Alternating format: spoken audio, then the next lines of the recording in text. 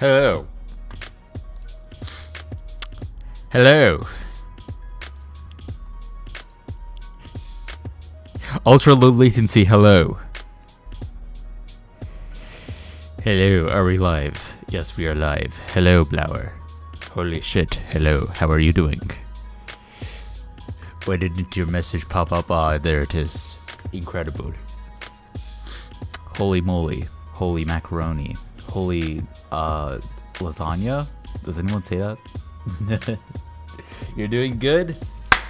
I'm glad to hear that. It has been 1 week, after all. I should hope you are doing well. You getting a lot of ranks again? No, wait. How close are you to 4-digit now? Are you? Because like the last I remember, you were like 19k, 18k or something, right? You're getting really close, I think. You're ranked 13.6k! Ah, dude! How much PP is that? I swear, like 4-digit is like, in order to be 4-digit, you have to have like 8k PP now. At least it feels like it. I fucking remember when 8k PP was like top 100 material. It was like PP record holder material. Flower. Tractor. I misspelled it. Fuck me. I misspelled it. It's already over 8k. What the fuck? Okay, I actually didn't think it would be over 8k, dude. Holy shit. And you need 500 more. We're approaching a world where you need to have 9,000 PP on your profile just to be a 4-digit. What the fuck? What the fuck? I remember when, like, you had to have, like, when that was like top 10 material. Ah! That's insane, though. Hell yeah, dude. How's your hand doing, by the way?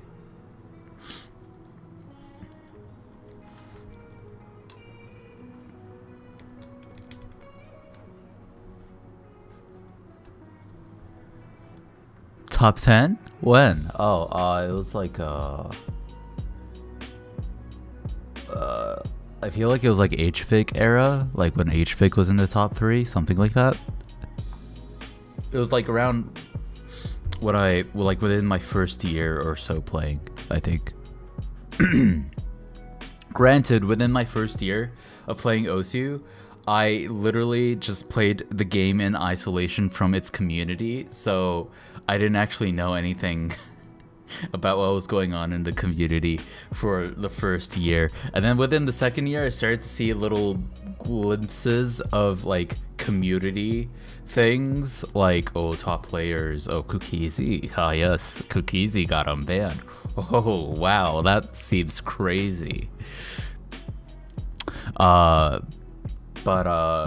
yeah, my memories are a little fuzzy there. Because I didn't pay attention to PP back then, dude. I only started looking at PP like in like 3-4 years into playing the game, I think. Like I remember in like between my first and second year, like I was almost a 5-digit, and one of my friends were like, yo, you gotta play farm maps with DT. Yo, you're so close to becoming a 5-digit. Yo, just play some of these maps. I'm like, all right, I'll play some of these maps, dude. I don't know what you're talking about farming and stuff, but all right. Your hand feels a bit better. It was worse for 1 day. Then you played low star mania maps instead for 2 days, and now it's better than before. How does that work? Because isn't the way you tap, like at least a 4 key, like isn't it mostly the same? Or is it because like you're not playing, like you're still doing basically the same motions but with both hands, but maybe it's because it's like much simpler patterns and stuff, like it's not as fast or not as intense, maybe? Yeah, okay, you're not playing very intense maps. I see. God damn. Like stream maps. Wow, thank you, Stream Elements. I am indeed live. Damn, I see. I was wondering, did you ever end up I think you said I feel like the last time we talked about this, like you did have a doctor's appointment schedule or something, right? How'd that go? If you saw your doctor?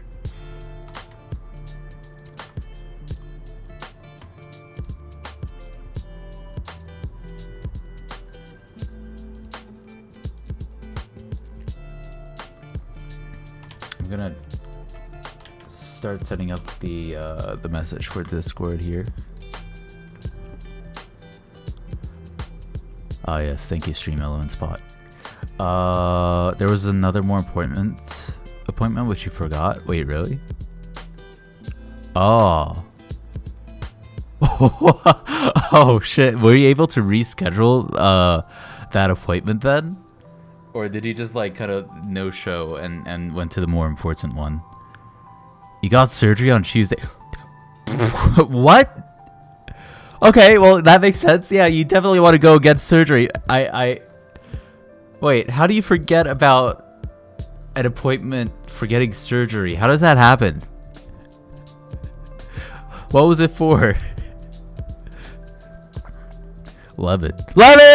Hello. How are you doing? Your feet. You walk a lot. Is it related to you walking a lot?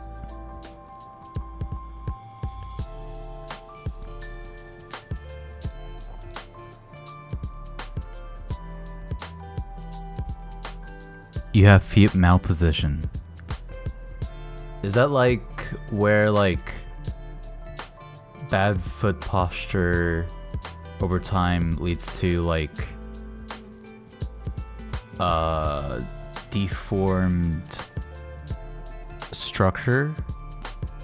Oh, flat feet. I see. Flat feet. I've heard that flat feet isn't really a problem though. Like some people just naturally have flat feet versus others who have an arc. And apparently people with flat feet can stand on their feet for hours and hours without having their feet start to hurt. Or so I've heard.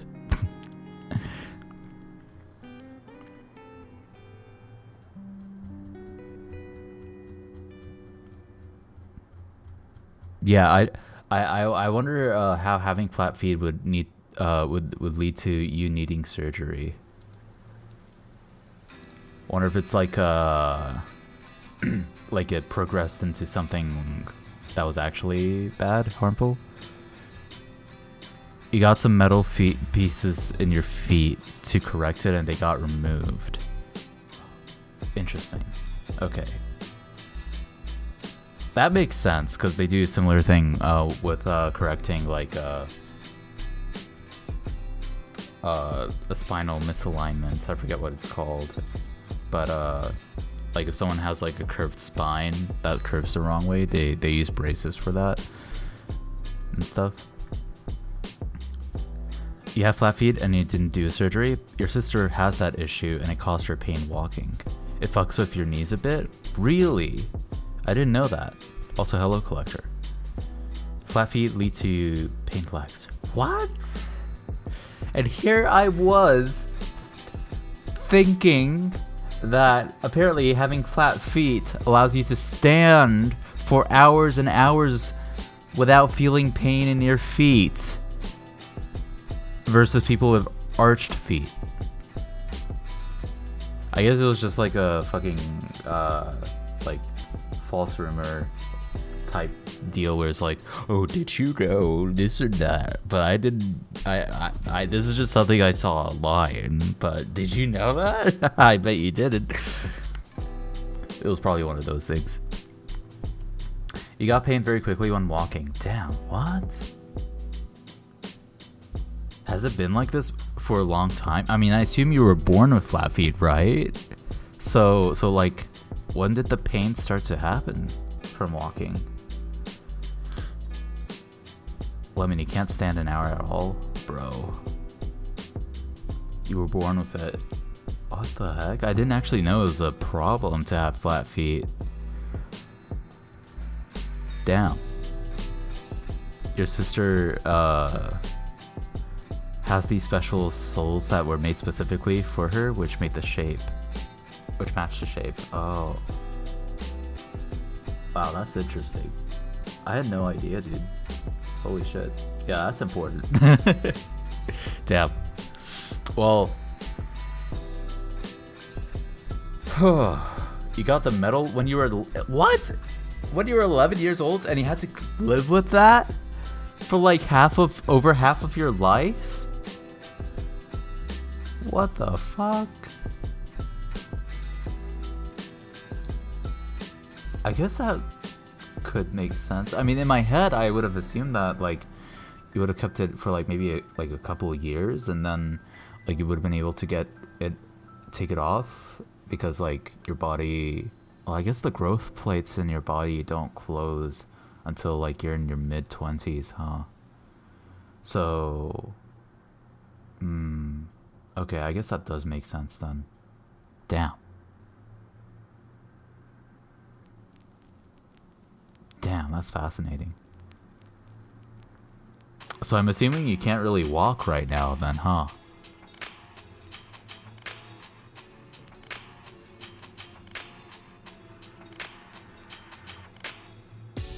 You have souls to prevent it from going back. For the rest of your life?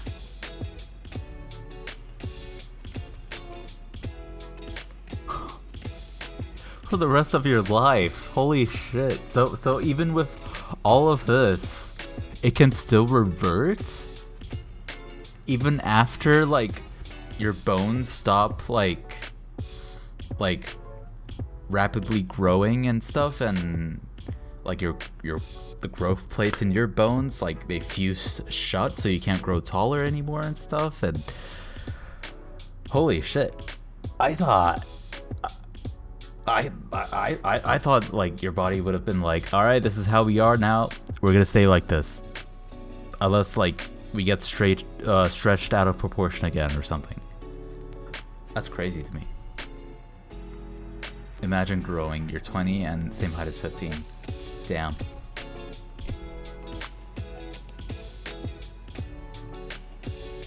That's kind of crazy. Wait, you stopped growing taller when you were 15 years old? How does that work? Is it like a nutrition thing?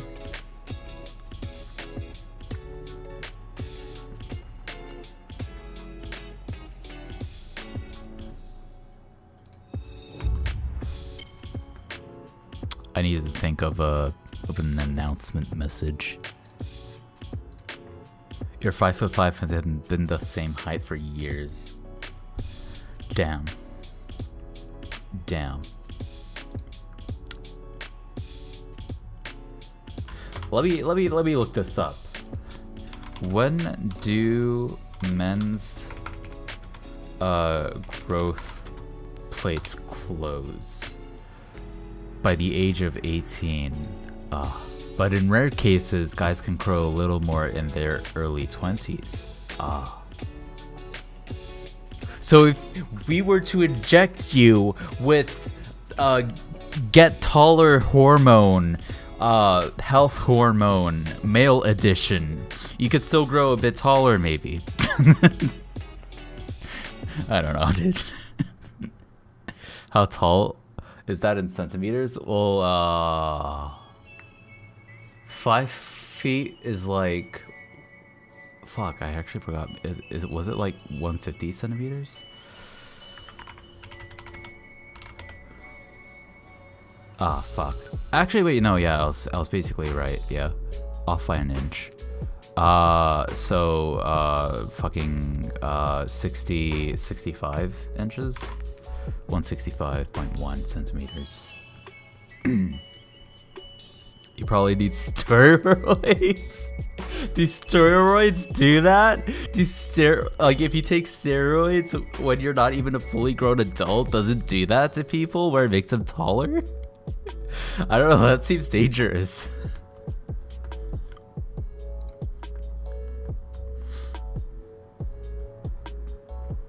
What's funny is I used to take medication that had estrogen in it and he still grew up. Oh yeah, I would assume that estrogen wouldn't make you turn you into a fucking dwarf, right? I don't think that would happen, right?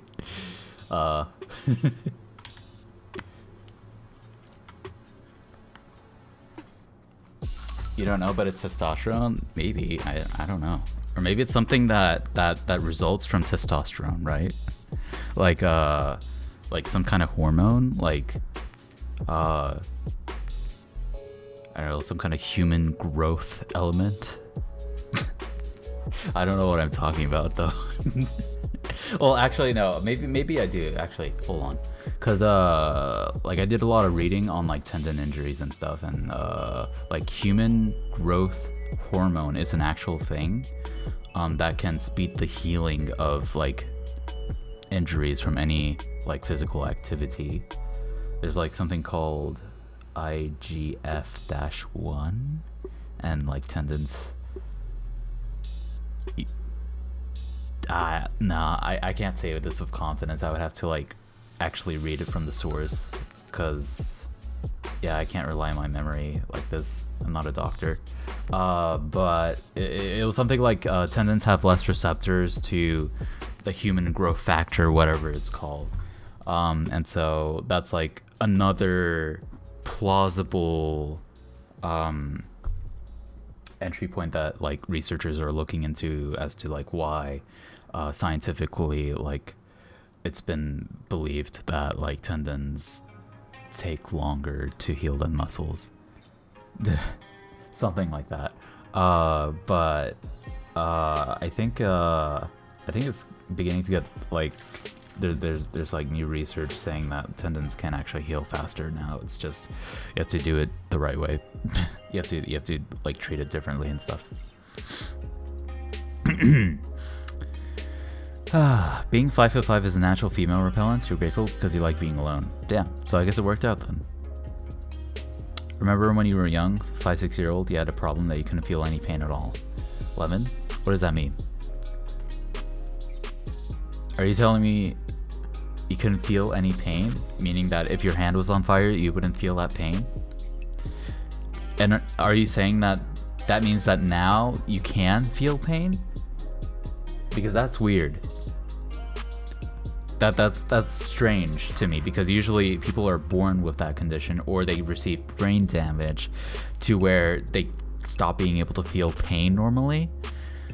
And I guess if you got brain damage to reverse that, then I guess that would make sense. Yeah. I don't know, dude. I'm not a doctor. Okay, guys, it is time. Live stream alerts. This is your one and only opportunity to be cemented into the history of this channel on April 5th, 2025.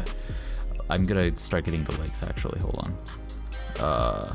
But give me your announcement messages for today. What shall it be?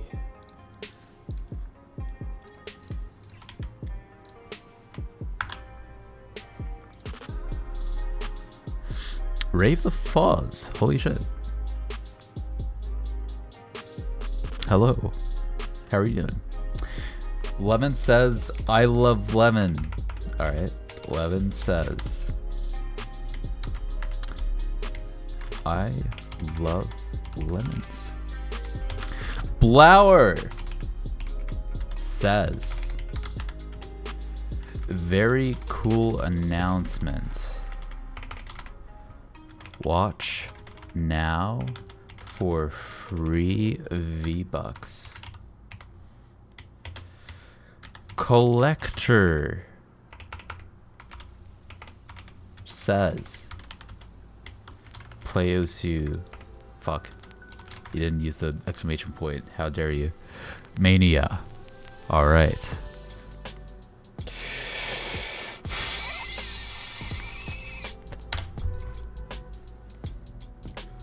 It has been done. We are live officially. You're doing alright? Can't remember the last stream of yours that I watched? Ah, it's fine, dude. Don't worry about it. It was after my last birthday stream. That actually sounds about right. It feels about right, yeah. I do know it's been a while. You can't remember when? You told me to make sure you remember me. It's been so long. I told you to make sure you remember me.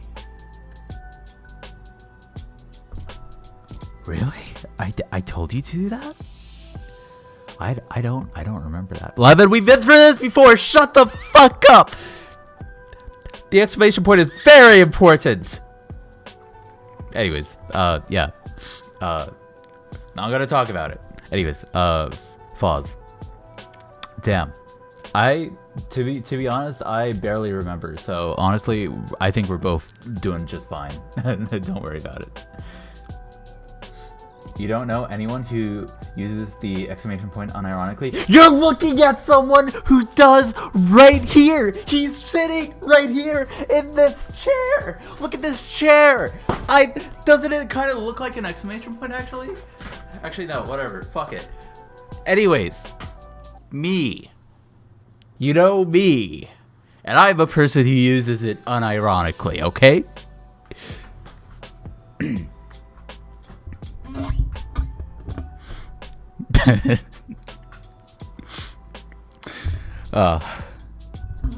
Jay saying the F word in the Big 25. Do I even say the F word that often? I don't know. I don't really think about it anymore. The exclamation point situation is crazy. Fuck. Fuck, dude. No trouble. You barely show your face. Yeah, it's all good. All right, guys. Hello. I don't know why I just said hello. We're like 22 minutes into the stream. We're 22 minutes into the stream. Holy shit, we're 22 minutes into the stream. All right, gang, check it out.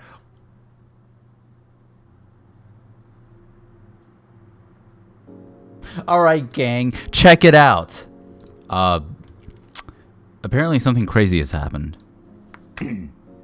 Person by the name. Oh my god, it's.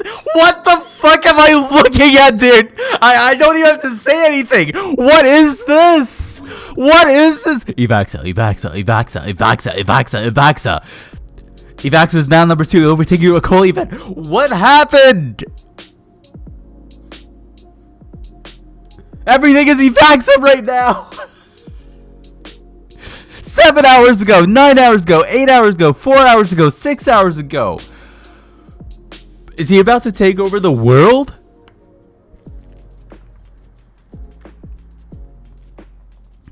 Oh, you gotta go, Lemon? Alright, good night, Lemon. Hope you have a good night's rest. Thank you for being here as always. Alright. Okay, I guess we have a lot to look at. IVAXA, Flesh God Apocalypse, The Violation, DT, 5 slider breaks, 1946 PP. He got the PP record again. Holy shit.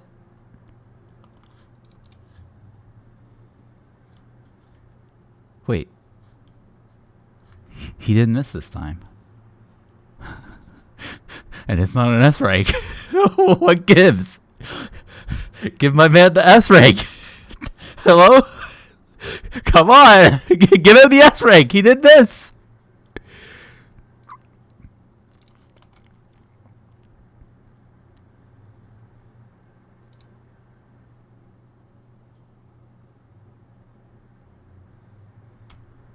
Bro, what the fuck? Okay, was this done live on stream? His AC might be a bit better from last time. I'm not sure. I don't remember. But this video. Okay, we got the replay, but do we have the live play? I feel like, I mean, this is a literal ranked 1900 PP play.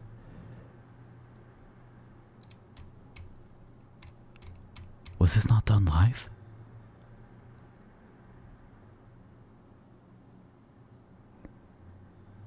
Oh, there we go. Holy shit.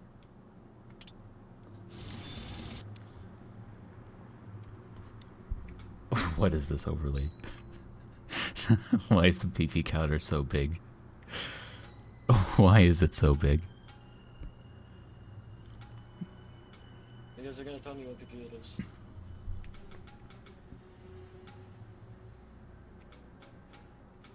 You guys wanted a PP counter. There you go. There's a PP counter.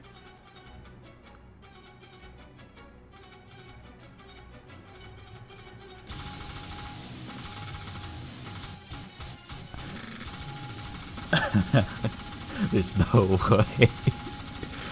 What was chat? Was this chat complaining about there not being a PP counter or something?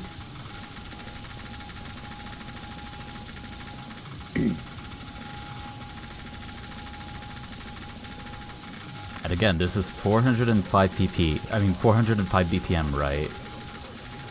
Effectively making the jumps equivalent to like 202.5 BPM streams. But they're jumps, not streams.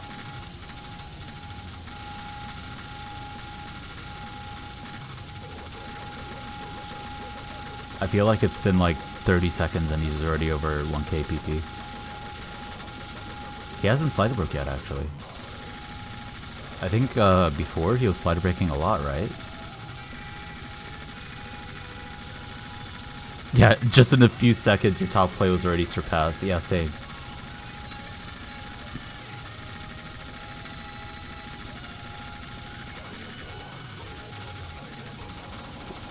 He actually has better act this time. Dude. Wait, this is crazy. We're 2/3 into the map and he hasn't slider broke.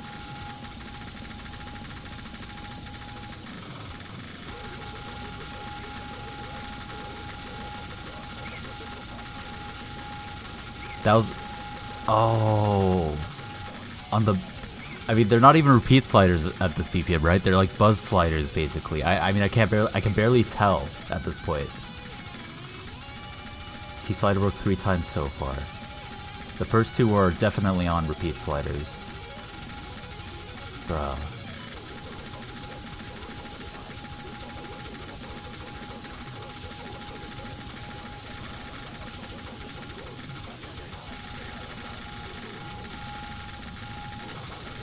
His ag is actually better. He's dropping less hundreds now.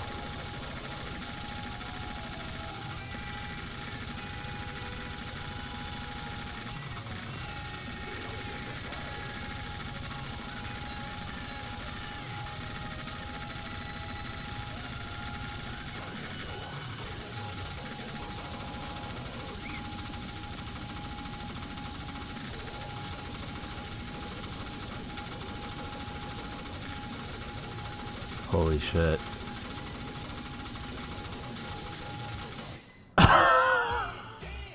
Yo! 1946 PP. It would have been 2.2k if he did a slider break. That's so actually fucking retarded. I'm so sorry. Oh my god, I'm so sorry. Dude, I'm so stupid. Why did I do that, man? I'm so retarded. Why did I fucking... That's the stupidest thing I've ever done in my life, man. That's the stupidest thing I've ever done. Oh my god, dude. I put the PP counter so you can't see the hand cam like a dumbass. Like, bro, I'm fucking stupid, actually. That's right. He did block the hand cam. Oh my god. It looks so funny, bro. Bro. I mean, last time I saw him set a score on this map, I was like, he could do it. Now after seeing this, I'm literally like, he will do it. It's not a matter of if anymore. He's gonna do it. Like, look at this shit. It's an S rank. Wait, it is an S rank. So why isn't it an S rank here?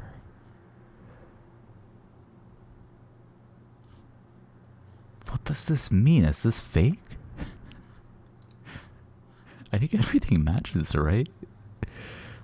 550s, 150, hundreds.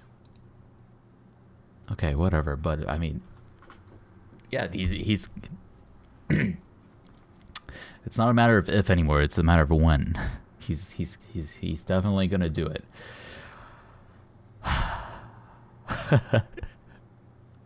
What a fucking crazy world, actually. Honestly, like, we're actually in a world where the 2KPP record might actually happen, and it won't be MREC to be the one who does it first. And it won't be a Kolibet who does it first either. Fucking IVAXA. Holy shit. Holy shit. The fact chat was complaining and this happens even funnier.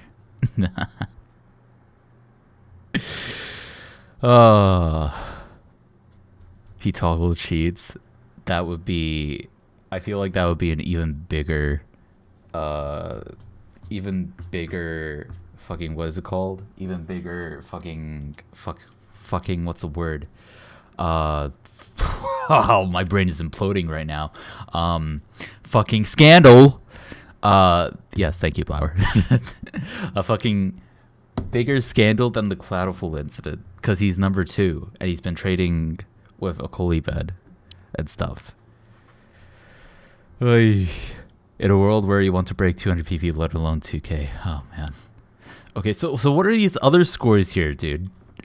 We got Shinbatsu with DT, a Tubis, and it's 1500.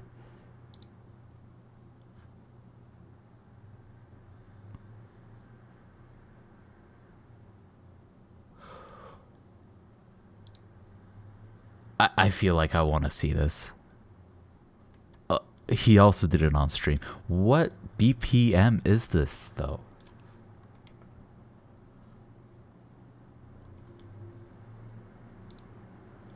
$250.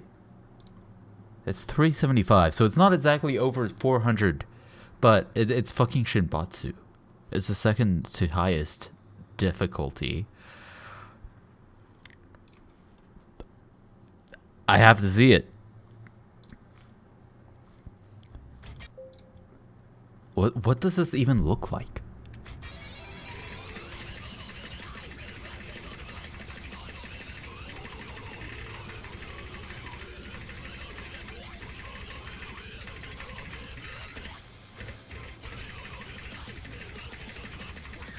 I feel like he just missed on thin air right there.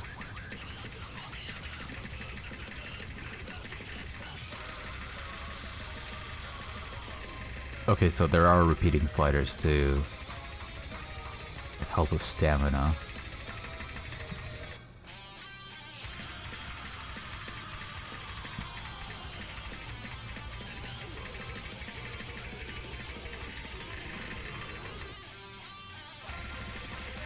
Bro, IVAXA is just living in a different world. He's just living in a different fucking world, dude. What is this?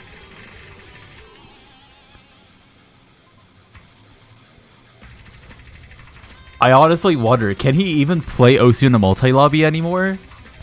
And enjoy the game in a multi-lobby? I feel like when you reach this level of gameplay, you're so far from like the average player base that you can't even enjoy normal playing Nomad anymore, right?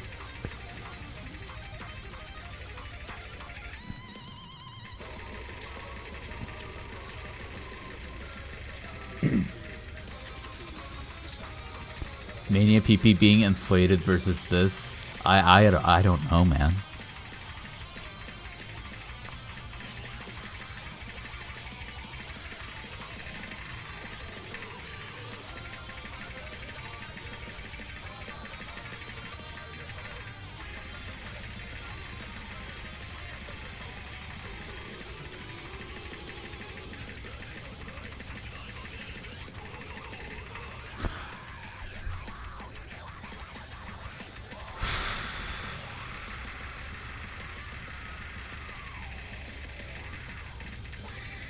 Wait, does he play Ring Index?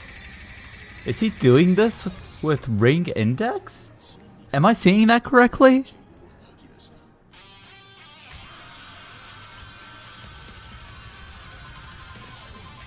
can't. It's hard to tell. I have to wait for a stream. Because if he raises his middle finger, yeah, he's using his ring finger to tap. Oh my god.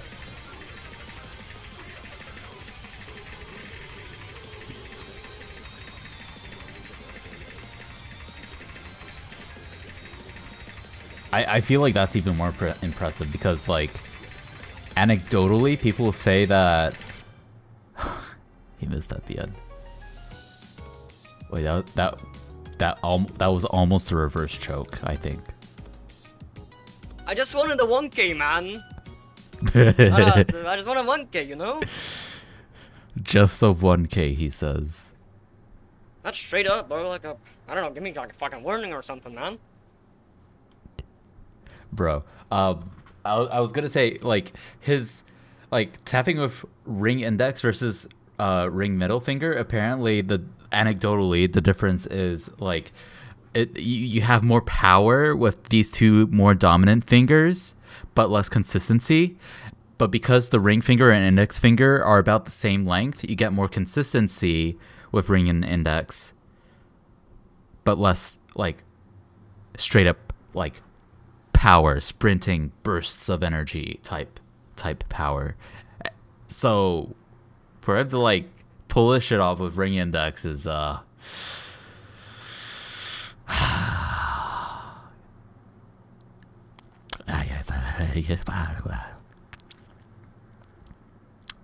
can barely break 1K in 4 keys, and the best 7 key PP is 1.6K.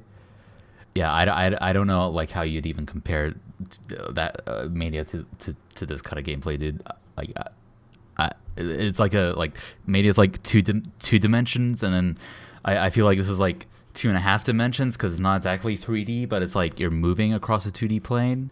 I don't know, bad analogy probably, but yeah. Hello, Wishing Fan. How are you doing?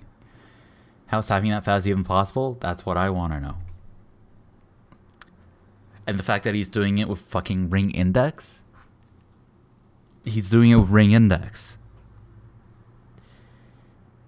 Like, I get it.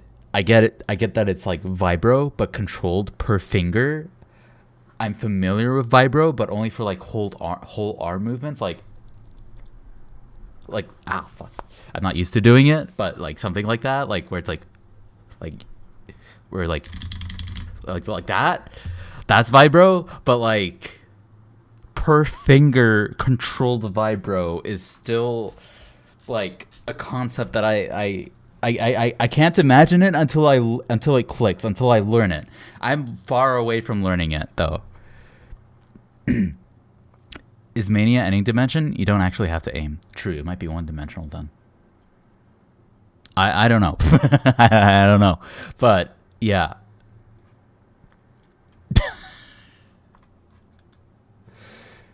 What is this timeline, dude?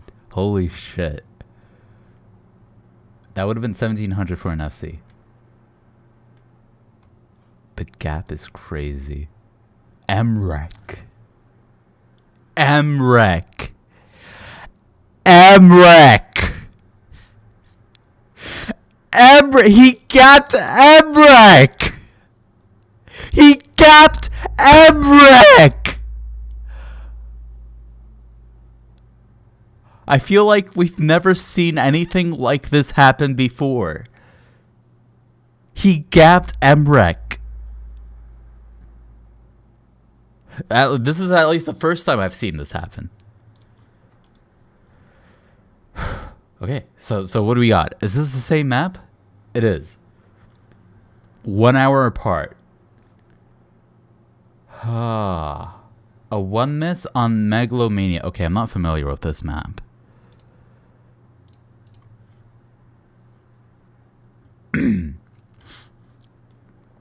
This is a 1700 pp. Okay, 1700 pp. What BPM is this? 270. Wait, what does that mean? It's over 400. It's also 405 BPM. I you know, under normal circumstances, like I don't even know what to think at this point.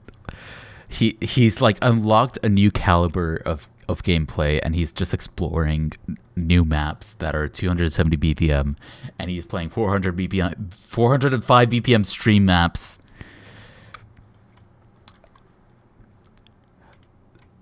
I kind of want to see this too. Oh wait, hold on. Not aiming doesn't exactly make the mode any easier. Yeah, I don't know. I feel like you'd have to ask someone who is both a top player in Osu Mania and a top player in Osu Standard to get like a fair opinion on that topic, like on like comparing the two, whether it's like, oh, is Mania more difficult, or I feel like it's super nuanced, because like Mania's like all in on percussion, whereas Osu has limitations on the complexity of the percussive element, but it can still go really high in the extremity and into how extreme the intensity of certain elements of percussiveness can be, but combined with aim, which feels like an entirely new dimension to introduce, at least in respect to rhythm games. But yeah, anyways, Megalomania. That's what it is, right? Megalomania. These are all from the same stream.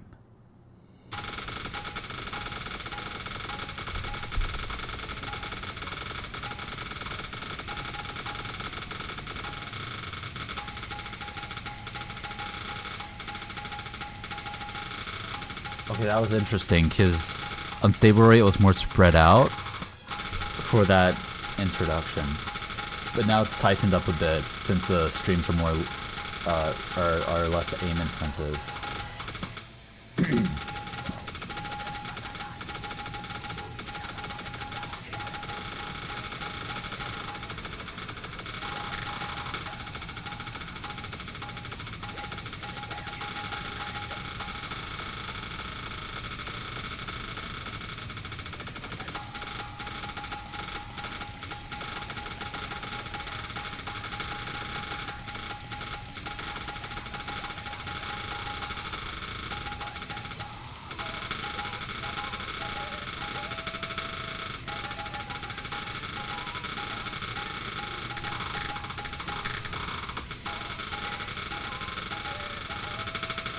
It almost sounds like he's double tapping sometimes.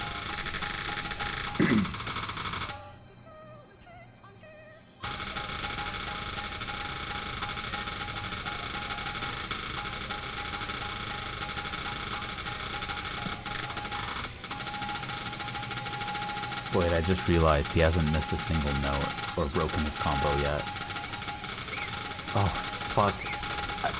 I know I'm not watching this live, but why did I have to say that?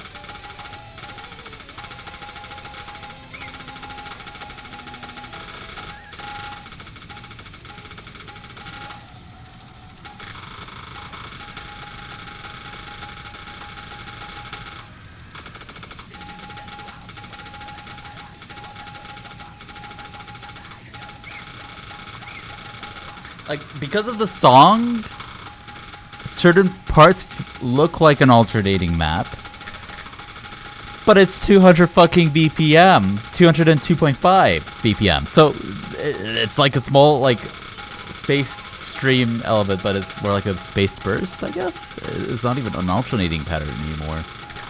Yeah, I guess the spaced burst would be more accurate. Okay, that sounded like double tapping, but I don't know. I don't know, dude. I'm so far removed from this level of skill that I just don't know. I don't even know if anyone else could like properly analyze this gameplay. Even other speed players, I don't know if they could even like analyze it properly to see like why his tapping sounds like double tapping sometimes and stuff. Nice.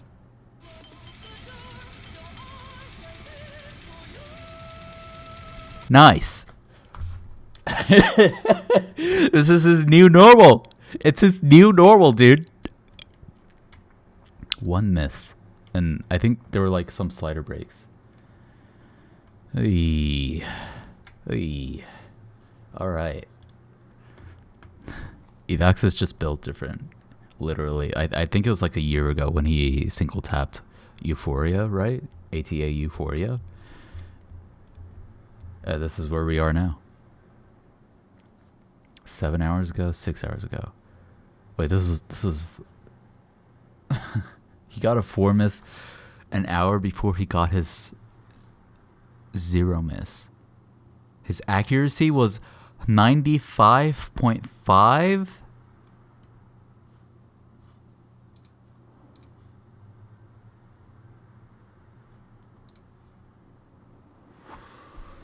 All right. Oh, and of course we got everything will freeze. That's 1000 pp. This is 240 BPM, so I'm gonna make a guess. 250 plus DT equals like 370 something, right? So this is like 360. Nah, it's not. It's like 358 point whatever or something. Let me check it out. Let's check it out. What is this? What is this with DT? Oh, it's actually 360. Damn. Yeah, he's exploring a new realm of maps, dude. Okay, what else? Did anything else happen, or was this just IVAXA's week of dominate, like just pure dominance? IVAXA PP record thoughts. John not note log. The PP system is so fucked up. This isn't any impressive at all. It's just vibroing, which takes 0 skill.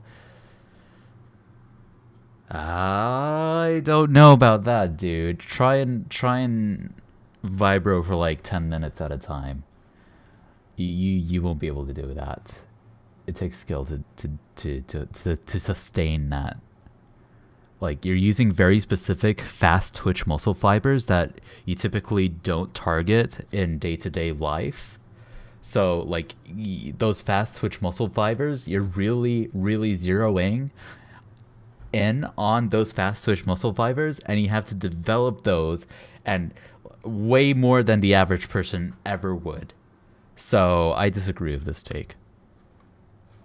Like, just from a pure physical level, like, you have to build up the skill to have enough of those fast twitch muscle fibers to rely on, because these fast twitch muscle fibers, they don't last that long.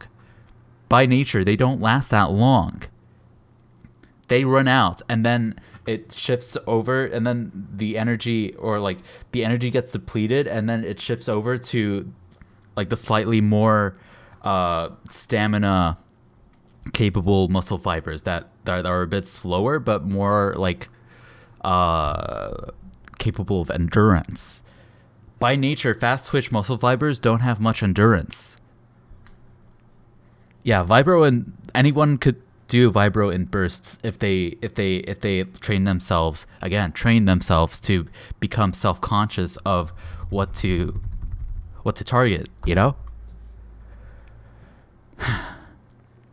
Yeah, there will be many more 1.9k scores if... Yeah, I agree, Blower.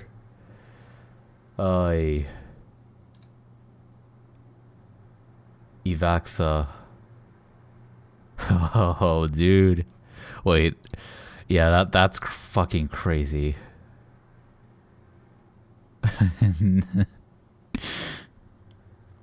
Holy shit.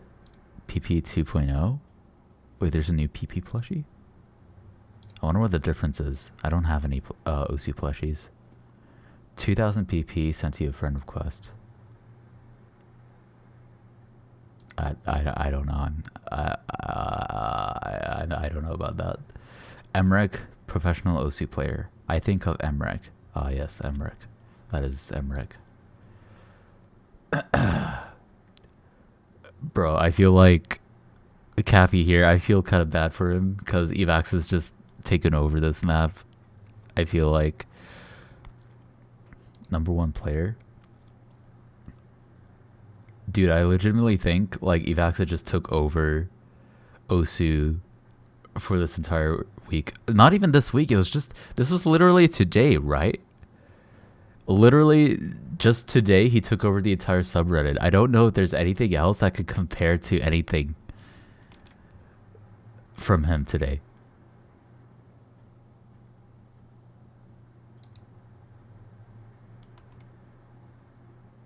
Like, I think this is the first aim slop I've seen today. I don't even know if this is aim slop, actually. It's a new map, I think. But I don't think I've seen any aim slop here. Does this mean the world is healing?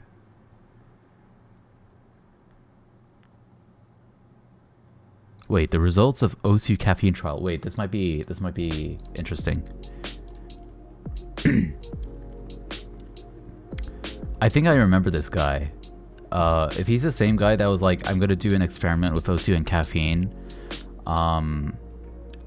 using the scientific method and stuff, because I haven't really seen anyone else do it, so I'm gonna do it, something like that. I did a self-trial double-blind test for 2 weeks to find rational evidence. 2 weeks is not that long.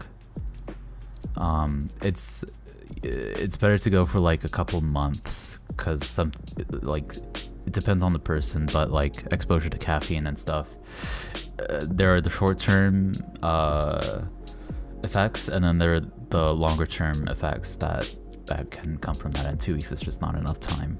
But let's keep reading.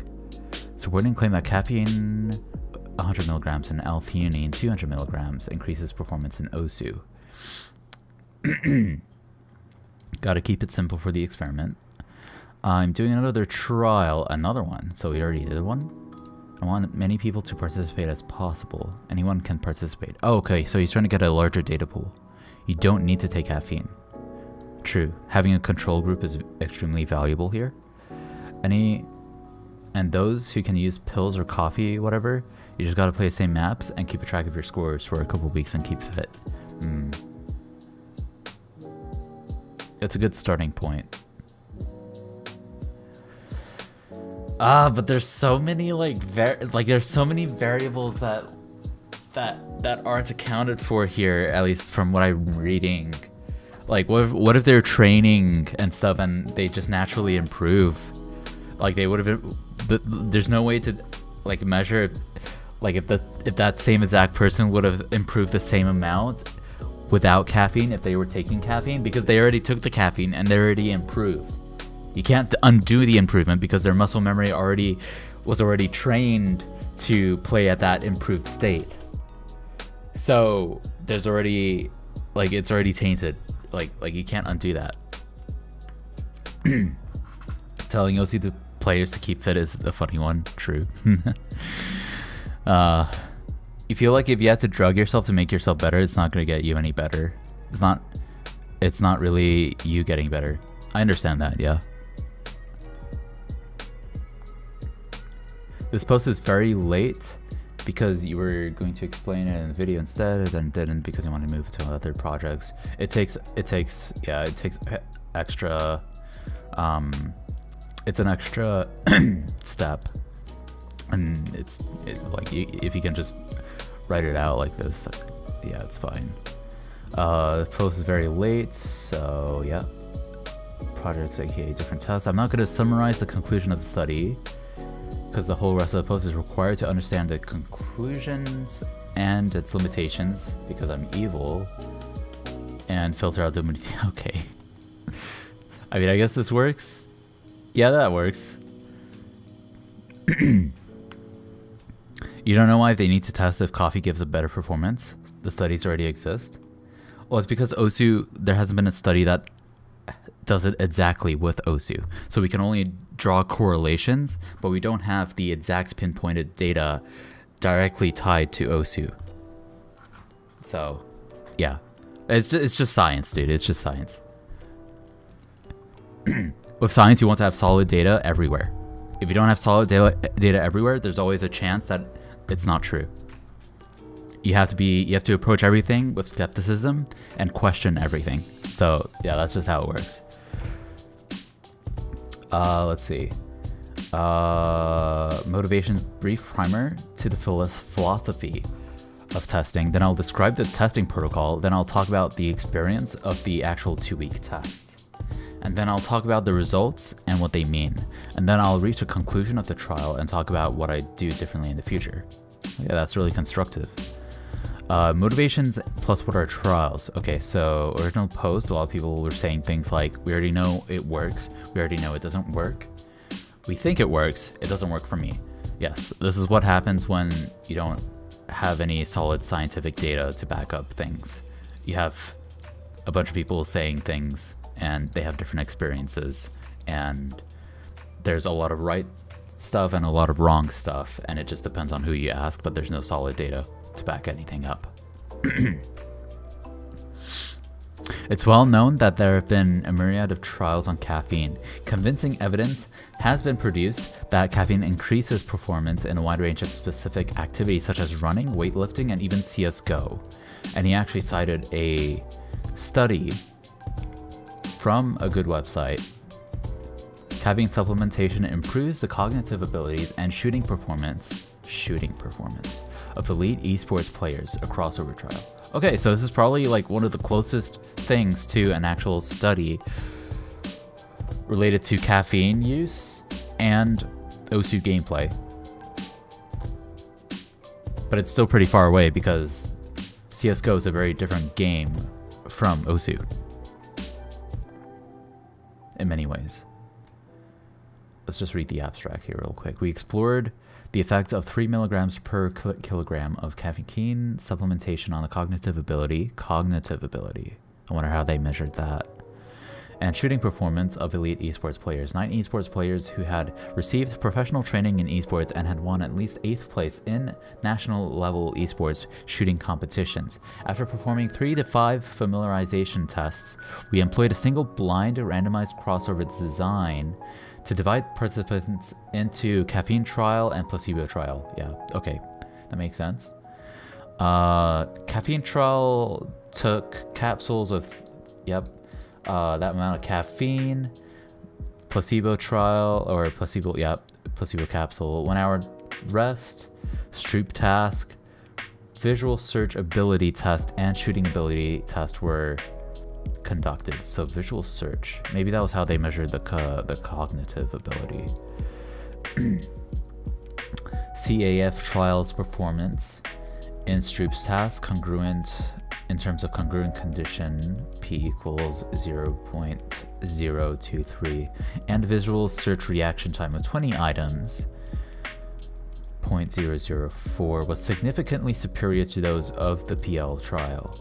In the shooting tests, CAF trials kill ratio 0.2 or 0.020 and hit accuracy 0.008 were significantly higher, and the average time to target 0.001 was significantly shorter than those of the PL trial. Okay.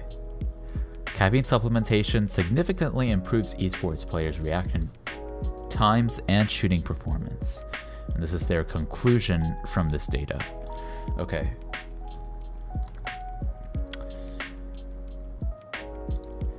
Nine healthy male adults. That is a small pool. Holy shit. Only 9 male adults. Healthy male adults, individuals who are free of pain, insomnia, and other injuries recently, without any medication used in the recent 2 months, underwent training, 1 to 5 days per week, esports grade training, I assume. First-person shooters, yep. Exclusion criteria were females below 20 years old, did not have sufficient training, competition experience. Okay, so these were pro players. Cardiovascular diseases, participants with daily caffeine intake below 80 milligrams. Wait, so does this mean that these people already had built up a tolerance to caffeine? Or So the exclusion is participants with daily caffeine intake below 80 milligrams, meaning that they needed to have a caffeine intake above 80 milligrams already. Among the participants, the lowest mean daily caffeine intake was 0 milligrams, and the highest was 78. Oh wait, what? So then is it like they must have not have been taking caffeine over 80 milligrams to qualify for the study? 2 weeks before the main trial, all participants were asked to avoid ingestion of more than 80 milligrams per day. Okay, I see. 2 weeks is a decent amount of time, but withdrawal symptoms can last longer than 2 weeks. So, okay, damn. They even go into like what kind of nutrition they're having, macros and stuff. This does seem like a pretty solid study. Okay, let's get back to this now. So you want to have top 10 beginner tips saying you should drink coffee all the time? Nah, there's no way, dude. It's a video game regardless. This OSU study is just going to prove what we already know. Yep, and that's what that's the job that science that's exactly what science does. Because like we know this thing, but how exactly does it work? How does it work exactly? Why does it work exactly? And what does this mean for the short term and long term? Like, what does this mean? There's just a lot of things that, like, even if we already know things from experience, it's still valuable to put things through a clinical trial or a scientific study so that we can actually have concrete data, so we can better make sense of it and refer back to it for future studies and stuff, you know? So it's like, yeah. They're trying to find people without tolerance. Yeah, it definitely looked like they were trying to buffer like a tolerance aspect with the 80 milligram limitation, but it's not perfect because 2 weeks is not enough. It's not enough. Like how long were those people taking caffeine for before the study started? Like, if you are a daily consumer of caffeine, coffee, like, it changes your brain structure. Over years and years of use, it changes your brain structure. There are studies that say caffeine reduces the risk of dementia and stuff. Whatever those studies were doing, like, at least, like, it was part of their conclusion from that, whether it was, like, actually, like, concrete or not, is related to how it literally changes the structure of your brain in long-term use. So, I bet that wasn't controlled for in the study. I mean, it's very difficult to actually control for. Like, try to find a large group of professional esports players who play CSGO that haven't consumed caffeine their entire life. That's just too difficult. All right, let's keep going.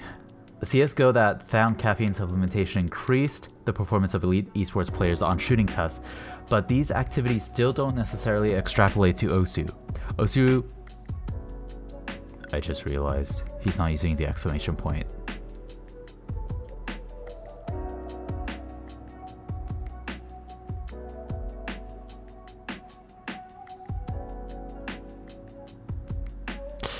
Now, this isn't a published study, but if he were to publish this study anywhere, he would need to make this correction and fix that. Requires both muscle endurance and fast nerve responses, as well as a strong sense of rhythm, sight reading, and more. Yes. My point is, I believe OSU is too different from AIM trainers to allow extrapolation from studies on typical FPS esports or aim trainers, let alone any other activity. Yes, if you really get into it enough, like if you zoom in enough, yes, it's not enough to try and draw a correlation or rely on correlation from completely different games. Because you won't know exactly what's going on. So this study is the first of its kind. Alright. The problem with these claims is that they are anecdotal evidence. Yes, that's not very scientific. Just the name, people think anecdotal evidence means evidence based purely on experience. But in reality, anecdotal evidence basically means any kind of evidence that is justified in a manner that is not rational or scientific in nature. Any evidence that doesn't use or outright rejects logic can't be considered as evidence. I agree with this. It's not to say that anecdotal evidence doesn't have its place. Anecdotal evidence is useful when finding stuff to research in the first place. If you eat mushrooms and they make you feel funny, that anecdote is worth investigating scientifically. It can also be a useful heuristic. If all the anecdotes defy the research, then maybe there's an error in the conducting of the scientific method, or alternatively, there may be a conspiracy or ulterior motive in the anecdotes. Yeah, this is true. I've seen plenty of cases that line up with that online. It's not uncommon for anecdotal evidence or anecdotal like accounts of experiences to be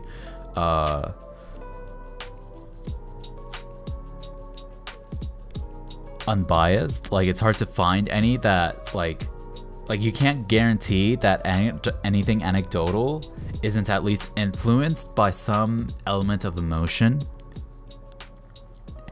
And that's why you need a scientific process to get rid of that bias and just look at the hard data. Some guy made a video a week or two ago about min-maxing reaction time. They tested caffeine among a few people, and the difference in reaction time is using a human benchmark test was significant. Yeah, I've seen studies say that caffeine reduces reaction time, and then I've seen like it improves reaction time, and then I've seen studies that say that caffeine worsens reaction time.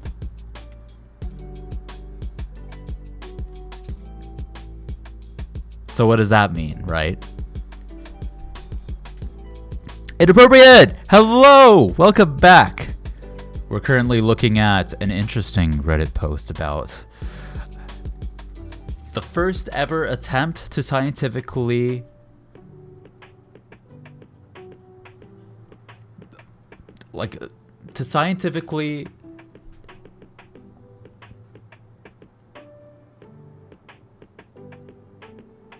there's a word for this. It's not discern, ascertain. To scientifically ascertain whether what caffeine does to O2 players. Savant, hello. Hope you're doing well as well. Yes, scientific. Yes, science. Okay, so to summarize, anecdotal evidence fuels scientific curiosity, but what it doesn't do is inform the rational conclusion in any way whatsoever. For that, we need rational scientific evidence. Yes, no emotion here. No bias. So what is scientific evidence? I'm not going super deep into the details, but here's the absolute minimum you need to know to understand trials. A single experiment has exactly two hypotheses. You first assume the null hypothesis, and the aim of the experiment is to produce evidence that the null hypothesis is false. The alternative hypothesis is the negation of the null hypothesis. So if the null hypothesis is false, then by definition, the alternative hypothesis must be true. Okay. The way statistical experiments typically produce this evidence is as follows. First, they measure relevant data. Then they calculate the probability that these measurements occurred, given that the null hypothesis is true. This probability is called the p-value. If this probability is too unlikely, then this is evidence that the null hypothesis should be rejected. The way too unlikely is defined is through a use of significance level. Okay. I do like how he's going all in on explaining this bit by bit so that anyone can understand this. Because not everyone here like regularly engages in scientific studies and stuff. English to advanced brain system error. Yes, the big brain has entered the chat. The significance level is literally defined as the chance that the scientific test comes to the wrong conclusion. The standard for most medical studies is a 5% significance level. For drug trials, it's more like 1%, and I'm just a chill guy, so for this study I declared at the start that I would use a 10% significance level. It's important to declare the significance level at the start because otherwise you could just decide the significance level afterwards based on your p-value, and that would make it a biased study, which we don't want. And this leads into the most important p-values. No matter how small a p-value is, the only notable thing about a p-value is whether or not it is in the significant region, aka below the significance level. If the significance level of the test is 10%, it doesn't matter whether the p is 0.001 or 0.09. Both are smaller than 0.1, so there's significant evidence it doesn't matter because the significance level should be determined based on factors to do with the testing regimen. Regime.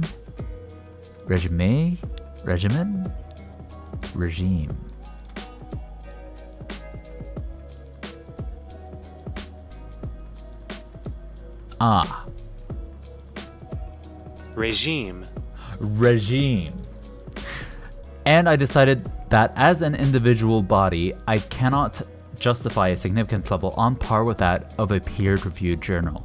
So my results cannot be as significant as 5%, so I chose 10%. Most importantly, the significance of the results depends here on the difference in performance that the drug gives you.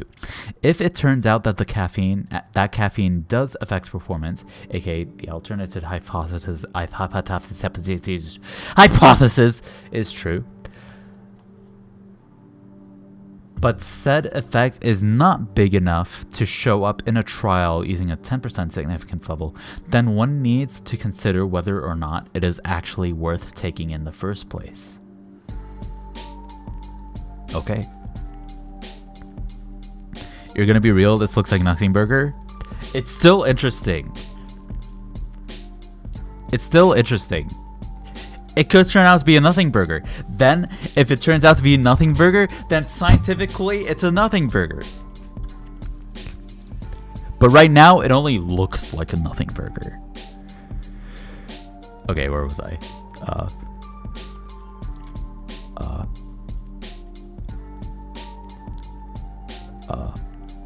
Fuck, I think I lost where I was. Peer-reviewed journal results shows that most importantly, the significance of the results depend here on the difference in performance that the drug gives you. If it turns out that caffeine does affect performance, I think I just read this. Okay. On the other hand, I got a lot of useful insights from the community when I made the post. I changed the testing protocol to cover more skill sets. I remember this. Adjusted the dose, my schedule, hydration. Everyone thinks Emmerich's secret weapon is water for some reason. I mean, if you're dehydrated, you're just not gonna... It's gonna affect everything. So, yeah. And more. Oh yeah, about L-theanine. L-theanine is just some people typically take with caffeine when using it for focus-related performance, aka not physical strength or endurance. It's found naturally in green tea and energy drinks, so it's not evil. And it basically calms you down because caffeine stimulates your central nervous system and makes you nervous. I think he's talking about the peripheral nervous system here. Or maybe he's... Okay, wait. The peripheral, it would show up in the peripheral nervous system through like being shaky and stuff. Unsteady, increased heart rate, maybe even.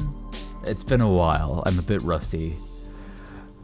It's not used for exercise because in that case you don't want to be calm.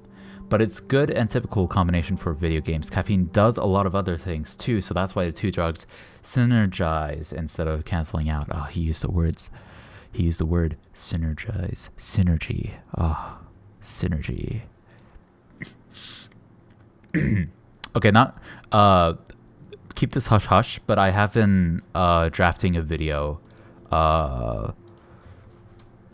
related to this topic. It's not this exact thing, but it's related to this.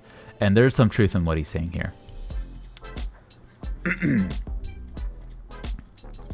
In Germany, you understand nothing about train station. In Germany, we say, I understand nothing about train station. You completely wrote that wrong the first time. Ah. Isn't this basically just advanced common sense? Yeah, it's science. Science. Okay, so here's the protocol. First, fill an envelope with 7 placebo doses and 7 real doses. 1 real dose consists of 2 large capsules, each containing 1/4 of a 200 milligram caffeine pill. 200? 200 is a lot.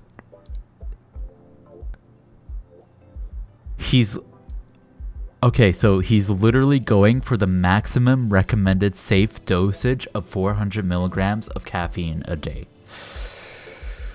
Oh. Okay. And 1/2 of a 200 milligram... Oh, he got his ratio off. Usually it's a ratio of 1 to 2, with the 1 being L-theanine and the 2 being caffeine. So it would be like 100 milligrams of theanine to 200 milligrams of caffeine. He's going for a 1/4 ratio. That's different.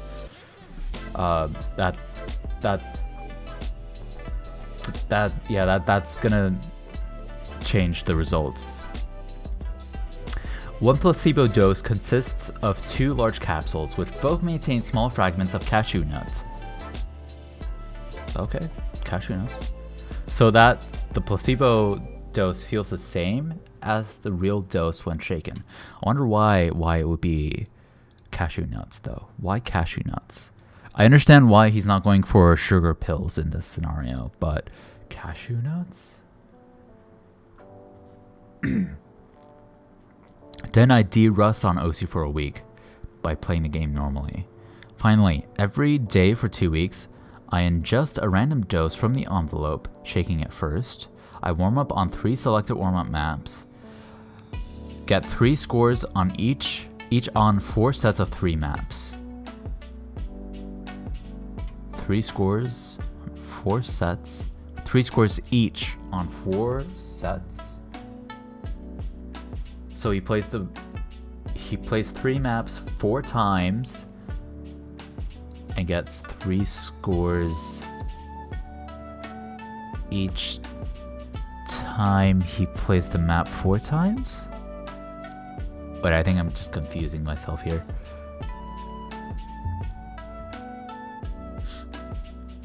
Usually just take a Zyn. Nicotine only takes effect after 20 minutes. Learned that in driving school. Ah yes, nicotine. It's a bit different from caffeine. Okay. So 3 scores on each. 3 scores each. So 3 scores on 4 sets of 3 maps. 4 sets, 3 scores each set. So every time he does a set on 3 maps, he sets a total of 9 scores. So 9 times 4 is 36. Am I understanding this correctly? I feel like this is worded a bit weirdly. Oh wait, you meant caffeine? Ah. Yeah, caffeine usually spikes in in its concentration in the body, at least in blood levels and in the brain, it's a bit different because it has crossed the blood-brain barrier, so the timing is different there. I think like for the blood-brain barrier, for it to be in the brain, its levels peak in the brain around 40 minutes in, but it starts to show up 20 minutes in, as early as 20 minutes in, yeah. Or even 15 minutes, I think. It depends. Ain't no OSU player doing a 2K run in the morning. You're free to believe it. Blower.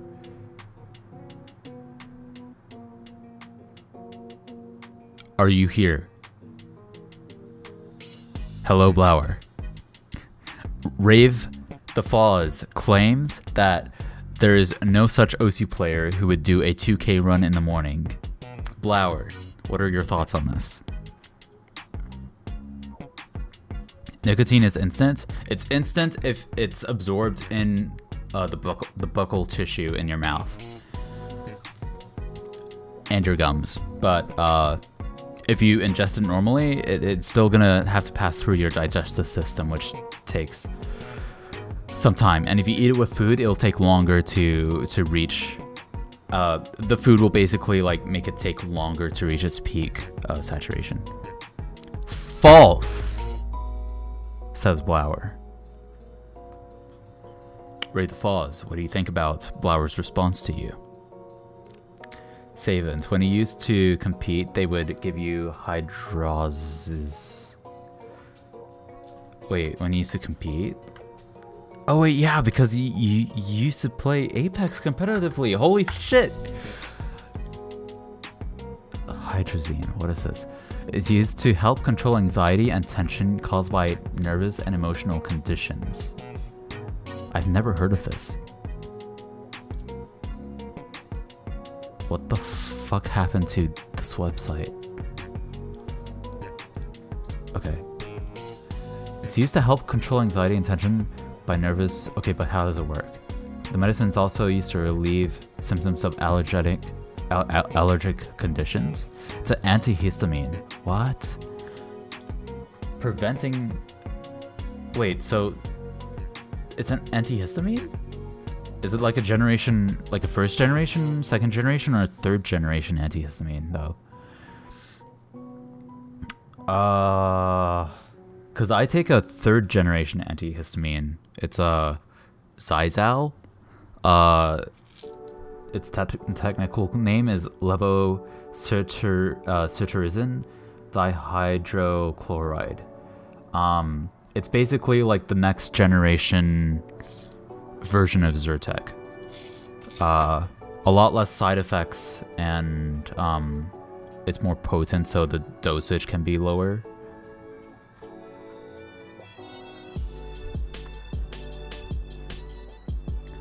So wait, this is an antihistamine?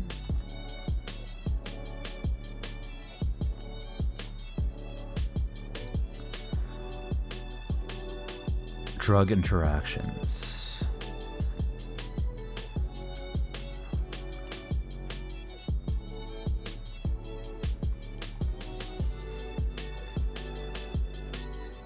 Not recommended, but maybe required.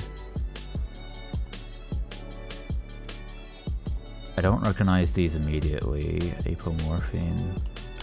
Oh, aproprizole sounds familiar. What is aproprizole?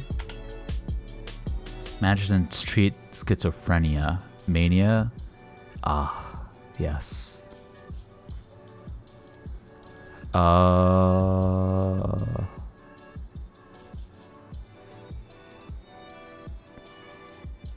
There's Zyrtec. This is not levocetirizine, this is normal cetirizine, so this is the second generation antihistamine.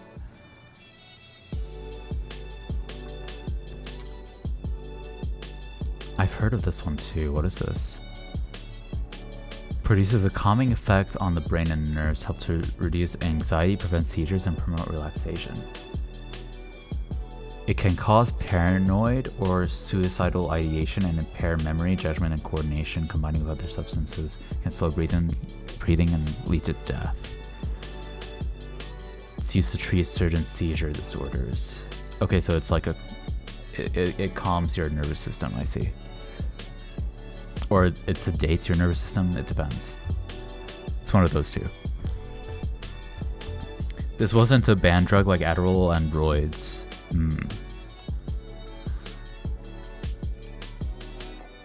Electrolyte imbalance. So if you drink too much water and don't replace your electrolytes, that will be a problem if you are taking this. Okay, so that's dosing, precautions, side effects.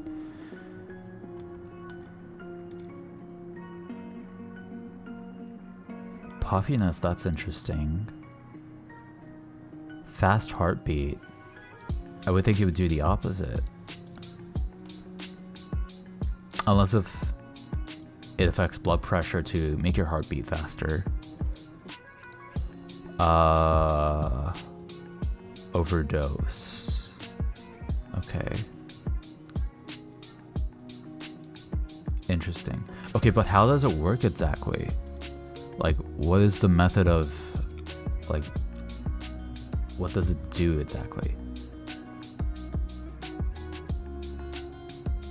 How should you take it? What happens if you overdose? What to avoid? Side effects? Bruh.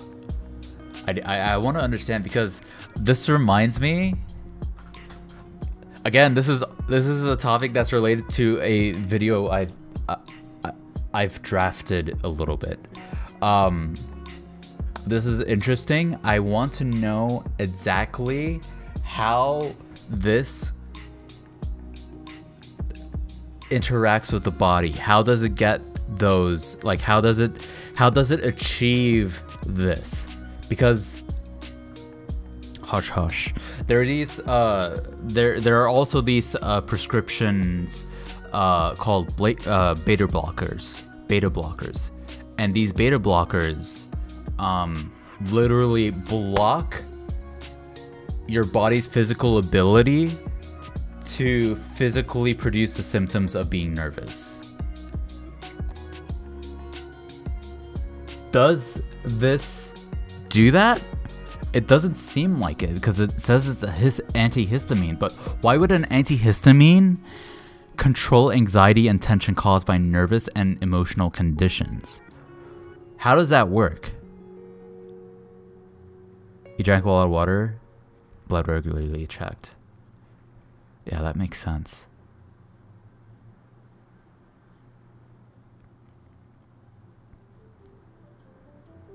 WebMD, would WebMD have there's like a specific way that specific terminology that they use, like method of action, something like that.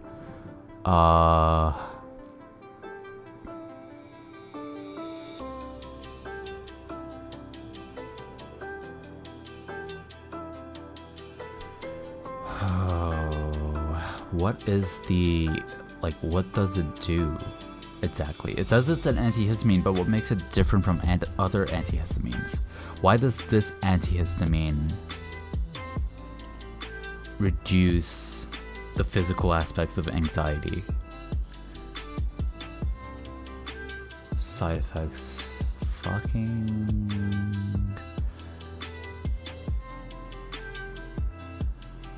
Okay. Method of action. I should have done this from the start. Okay. Hydroxyzine's predominant mechanism of action is a potent H1 receptor inverse agonist. Okay. I'll have to look that up. Hydroxyzine acts to block the action of endogenous histamine at the histamine H1 receptor. The sedative action of the drug may be due to central anticholinergic activity. This sounds bad, but it makes sense. That would be sedative. This is less clearly understood. What the fuck?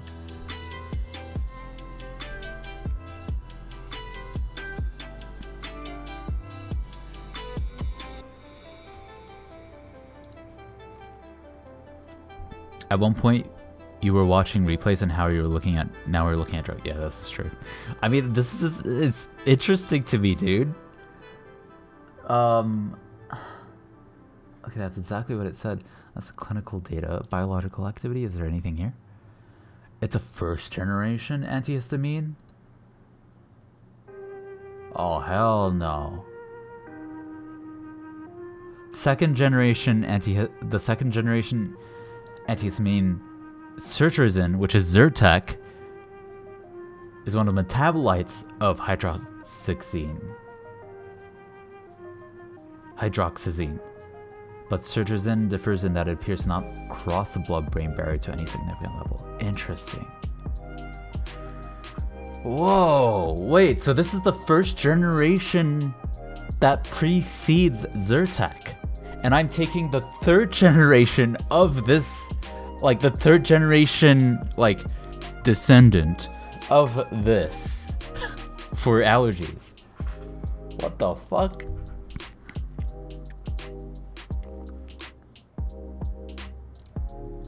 What do these charts show?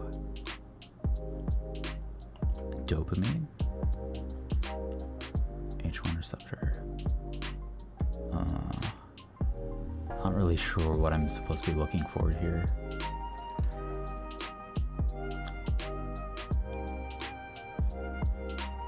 D2 receptor. This looks familiar, but I feel like when you get this deep into it all, like literally one letter or one number makes a huge fucking difference. Fun fact, I originally went into college wanting to be a neurosurgeon. I just find the brain super fascinating. But you know, it's a huge sacrifice for the rest of your life to take on that career. Damn, okay. Well, that's interesting, Savins. Hydroxyzine. A first generation antihistamine that appears to have a sedative effect that may be a side effect besides being an antihistamine that is anticholinergic, that works to sedate the body to lessen the physical effects of anxiety in high tension performing type scenarios. Red Bull is pretty regular from what you remember. Okay. That's interesting. Interesting. Okay. Let's see. Okay. We just went on a fucking tangent. The point of this protocol is to ensure that this test is double-blind. Double-blind means that neither the researcher nor the subject knows which doses are placebo and which are the drug being tested. Since I'm technically both the researcher and the subject, it's the same as single-blind, but whatever. Yeah. Double-blind is usually the standard for medical research because it minimizes unconscious bias during testing. Yes, you want to eliminate as much bias as possible. The 4 sets of maps correspond to different skill sets. Okay, so each set is a different thing. Okay. Aim, stream, speed, and marathon. So, aim, stream, Kerchow, I am speed, and endurance. Okay. Doing it all in the same session is a bit... there's some issues with that. But let's continue. For each skill set, there are 3 maps of different difficulty and style, and each are played 3 times in a day, apart from the marathon maps, which are played once. And the stream map, the Deceit, which is played twice. Bro played the Deceit for this? I haven't even seen his OSU profile. Can he even play this?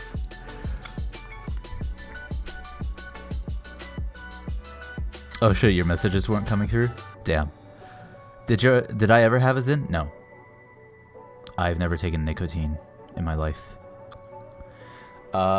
Someone you know got 150 milligram once when he was at a rave in Switzerland. That sounds like a lot.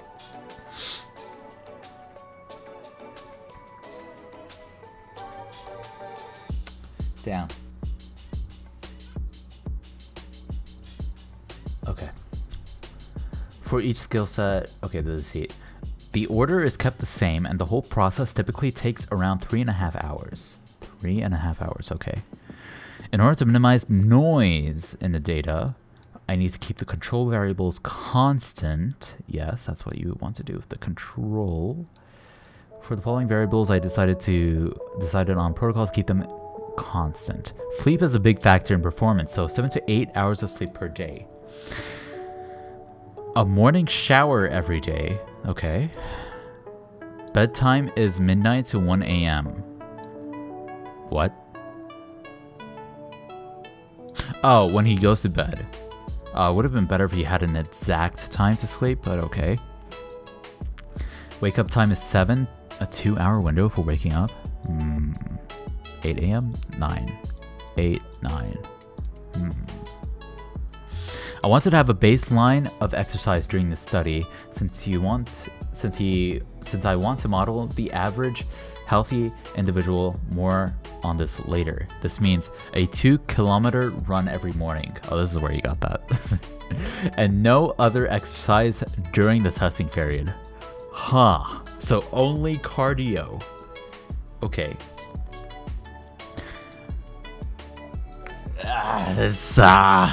Yeah, but what if they were working up before? They have developed forearms. They have more energy stores to play the game. How long have they been playing Osu for? Well, actually, he's just doing this on himself right now, so I guess that's taken care of. Such a small data pool, though. As long as I'm getting energy, it should be fine. For nutrition.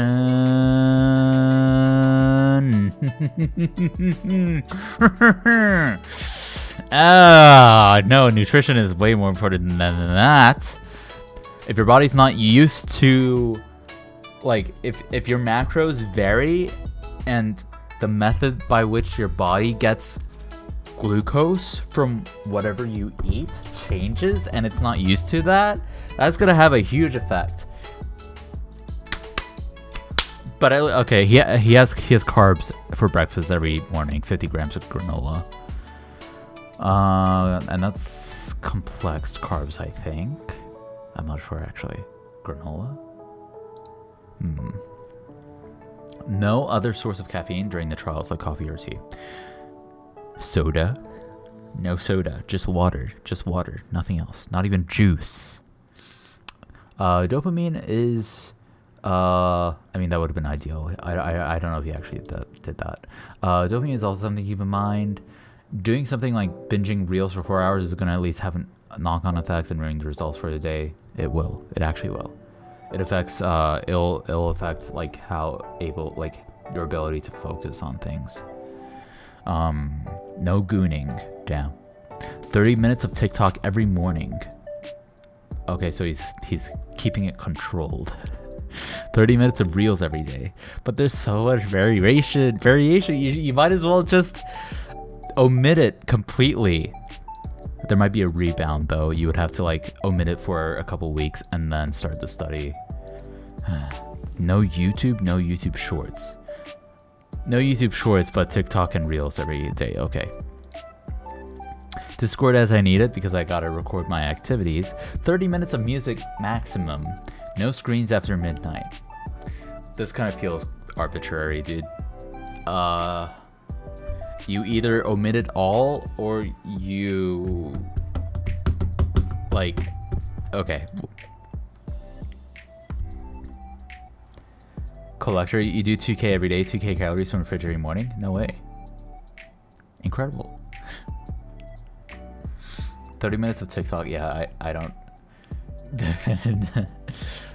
Just a dopamine hit. Just trying to limit that, I guess. But like, does he even have a measure of what this means. He's not exactly going to be measuring the amount of dopamine in his brain, right? So this is just this entire variable here is just based on there's no actual measure of this. So he's trying to control something that he's not measuring, which is why I say he should just completely omit any of these things, because then he doesn't have to measure it. Okay, anyways.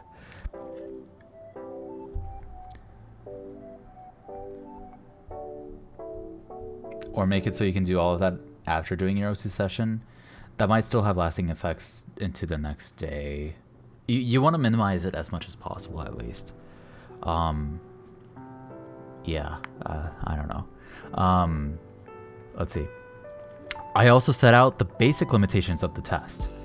Obviously, there's only one participant, so while it's fair to assume that the conclusions of the test will extrapolate to some degree to other people, it may not be the same for all.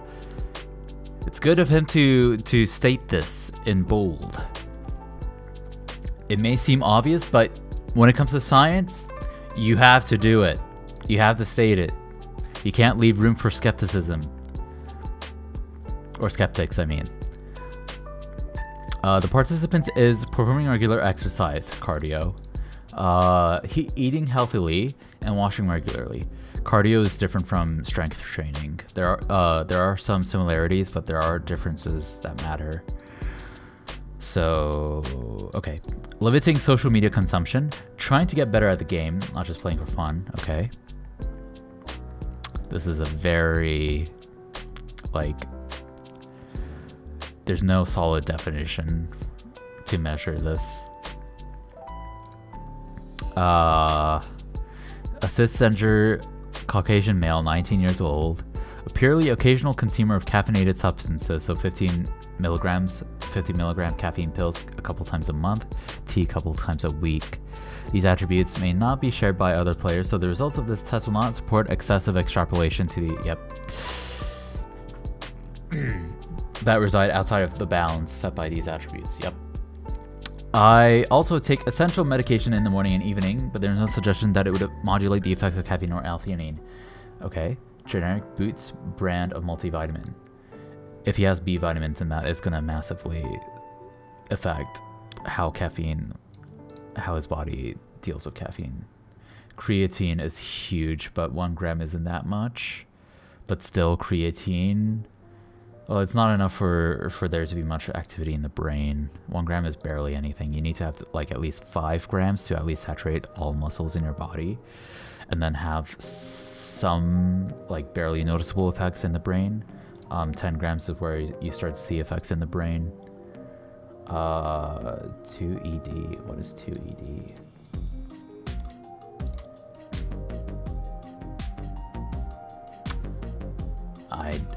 I don't know what this stands for. Second?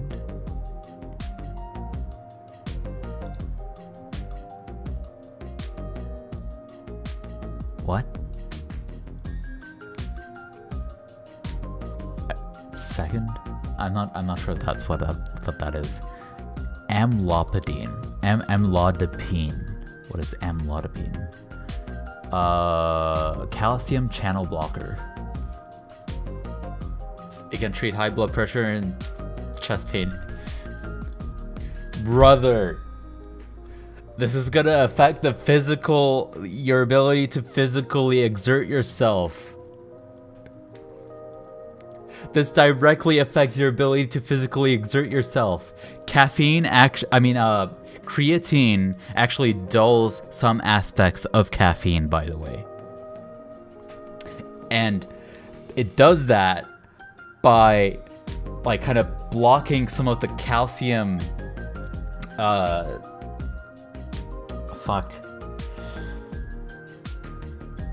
basically this. The calcium it's something to do with like calcium in the bloodstream, something in Okay. I wish I was like studying this for my life so that I could like literally just say what I want to say on the spot. But like I literally don't study this kind of stuff. It's more like a casual thing. So, but basically, this affects a lot. What else does he take? Pravastatin. Unless if his levels of calcium were like abnormal to begin with, and that normalizes it. But let's see. Pravastatin. It can treat high cholesterol and triglyceride levels. It may reduce risk of heart attack, stroke, and health conditions. Okay, but how does it do this? Side effects: muscle pain, cold symptoms, diarrhea, headache. Okay. Method of action.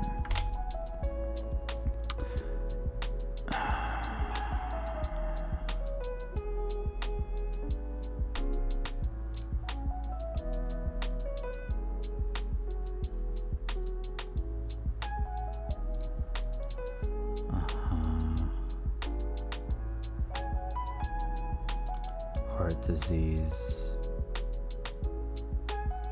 hyperlipidemia. Okay. The action of pravastatin on this reductase produces an increase in the expression of hepatic LDL receptors. Decreases. Okay, so it that makes sense. It acts through the liver.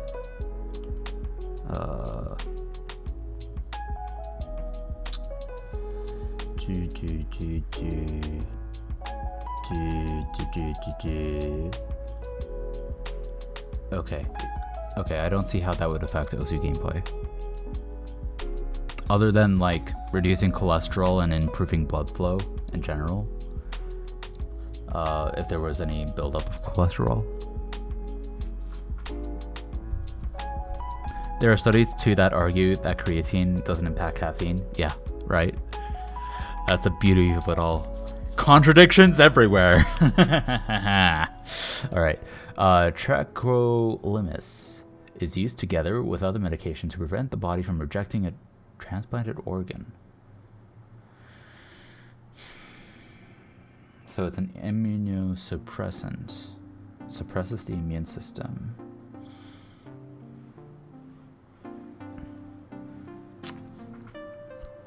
That, from a surface level observation, or not observation, but from the surface, like, I could see, like, if it affects how the body treats inflammation, then that would affect Osu gameplay.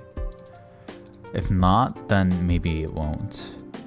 And then this. It's another immunosuppressant. Okay. Okay. This test doesn't evaluate certain skills such as tech, flow aim, reading, or memorization. The 2-week... Okay, so in this case, if we were to analogize to the CSGO study, cognitive ability, the way this was assessed here, would be through reading and memorization. So that would be where that would come in. The 2-week test. For around 3 days before the start of the test, I started keeping the control variables constant and derusting on Osu. I cut out caffeine for 3 days before the test. I woke up each day around 7:30, ate granola for breakfast, went on morning runs, and went to bed at the aforementioned times. I used the old testing protocol for derusting, which involved playing aim maps and lowering the circle size. Now when he says lowering the circle size, does he mean making the circles bigger or making the circles smaller? Because the CS value, when the number goes higher, the circles is smaller. The first day went fine, but on the second day I found a fatal flaw in the plans.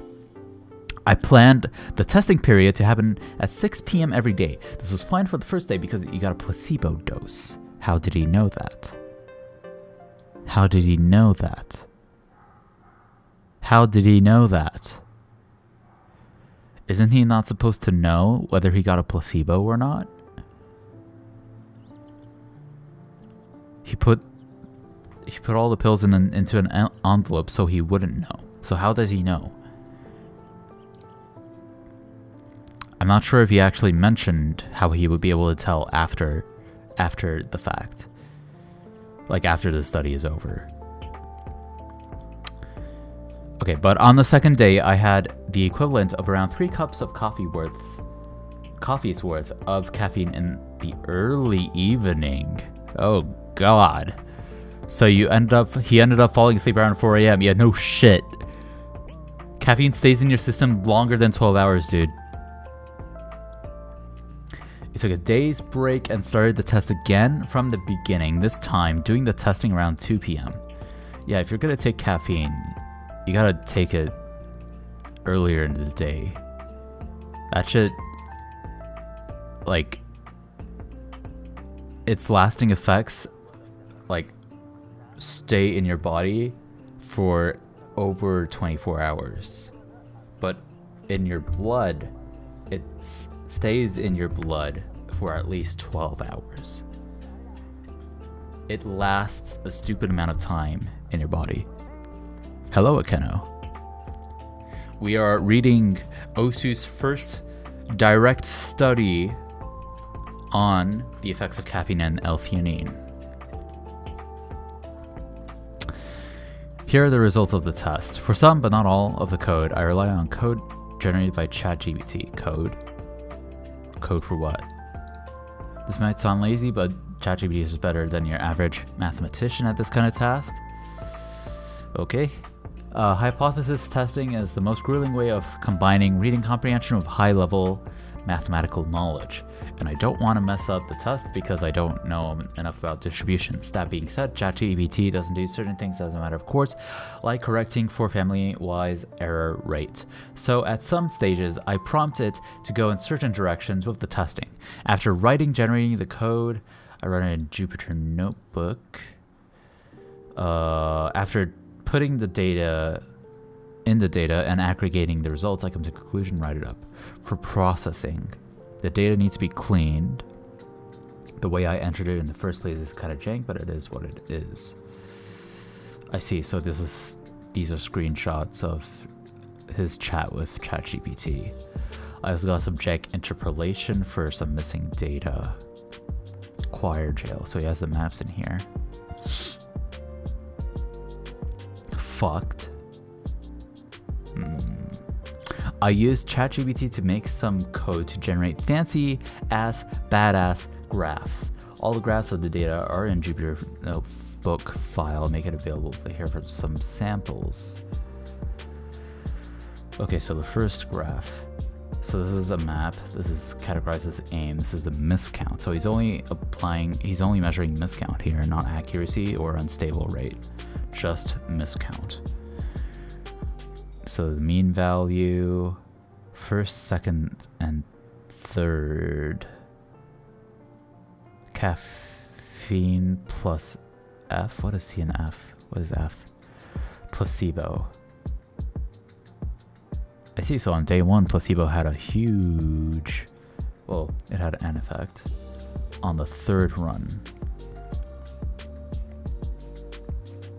Day 2 was caffeine, and it was lower than day 1. Oh, that's another thing. He's playing every day. That's also going to affect the results. Okay. Okay, so his first run was the best run on day 2. Oh, wait, no, I'm reading this wrong. This is miscount. So the higher it is, the worse it is. Wait, so his miscount got worse. What? Wait. So wait, he got worse at the map? Over time? Taking caffeine? What? Miscount. So it got worse again. This is aim. What the fuck? What was that doing in the lo-fi music, dude? Why would you do that with the static?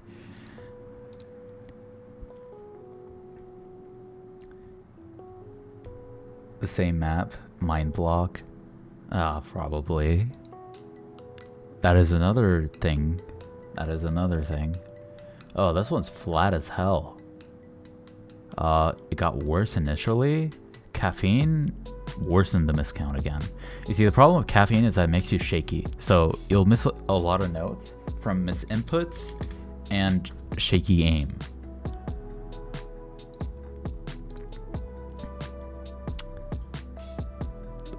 What the fuck happened on February 24th? Everything is exactly the same with caffeine. That's crazy. Okay. I'm not seeing any improvement here. I mean, this is like kind of close. It's like a downward trend. So that's an actual improvement. But this is playing Deceit the Violation. Lowest miscount is still around 150. Or between 145 and 150. I don't know how I feel about this. He played Harbor Fanfare with DT, so that's DT aim. It's not speed as the community would say speed is. Again, another DT map. DT jump farm map with maybe a burst or two. Triple. Again, it's getting worse. Marathon miscount. Bruh. He got a 2 miss on day 4 with caffeine, and then never got close to that ever again. Oh man, it's not much just staring at these graphs drilling into your keyboard, because that would be no different from the claims at the start. But a trend I did notice throughout the study was that I seem to be getting worse. Yes. At least I definitely noticed that my miscounts on the aim maps were increasing throughout the testing period. I remember that unstable rate for aim maps seemed to be an exception when looking at it after runs, but I only tracked unstable rate for stream maps, so whatever. It could be mind block, it could be too much playing in general. A lack of variety. I ran an algorithm to detect outliers, and out of all the results, it flagged up one specific play on stream map on day 10, and flagged it twice actually, separately for miscounts and accuracy, but not unstable rate. Ultimately though, oh wait, were some of these for unstable rate? Miscount, unstable rate. Okay, so his unstable rate got better. Oh, what the fuck? I did not know you could do that. So wait, okay, so his unstable rate got better. So this was his unstable rate. Oh! Oh! Okay, this is... Okay, I see. And this is accuracy. It's mostly the same. It got better here. Wait, that's crazy. He got the same AC on that one day. Let's miscount. Okay. Damn, okay. Decided not to exclude the score from analysis because nothing particularly significant happened that day, and outliers should apparently only be excluded if there's a reason to believe a specific error occurred in something like measurement instruments, not just circumstances. Okay, so that was the outlier screenshot. Normal probability plots. Apparently it's just standard to do this to make sure that the dependent variable is approximately normally distributed. Some are a little non-linear, but they mostly fit a straight line. And, so they can be approximated as normal, which is required for some hypothesis tests.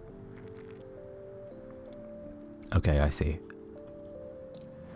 Finally, the hypothesis tests. The first hypothesis to test is whether or not the participant can actually tell the difference between placebo and caffeine.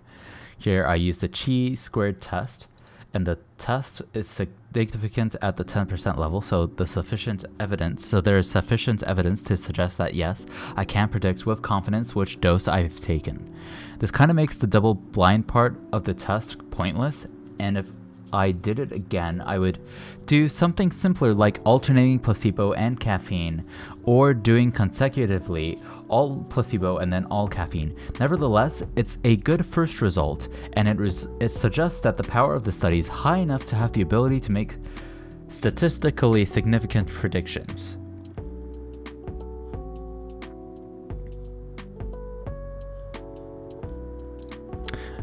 Here is arguably the most important hypothesis of the study.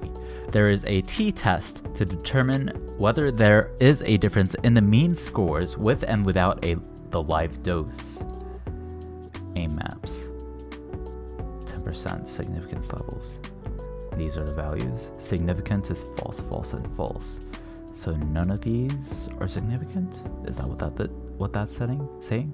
There's no evidence to suggest that caffeine has any benefits to placebo with AIM. And this is speed. So 2 out of 3 were significant. So there was an improvement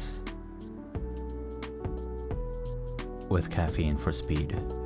For each of the AIM maps, the test wasn't significant, meaning that there is no evidence to support the hypothesis that caffeine helps with AIM maps.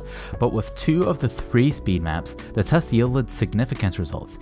Interestingly, the speed map that didn't give a significant result was the easiest of the 3, which means that there's evidence to suggest that caffeine helps with speed maps that are at the edge of your skill level. Okay. The significant results were found with both a 1.5 minute map and a 4.5 minute map without the speed modifier. This could suggest that it helps with consistency, or that the benefit is invariant to map length. Ooh, that is interesting. Because so far, anecdotally, caffeine hasn't helped with consistency. Anecdotally. But it helps with skill pushing and speed pushing. This is the first bit of information that challenges the anecdotal narrative. Hello, Torinoko. How are you doing? Okay, so what is this? Stream apps. Okay, so these are all the stream apps. And significance results for quarter jail. Did see unstable rate and accuracy. This suggests that caffeine helps lower unstable rate for higher BPM and more difficult stream maps. And this is specific to stream maps. For AIM maps, it appears it has no significance. You're doing good, Toriniko? Hell yeah. I'm doing pretty good. Thank you for asking. Yes. We are analyzing OSU's first direct scientific study on the effects of caffeine and L-theanine in gameplay. The test performed for each of the 3 metrics recorded for stream maps: miscount, accuracy, and unstable rate. None of the tests involving miscounts were significant. The easiest stream map, Quartergel, consistently FCable, saw a significant result only in accuracy. The latter 2, a slightly harder stream map and a much faster and more stamina-heavy stream map, both saw significant results for only unstable rate. Therefore, there's sufficient evidence to say that caffeine improves accuracy during consistently FCable stream maps, and decreases unstable rate in both harder stream maps and higher BPM stream maps.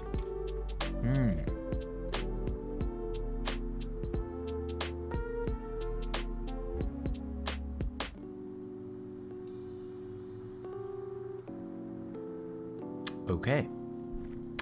Correcting for the one outlier in the dataset yielded the same results. Oh shit. I didn't see your message. Inappropriate. You're gonna play some OSU now. By the way, I didn't see your last messages. You've turned 18 a couple days ago. Anyway, bye bye. No, I didn't get to say happy birthday to Inappropriate. Fuck. The next time he's in chat, I gotta say happy birthday. You're working on your map on the side. That won't be finished for a long time. Ah, I see.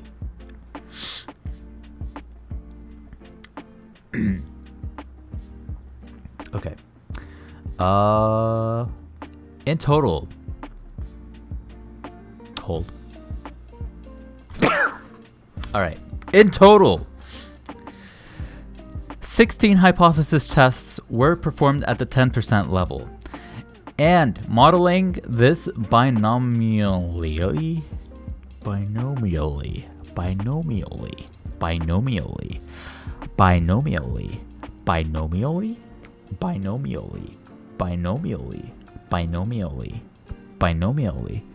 mathematical expression consisting of two terms connected by a plus or minus sign.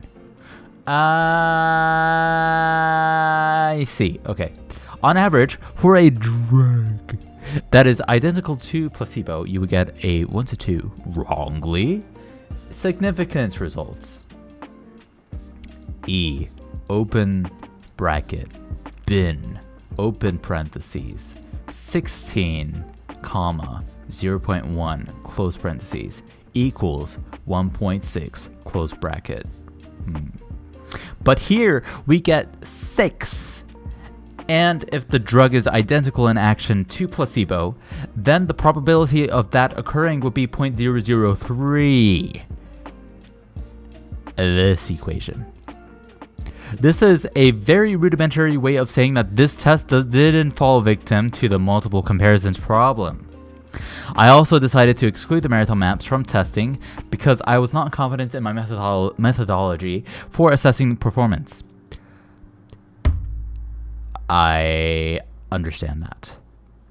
I basically just counted the number of times I broke combo broke, and subjectively gave myself a cooldown between misses. Usually around 50 to 100 combo. This subjectivity kind of changed over the testing period, and since I only did one play each, I'm not confident in the power of the required test. If you do the tests anyways, the p-values are all bigger than 0.4, aka not significant. And if you include these 3 tests in the multiple comparisons check, then p equals 0.0859, which is still small. Super secret TLDR that I lied about not doing at the start, aka the conclusion of the study. He did a TLDR anyways.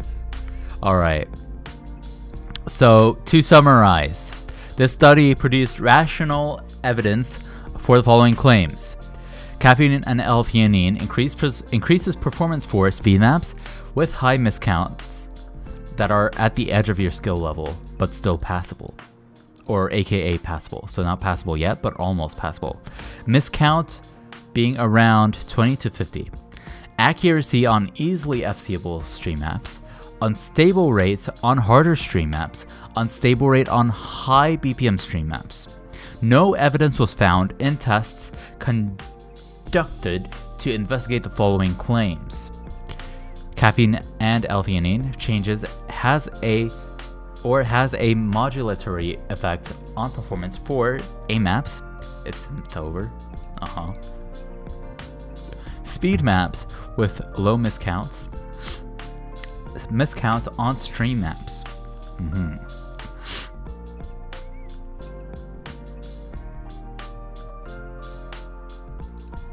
Okay. Another better quality study could still produce evidence for these hypotheses to change the verdict, but as for now, any other claims about these hypotheses based on anecdote will have inferior validity. This is how science works, man. Until proven wrong, this is the data.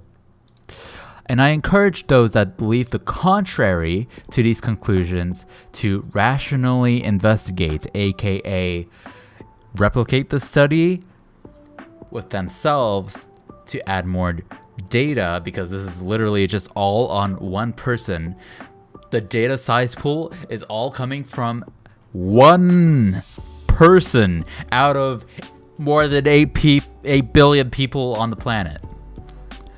More than the millions of OSU accounts that have been registered.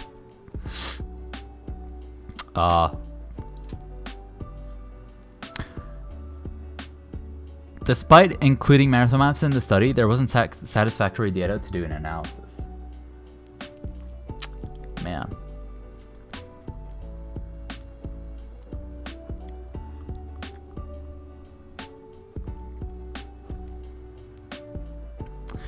Let's see. Other important comments. I documented a lot of other variables, including the testing period, such as amount of sleep, offsets of sleep, multiplication times, running performance, meals, and more.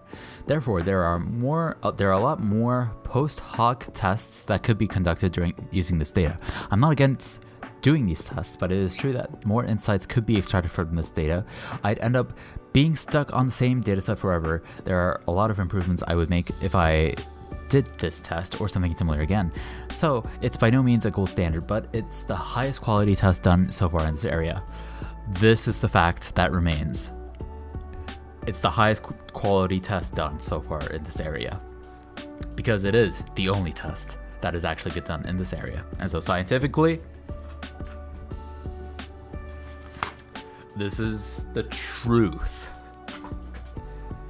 It's not until someone else comes in and challenges the study and either replicates it or takes it and makes improvements to it and tests it again, that things will change scientifically. Science is a very slow process, and this is why.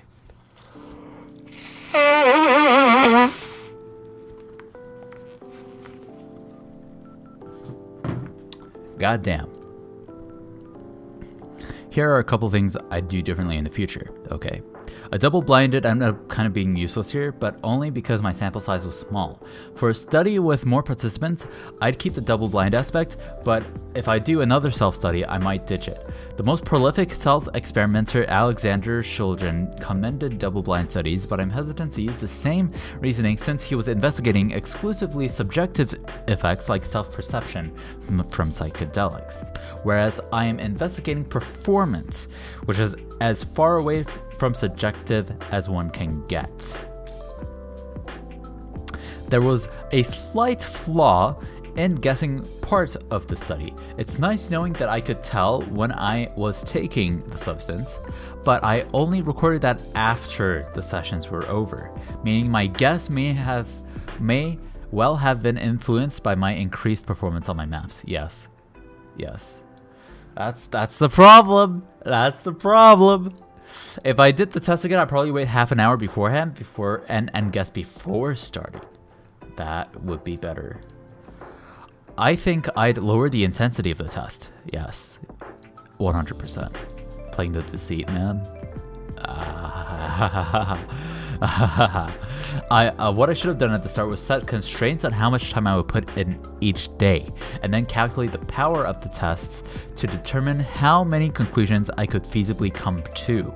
In context, this translates to doing the same amount of plays, but with a smaller variety of map types, so the tests would take less time each day. Medical trials also do this thing where they stop early if a significant result is prematurely apparent, which I could probably implement in the future. I would use more people. This is by far the weakest part of this study, where it's just one person. That's probably the biggest limitation of the study, yeah. And what's holding me back from doing too much extra analysis on the current results, yeah. Also, a t-test was used for the difference in mean scores, but it might be better to compare the difference in maximum score instead, e.g. for PP farming. But I don't know how to do that yet, so I gotta lock in and do the maths.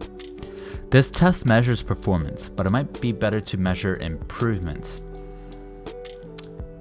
maybe. If it's not clear which one of these is better, maybe you can measure both. Still don't know how to do that. Yeah, that's assuming if you know how, or if you figure out how to do that in an accurate, fair way. Yep. So more maths. Yep. But overall, I think the study went much better than expected, and I'm surprised at how well the hypothesis tests actually worked. But I'm also surprised at how well I stuck to the regime.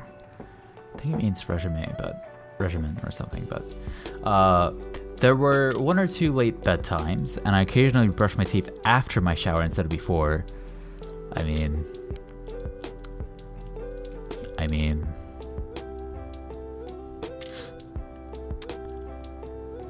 if you wanna be that consistent, then yeah. But it's a small detail. Could it have an effect? Depends on how much you want to scrutinize the data. But I didn't skip any days because I felt like it, and I probably got healthier from all the morning runs. Does this mean that he wasn't already doing morning runs for like a couple weeks? I think he said earlier that he like started his routine like a couple days before the study. That's not enough though. Something that's like slightly odd that I want to point out is that I didn't get better at any of these maps over the 2-week period. In fact, in a lot of the maps, I got worse. It's not like I've done a hypothesis test to confirm this, but my sentiment throughout the test was that on AIM maps, my miscount was more or less increasing each day, and you can see this on the graphs. A couple of OSU theory crafters have hypothesized about rust and line block relating to improvement, and this could be a direction worth going in, but the testing regime and the maths involved for detecting improvement is going to be logistically more complex. Unstable rate and streams in general felt like an exception to the getting worse rule, and I ended up excluding the data I got from marathon maps from this entire study because my way of measuring their performance metric, combo breaks, wasn't as consistent as I would have liked. I basically just kept count throughout the map and wrote it down in the end, but this inconsistency was reflected in the fact that none of the attempted tests on the marathon map data ended up being significant. Important message to anyone thinking of doing a test or talking on Twitter about someone else's test and not helping one. The study is designed to be reproducible, but I intend the study to be a model study for anyone who wants to do this kind of thing in the future. So I want to set out a couple of minimum requirements for anyone doing basically any tests that build on these results or investigates something using the same methodology. Broadly speaking, studies need to be good, aka high quality. I said a little bit earlier about what this makes a good study, but broadly speaking, it is the application of rigor in different areas. You need to be rigorous in sticking to the rules of the study, and saying when you don't stick to the rules of the study, and in the designing of the study in the first place. Rigor needs to be applied in discipline, accountability, and the scientific method. If you are specifically recreating my study, your study needs to be better than mine. Yes. Otherwise, it just doesn't contribute anything.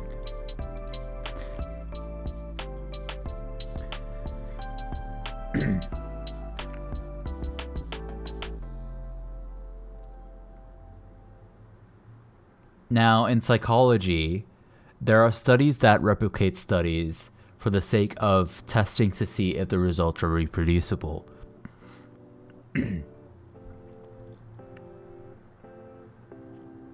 So, if anything, doing things exactly the way this guy did it would only serve to either back up his results or deny his results, but it won't explain what's going on. Which is why he says that other people's study replicating or recreating his study needs to be better, because if it's better, then you can actually get more data that would explain why the results were different. I also welcome anyone who wants to do post hoc analysis on my results. I'll have logs in my Discord. But of course, you gotta do it well.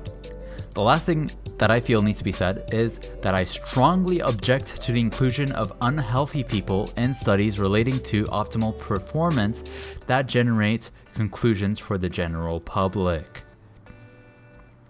Yep. The controlled variables should, for accessibility and simplicity, be kept reasonably constant across studies wherever possible. Basically, this means that I can't do the study on myself because I'm kind of fucked up.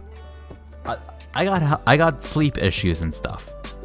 And that means there's a lack of consistency. Any kind of deviation from the true control is to be minimized. And this true control should be an idealized healthy individual, not the average unhealthy individual. The ultimate reasoning behind this principle is that a healthy person using the results of these studies should not be penalized or excluded from the scope of them because of the lack of effort from researchers. By health, I obviously refer to stuff like cardio and nutrition, but I want to avoid saying stuff in/out of your control because I've never heard any good faith statement use those words in anything but an excuse. If you have a heart, you can get cardio in. If you have a mouth, you can eat healthily. If you have a brain, you can do anything.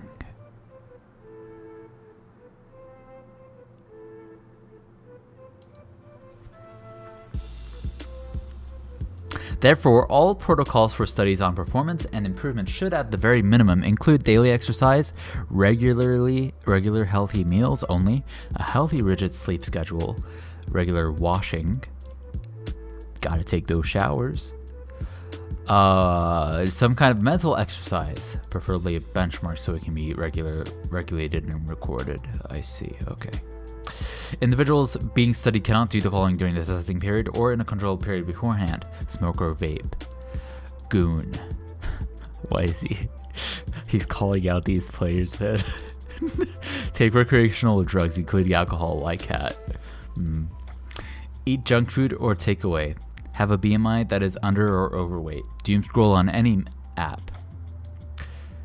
But he let himself consume reels and TikTok. Play other video games, especially the addictive kind. So any gacha games, yeah. Even what do you call it? What do you call it? Fucking any games that have like a fucking loot crate system. I guess CS:GO would be part of that too, yeah. Yeah. Skip breakfast. It is not enough to say after the fact, I didn't do any of those. Efforts must be taken during the study to record healthy habits, and it must be declared at the start of the study that no unhealthy habits are present. Of course, honesty must be upheld, so no lying or negligence either. And any ambiguity must be taken as evidence of negligence. This is non-negotiable. Now, even I missed my bedtime once or twice in a study. Any deviation from the test protocol ends up in being a valid criticism of a study, and valid criticisms are to be minimized in a good study. Every time I deviated, I made my study worse. This doesn't provide a line of reasoning where a study is good enough to pull conclusions from, just that one study is simply better or worse in quality than another study. I'm not criticizing the existence of fat people or advocating for eugenics, or saying that I own a Tesla. I'm just saying don't do a study on performance if you aren't willing to satisfy these requirements, because it will pollute the public discourse with low quality evidence. Basically, if you're like me and have spent more than half of your life with a health condition that affects the quality of your sleep to the fact to where it's affected your brain in the long term, don't do this study. You'll just pollute the data pool.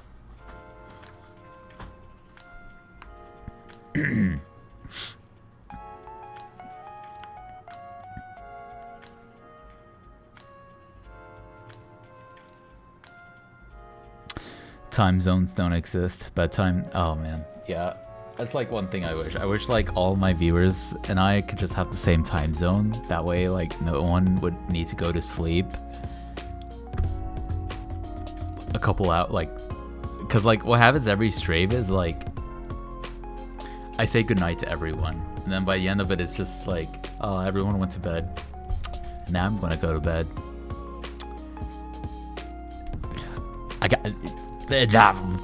I just wish that like we all had the same time zone so we could all be like here together and stuff.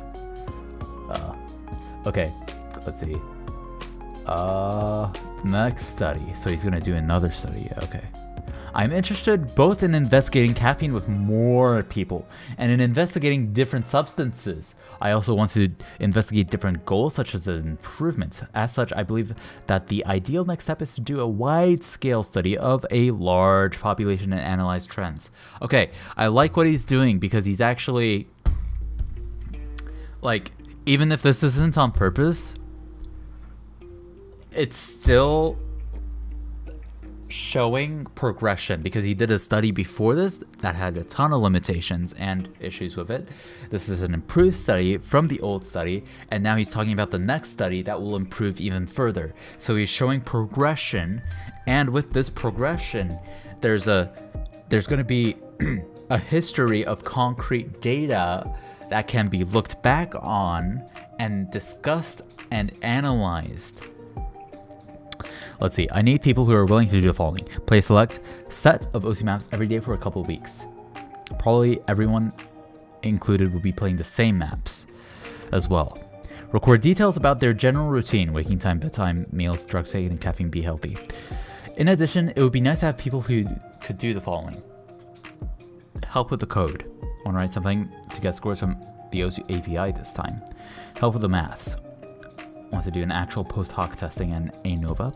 Help with the moderation. Join the Discord if you want to participate.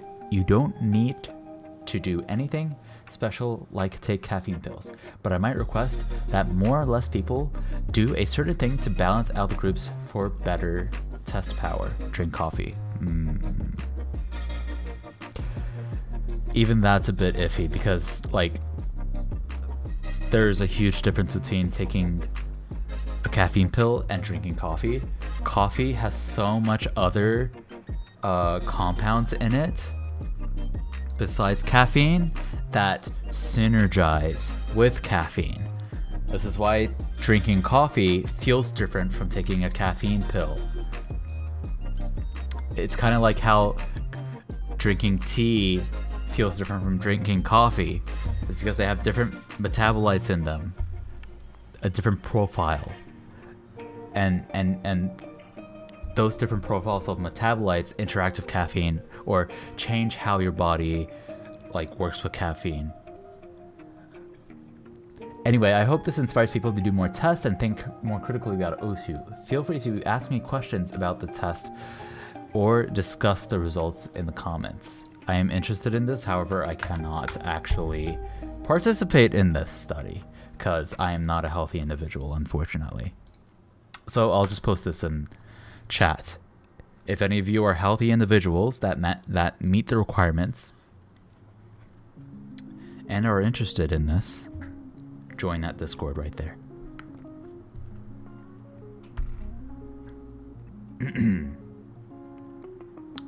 It's a lot of effort, yeah.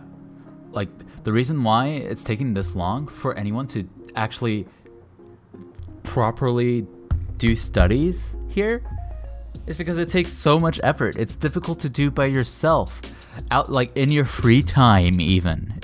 Like, I don't know if he's doing this for like his like as like his school thing or anything. It would make sense if he does. I wrote 2 papers related to OSU for psychology. I wrote 2 psychology papers that were like more than 15 pages long. I think closer to 20 pages maybe even. And both of those studies had less effort than this study had. So, yeah. It's a huge investment of time, energy, and persistence. It's really respectable. No gooning fell to my knees. Are you a researcher by profession? Unemployed. Mood. And the last time I studied statistics was 2 years ago in high school. But I like doing my little tests and taking peculiar little pills. Somebody get this a job. Somebody job at this. No gooning. Caffeine discussion. Physically demanding game. Psychoactive sided substances instead of substances that affect muscle power, stamina recovery much more directly. Bro, it's been documented that caffeine is a physically stimulating substance on top of being psychoactive. Caffeine is literally physically stimulating.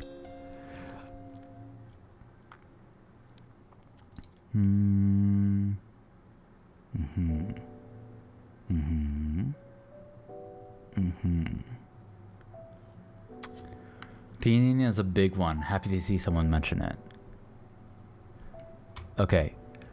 You know, not gonna lie, while reading this, I've been kind of thinking if I want to share my own experiences with like caffeine, L-theanine, among other things in relation to playing Osu. One problem is that everything I would say would be anecdotal. There's no hard data to back this up. I didn't replicate the study or do an improved version of the study. So it's all anecdotal. There will be bias. Emotional or like because money was spent to get like caffeine or to get L-theanine and other things. There's already going to be some bias in that, oh, I invested something into this to try it out, therefore I feel like I have to get some kind of result out of this. That kind of thing, right? So anything I would say would be... anything I say would be about on level as like, trust me, bro. it basically that level. It will be basically like, trust me, bro. This is my experience. So yeah, I kind of want to get in contact with this guy. I am interested in maybe talking with him about some things because I have experimented with certain supplements. And I have found a little happy ground that feels balanced out anecdotally.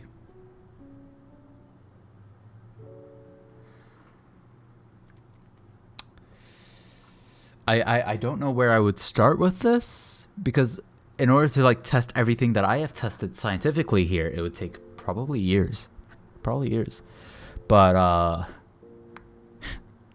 yeah, I'm my own source, right? Yeah, okay, you know what? Fuck it. I'll join this server. Fuck it. This is huge.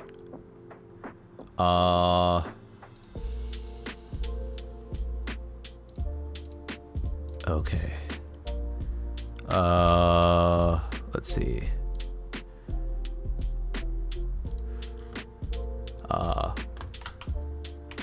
Okay, I'm just gonna like send a quick message.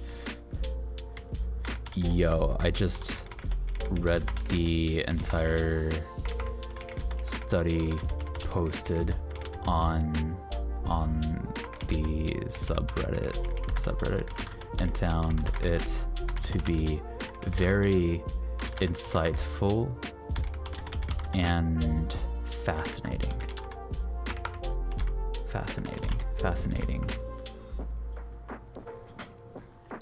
Insightful and fascinating.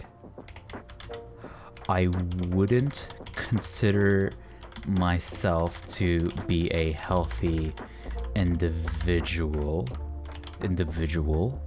that would be capable of participating in future studies,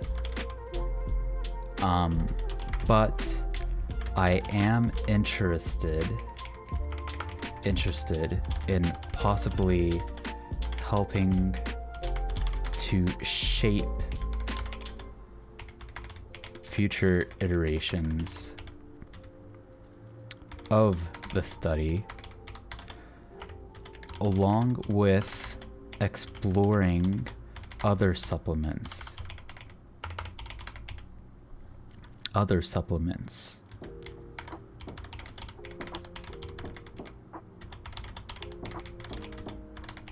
Itself.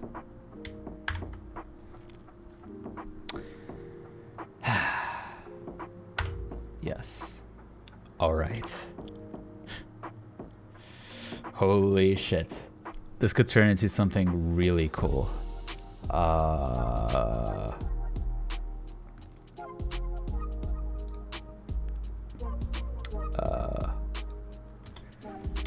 gotta preface this like a health condition.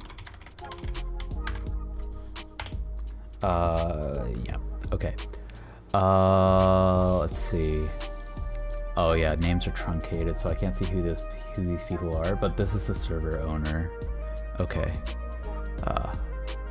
I'll just fucking wave back. Wave. Yeah. Hello and hello. Alright, GG. We're in. What's the meme? Like, gamer tag I'm in? Something like that? Hacker voice I'm in? Something like that?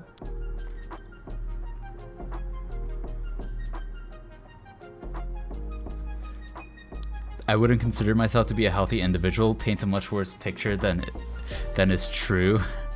Listen, man. It is pretty bad, though. It is pretty bad. Like, you gotta understand, like... You gotta understand, the entirety of March was awful. Okay? Okay? And I'll just say this. I have a Clips channel. And I'm not saying that to plug this. I'm just saying that so I can have an excuse to put this command in chat and maybe plug it. But more importantly, because like everything's kind of explained here. Like I completely opened up about my health condition and stuff in this video right here. This is the reason why I don't consider myself to be a healthy individual. It'll be at least like another year or so before I could maybe start to consider myself a healthy individual. And even then, I'm still like trying to properly start working out. And like, you know, be healthy. So I'm not really there, at least for this study. But yeah. All right. Damn. It is 5:30. That hurts, dude. Oh my god. You know why that hurts? You know why that hurts? It hurts because this is the point where I start getting ready to play Osu. So I start my preparation routine to play Osu. This means that it takes me like 35 to 40 minutes to get ready to play Osu. So this is that part of the stream where we transition. So I'm going to put up a timer, and this means that I'll be starting to play Osu at 6 p.m. That sucks. That's kind of late. That's kind of late in the day. But you know what? It is what it is. 35 minutes. Honestly, I've been kind of consistently leaning towards 39 minutes. So I'll set the timer to 39 minutes today. And I'll set up words on stream for anyone who wants to try and give this a crack. It's basically like Scrabble, or like Wordle or something, where you try and guess words and stuff. I might pop in to play a little bit or something. It just depends on where I am in my preparation routine. But until then,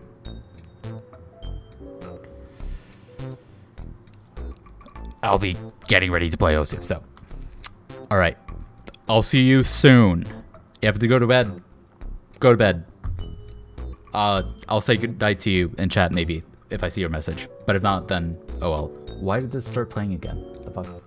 All right. I'm gonna start this, and this will be the screen for the next 39 minutes. Let's see. Let's get this there. All right. All right, gang. I'll go ahead and ping the Discord as well when I come back. That way, like if you want to go and do something else while I'm gone, then yeah, you can go ahead and do that, and you'll still be able to know. How does it work? Oh, you just have to scan the QR code in the bottom right of that bit right there, and you'll sign into Twitch with your phone, and that'll allow you to guess stuff in chat. So like you can just like quickly use your phone and then like go back to Twitch and then just like guess words in chat and stuff. There is a command called !restart. I don't know if it works or not. I think it didn't work last time, but it might work. There's like a cooldown period between rounds. Let me see if I can actually change that or not. Autopilot. The game won't require your actions to continue. Okay, I guess it's already set like that. So there's like a 30-second timer between each round. I don't know if you can change that or not, but yeah. All right. I'll be back in 39 minutes. See you soon.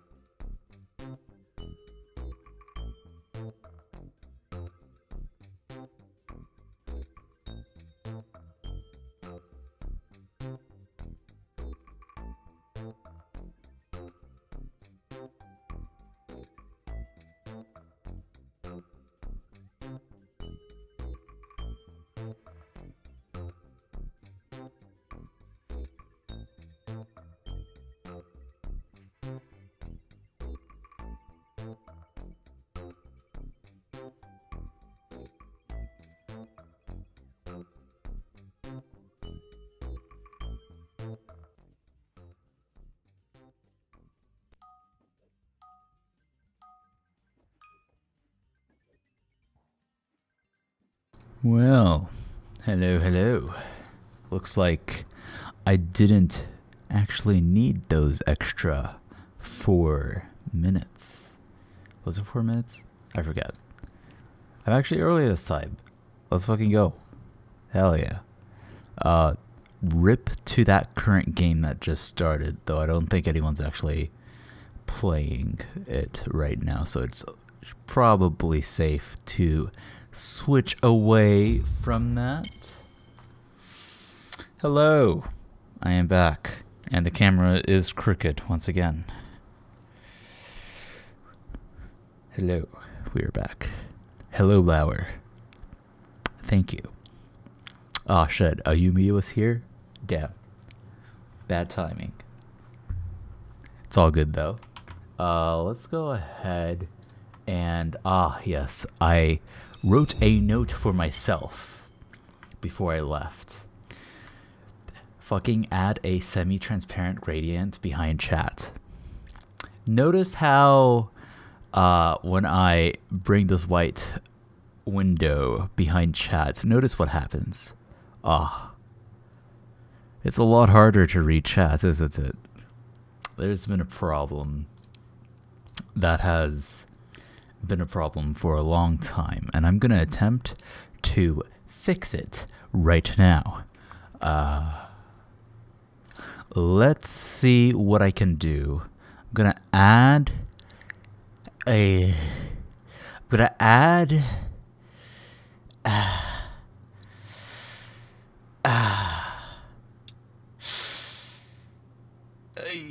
let's try this.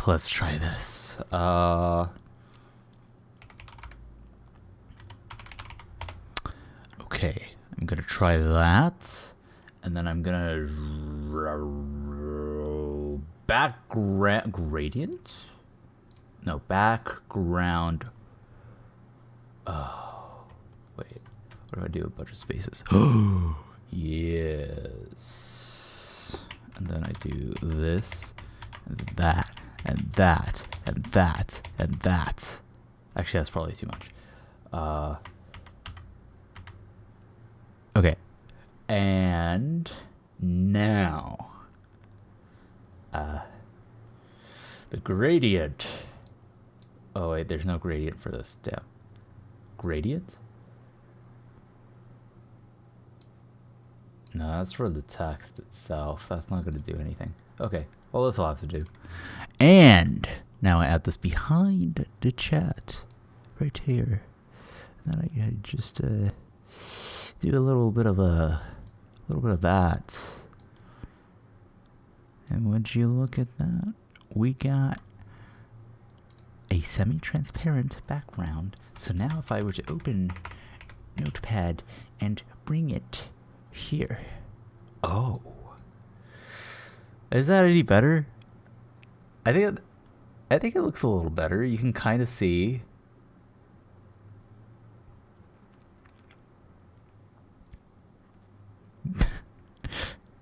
Yeah, it looks a little bit more readable, I think. Also, hello, fancy bro dude. The screenshot was you winning your race? This is true. Fancy bro dude. I had no idea what that screenshot was about, so I just reacted with a J must have stared because I was literally staring at it for like 3 minutes trying to figure out what it was. I thought you doxed yourself or something by like sharing your high school for a second. I have no idea what that was. So what kind of race was that?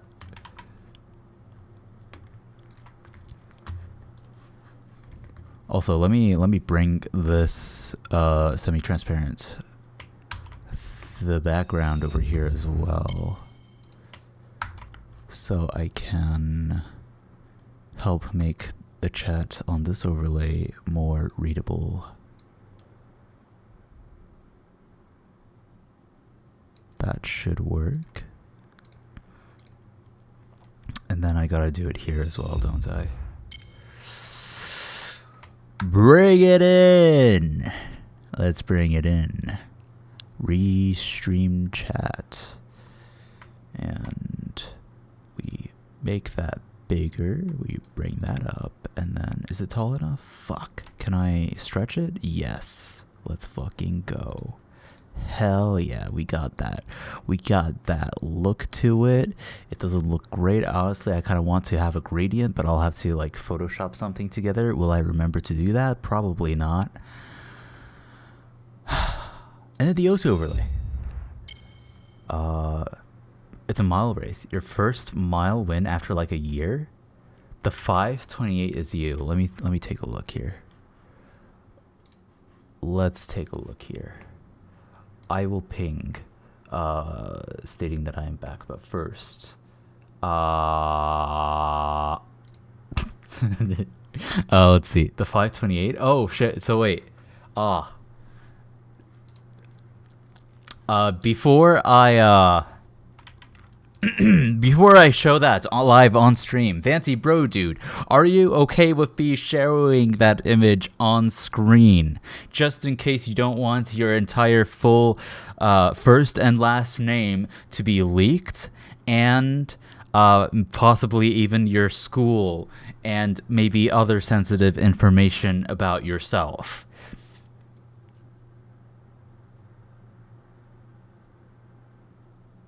You're comfortable. Okay. I know I kind of did that out of order, but yeah. Okay. So 5:28, and this was like a mile run? Mile. Is this minutes? Did you run an entire mile in less than 5.5 minutes?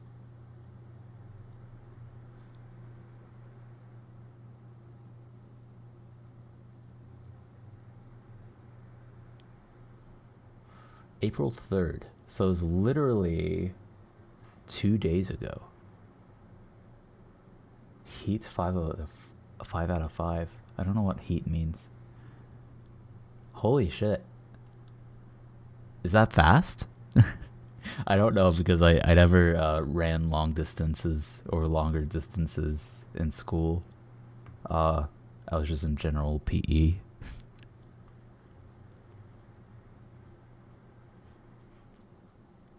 The only long distance running activity I did was part of a black belt test for Taekwondo. I did not build up any cardio for it, so I was quite massively destroyed by the end of that 3-mile run I had to do. Kinda, not super crazy or anything. Okay, I see. Damn. Well, that's pretty freaking cool. Damn, you must have like some really good cardio, though.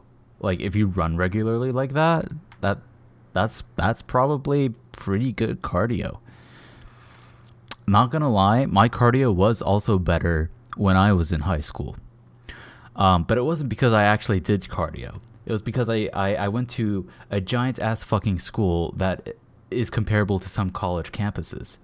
And it was a high school. It has its own giant fully fledged stadium. It was like a college campus again, but it was a high school. It was the only high school in its district, by the way.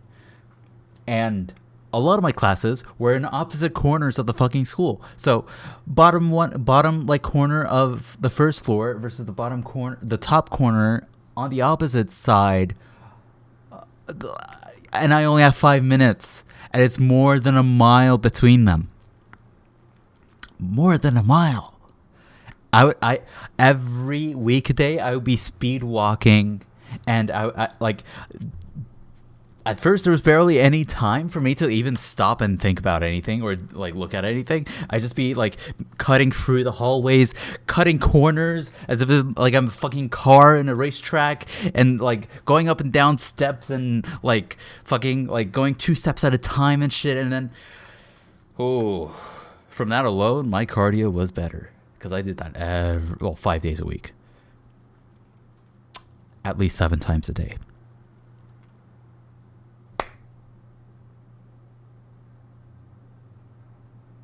But I don't do that anymore, so my cardio is shit now. You just ran until the race was over? Damn. A really good high school time is like 5 minutes or lower. Damn.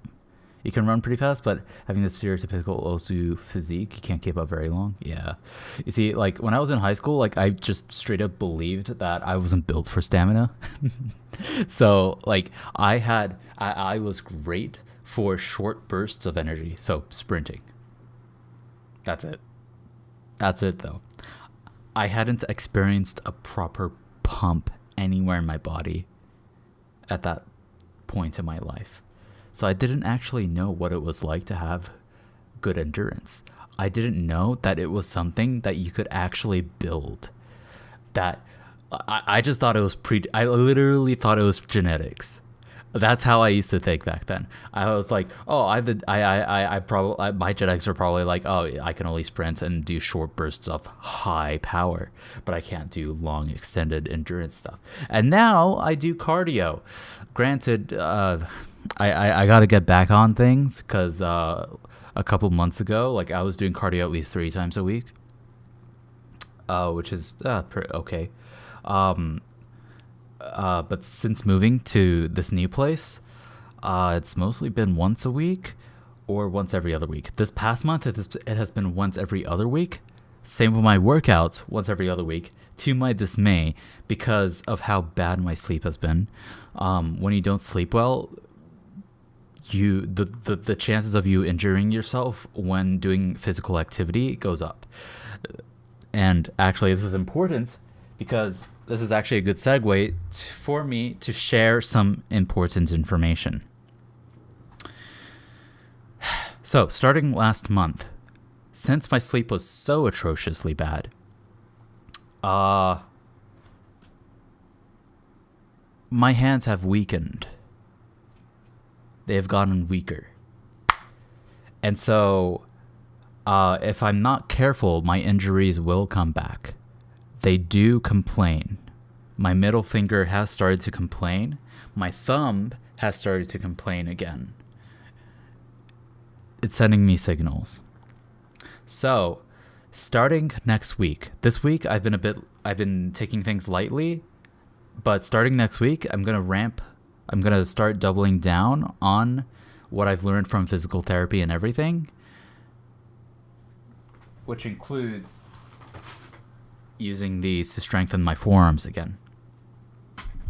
To be honest, I haven't been using these too regularly last month because, again, bad sleep. And so with bad sleep, I didn't want to risk overexerting myself in my weakened state, because I don't want to injure myself. But turns out playing Osu anyways throughout all of that also kind of just aggravated my forearms and stuff. So starting next week, I'm going to start using these again. I'm going to start my the routine that I have formulated with everything I learned from physical therapy and just researching a bunch of stuff about like injuries related to playing instruments and stuff. And this is going to mean that I'm going to be playing Osu a bit worse for a while. But that will be in the short term. Basically, starting tomorrow, I'll have one session. Tuesday, when I would normally play Osu, I would have another session, then play Osu for like 1 or 2 hours. Then same thing on Thursday, and then I might not follow up with this on Saturday. I'll give myself like a 2-day break and then start again on Sunday. But basically what this means is I'm going to have lower stamina, actual physical stamina. I'm not going to feel like I have unlimited stamina, unlimited raw stamina anymore, unrefined stamina. With tapping, my aim's going to be a bit sloppier. But this is all in an effort to basically recover and make sure I don't actually get injured. Because if I get injured, then I won't be able to play Osu I won't be able to play Osu consistently for like at least a couple months, and that would suck. So rather sacrifice the short term so that I can preserve the long term here. But yeah. That's basically it. So today is the last day that I will be playing normally. I use quotes because my hands are already weakened, so like my aim's already a little sloppy, tapping's a little but yeah. Let's see. Chat. Highly influenced by yeah, it is. I do agree with that. The genetics thing, but like you got to understand, when I was in high school, I thought that genetics was everything. I thought that no matter how much I would train, I would never feel any kind of endurance. I would never be able to like use a bike machine and maintain the same fucking moderate to high pace for 20 minutes or more at a time. And now I know what that's like because I actually pushed myself to that extent. But you know, you don't know until you experience it, right? You could consistently get first or second place in 100 meters, and it was the only thing you ever did on school sporting events. You play at a lot of airsoft now, so you've got to run real fast a lot now. That sounds cool. Hopefully increasing your stamina a little bit. Yeah, that sounds really physically engaging. That's cool. But it's also effort and consistency. Yeah, pretty much. That's pretty much it. All right. Oh, wait, yeah, I was going to add the transparent background. Let me get Osu up and running right now so that I have a background to help me place that.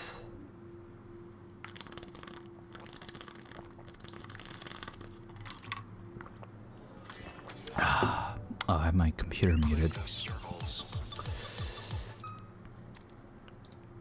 There was an update, so let's make sure it has the right version and the capture. Okay, looks good.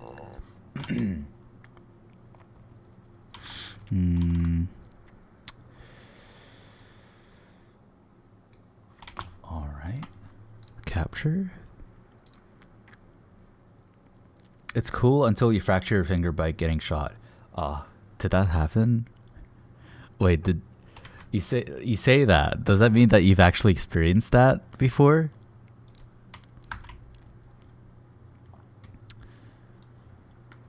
Let's get chat. Where's my chat? There it is. Okay. And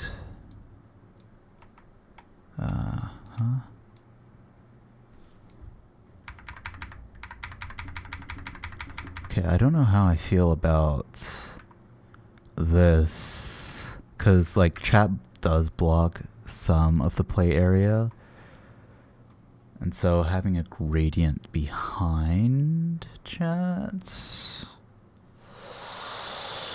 I mean, it's probably better than not being able to read some of the text, right?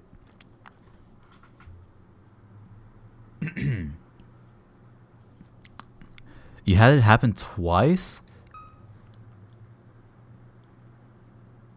Shattering your finger from airsoft. And I'm assuming this is from a bullet, by getting shot, right? Yeah. Yeah, that sounds terrible.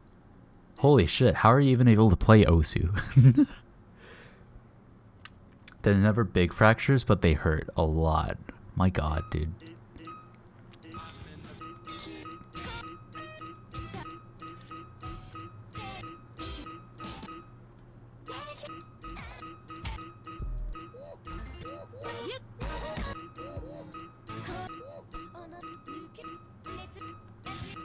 Let's see, my parents put me in a lot of sport type activities when I was in elementary school.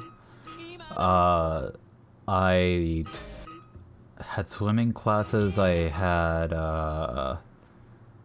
tennis classes, I had soccer classes until I couldn't do them anymore because you're out in the field in the sun a lot when you play soccer, and that was a problem because I used to have a lot of nosebleeds as a kid, and that would make my nosebleeds worse.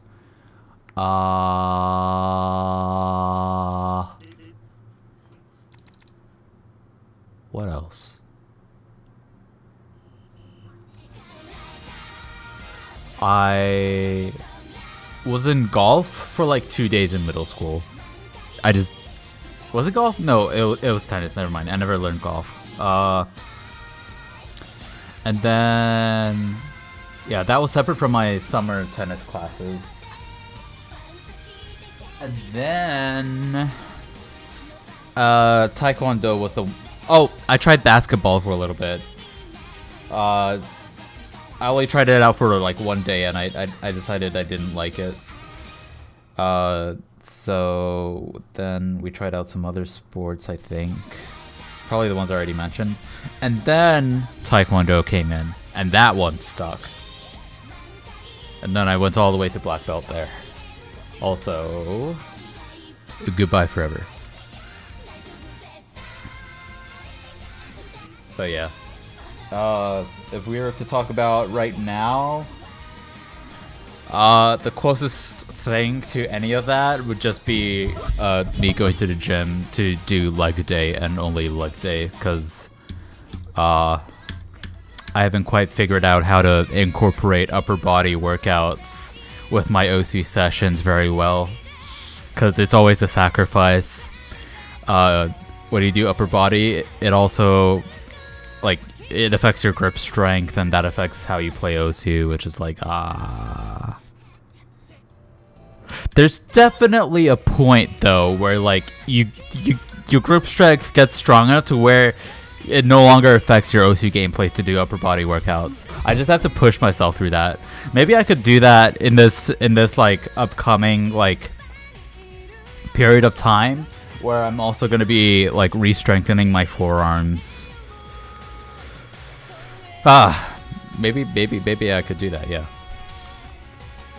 And then it wouldn't take too long. Yeah, I just have to be persistent, and then after like 2 to 4 weeks of being persistent with doing upper body workouts once or twice a week, then my forearm strength should be good enough to where like it wouldn't affect my OSU gameplay too much anymore.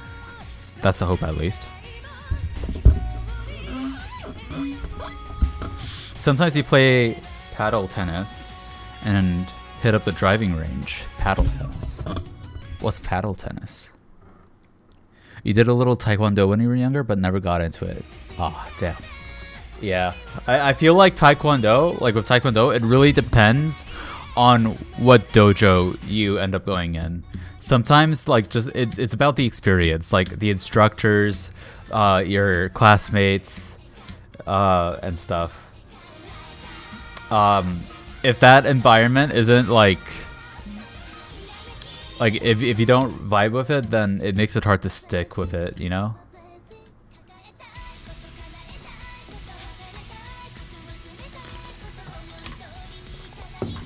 It's actually why I stopped going to Taekwondo after I got my black belt.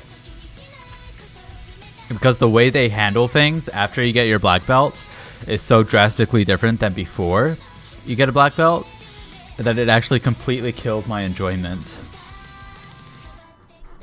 Yeah, which was unfortunate. I would have continued, and I would have gotten, like, I would have went beyond being a first degree black belt. I would have gotten my second degree, third degree, but yeah.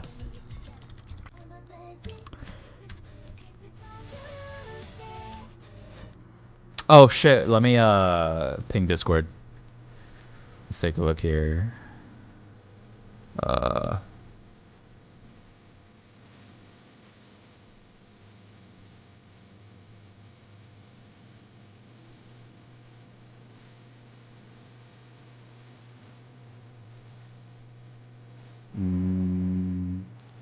Okay.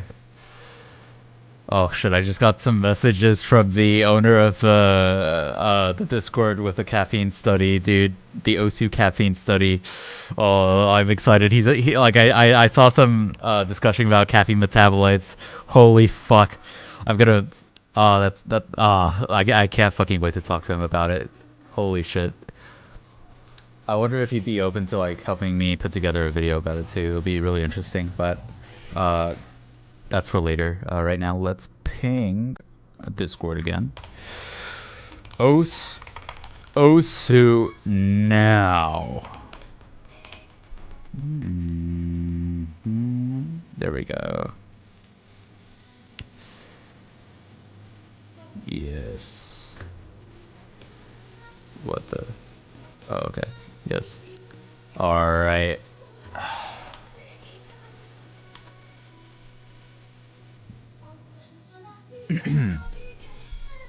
It's like tennis, but with a different racket. And there are walls and fences involved. Oh, really? So it's a different racket? You can bounce balls off the walls, but not the fences. Oh shit, I think I know what it is then. I just assumed that like you would use the same equipment as normal tennis. I didn't know it was like more specific like that.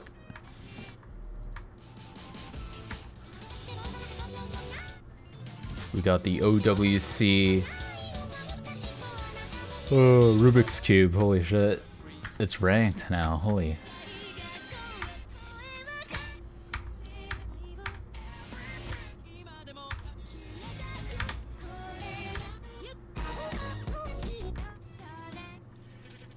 I'm just looking through the new maps I just downloaded to see if there's anything I could use as a warm-up. Doesn't really look like it though. That's fine though. I found some warm-up maps to keep things new and fresh. Alright, let's dial in our starting posture here. Oh! Oh my god! Wait, hold on. Okay, I didn't even get to talk about this. Hold on. Check this out. You gotta check this out. Okay, hold on. I have this picture, you see. I have this picture. Let me get this picture up. So this past week, I've been having an issue with my tablet. My tablet, specifically the tablet cover. My tablet's cover has developed a tear after 2 years of being used. Fuck, I got the password wrong. Oh my god, I have caps lock on. Okay. Yeah, after 2 years... Wait, why am I not remembering the password now? Holy shit. Well, this is awkward. Is it this? Is it that? What the fuck? I don't know why I'm blanking out on the password. Okay, whatever. I'll just log in manually. Yeah, so developed a tear. Sucks a lot because it got to the point to where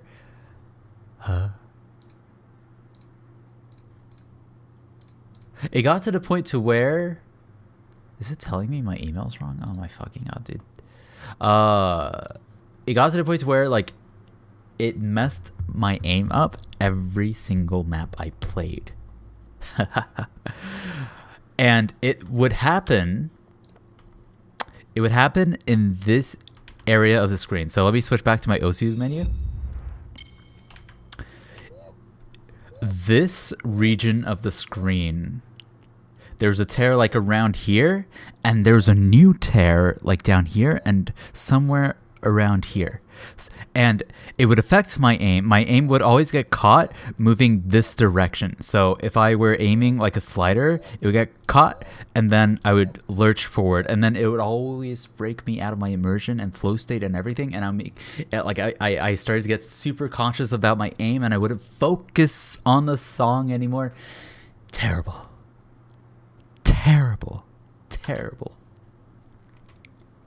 And so I thought, okay, a solution, an easier solution to this would be to, like, I already ordered a replacement tablet cover, but Foxbox has a large, like a really long turnaround time because it's literally just one guy fulfilling all of these orders. So it's going to take like a couple weeks, longer than a month at least, for me to even get a shipment notification. So, let me think. Okay, well, in the past, I would have moved my tablet so that, and then moved my area to a different part of the tablet and just do that. But I can't do that because that's gonna, well, I have my tablet tilted up, And so if I move it up, that's going to change the height at which my active area is sitting. I can't have that. And there's just too much complexity to that. And I don't want to adjust to that. So instead, I had an idea. Oh, I'll just get a hairdryer and peel off the tablet cover and then rotate it 180 degrees and then put it back down onto my tablet, and I'll have a fresh, new, flat, untorn area. Perfect to use. And buy me some time. Honestly, like 2 more years. Honestly, I didn't need to order any tablet cover. But you know, it is what it is. Can I flip the tablet on its side? I cannot, because I rest my hand on the tablet. And in order to do that, my tablet is vertical. So it's not horizontal. If you look at my area right here, my palm rests like right here, and this is where my area is. So this is the bottom and this is the top. Right and left. So yeah. If I were to flip it on its side, I would no longer be able to rest my wrist on the tablet, and that would massively fuck with me. So yeah. Fucking I want to log into fucking iCloud so I can show this.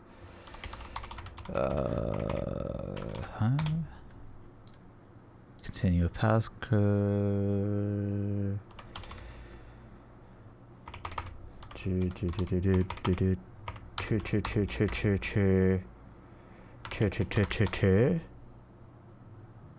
There we go. Got it right. Got to verify with my phone. Allow. Enter the numbers. Secret numbers. Trust this browser. And what the fuck is that? It's like a broken image. Okay, whatever. Let me get the fucking picture. All right, check this out. All right, check this out. I had no idea it was actually this bad. I had no idea this was how bad the tear was until I actually peeled it up.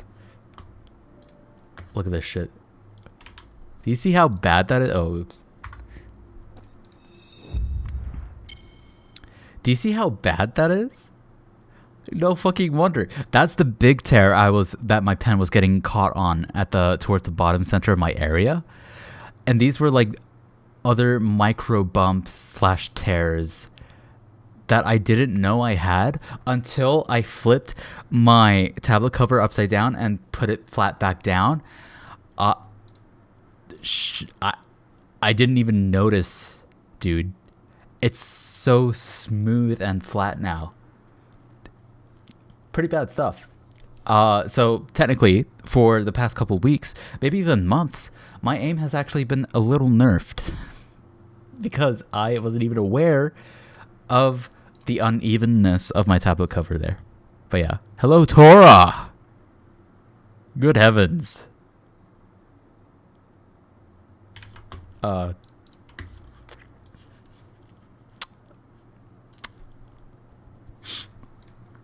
Torah.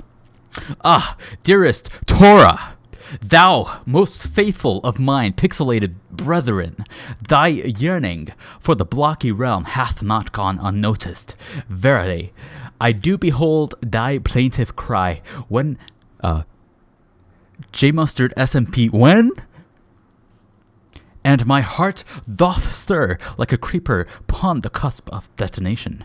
Lo, I did once vow beneath yon glow of thine Osu replays, that when mine top play rose anew, the gates of Minecraft paradise would swing wide. Yet alas, though the top play was struck with thunderous might, the server remaineth as the Ender Dragon, unseen, unmet, and oft delayed.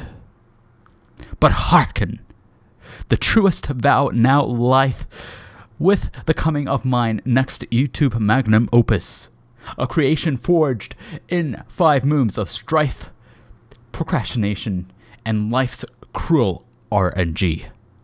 Know this, the winds of upload draw near, and with them the sweet scent of freshly tilled Minecraft soil. So fret not, thou cubic crusader, for I hath not forgotten, nay, thy memes echo through the halls of my DMs like phantom of bedrock dreams. Soon, TM, shall be soon, TM, if.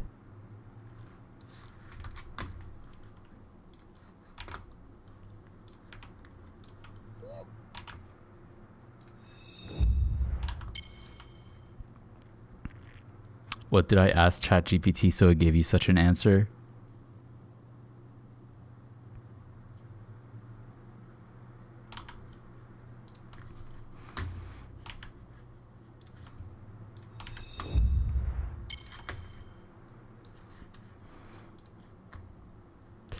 Good sir, Torah, thy words confound me as a riddle penned by a jester with a keyboard most cursed. What did you ask ChatGPT so it gave you such an answer? What strange tongue be this? Doth thou speak in runes, or mayhap in the secret code of scrolls most arcane? I beseech thee, unravel thy utterance, for I, noble content crafter of mouse and mic, am but a humble bard, spinning tales across Twitch and YouTube alike. If thou inquirest after some enchantment or spell, know that all my musings spring forth from the heart, and perhaps a little too much caffeine. But prithee, wear thee not. Though I understand thee not, I still hold thy loyalty in the highest regard. Like a treasured comment pinned neath mine finest video, speak plain, fair Torah, and thy answer shall be swift as a mod's banhammer in a chat most rowdy. Godspeed, thou delightful enigma. Godspeed, thou delightful enigma.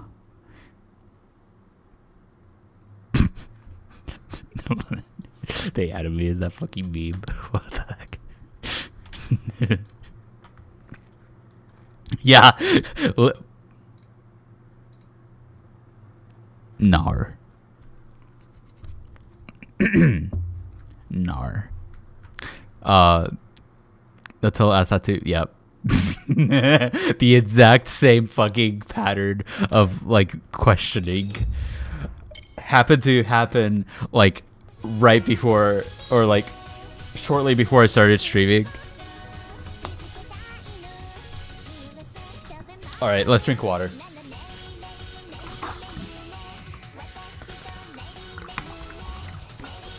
It is quite literally about to be 7 p.m. Holy shit. I haven't even started playing this yet. Let's begin, shall we?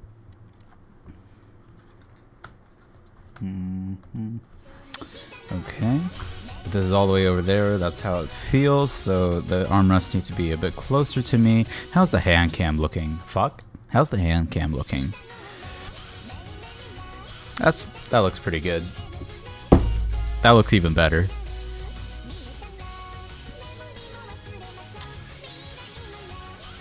Hoi. Let's see, what shall I start?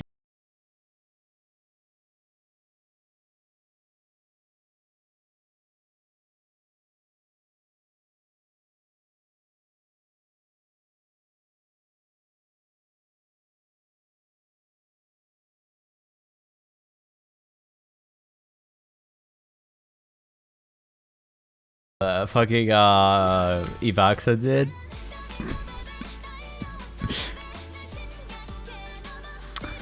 We can make a better Minecraft movie for real. I actually haven't checked it out yet. I will one day. Just probably not for a bit.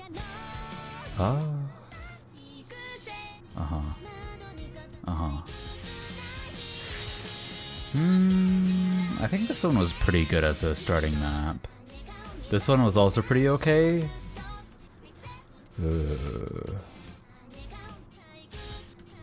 Probably one of those two. Or both. Yeah, okay.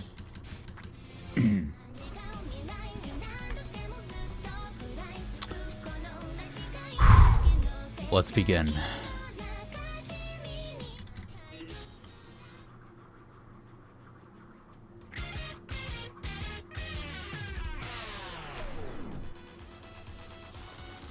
Alright, all four corners. All four corners.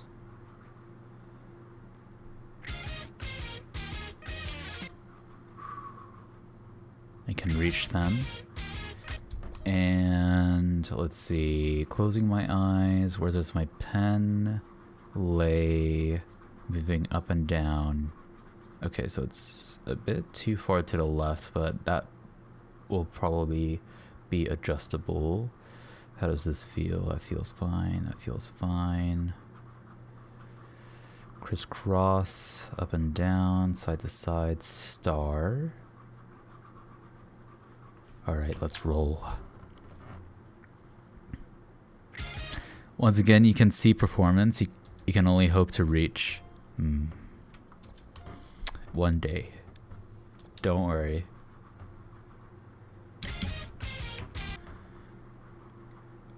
How long have you been playing Osu again?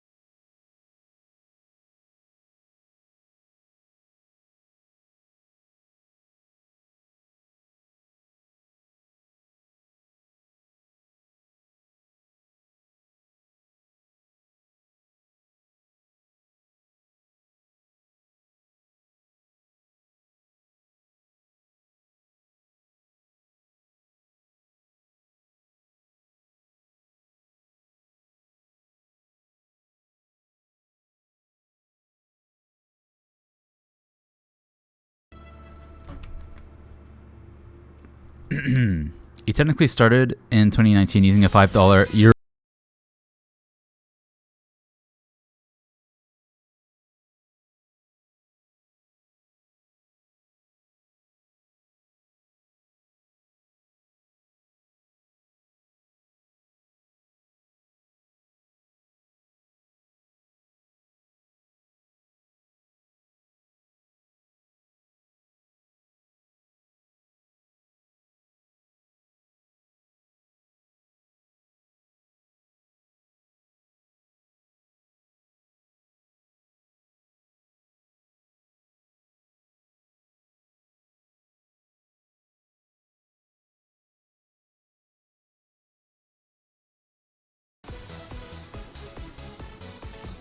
How many hours is that?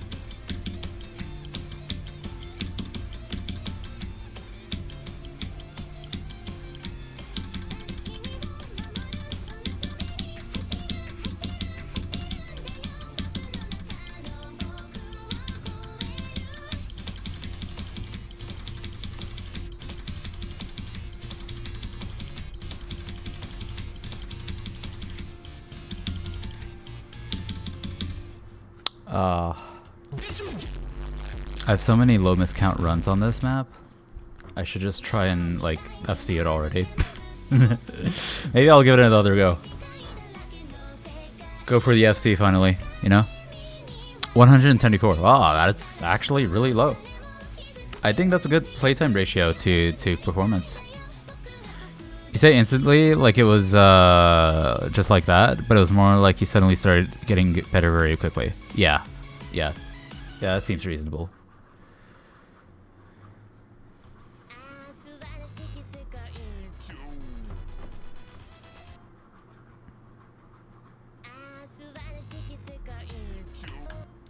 All right.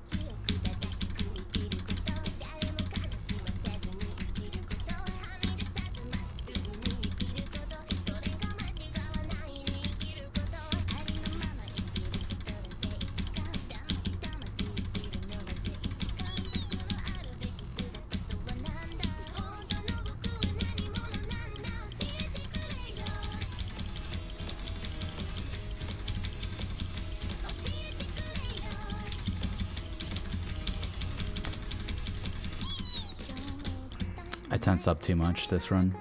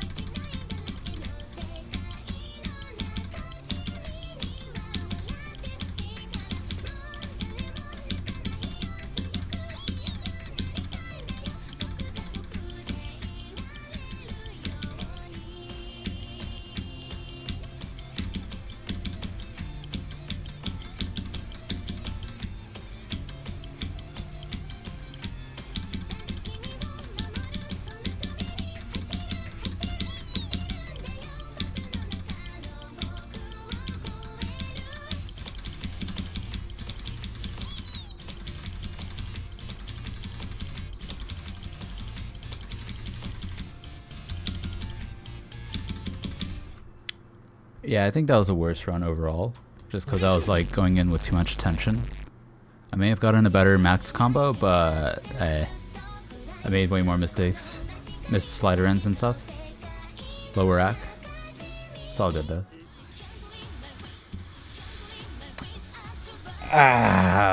Okay, so with my hands weakening, I've been struggling on this map for quite some time. Struggling to get good accuracy and not fat finger or just like double tap or anything on accident.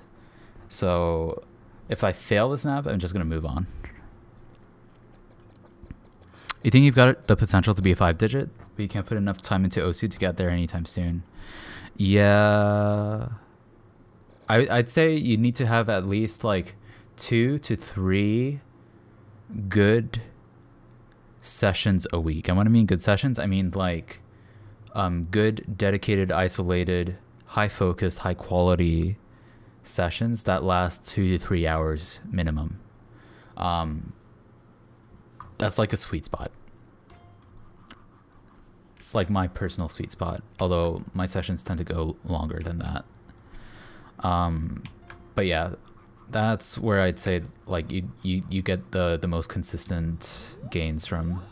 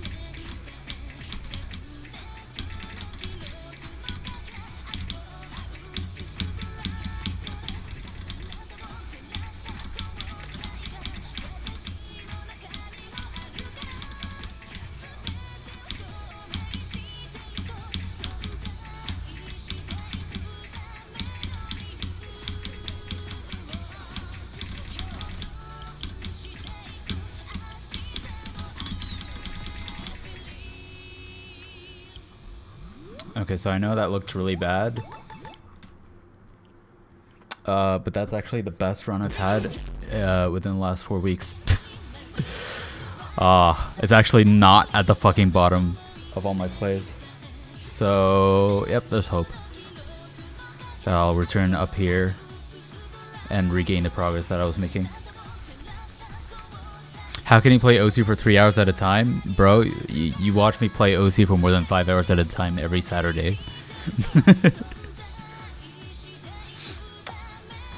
You mean most of your OSU gameplay in a month is done in a single week? Yeah, that it would need to be like more spread out and consistent. When you first got the game, it was during summer holiday. For a solid week, you played a game from waking to sleeping, and you were shocking. Yeah.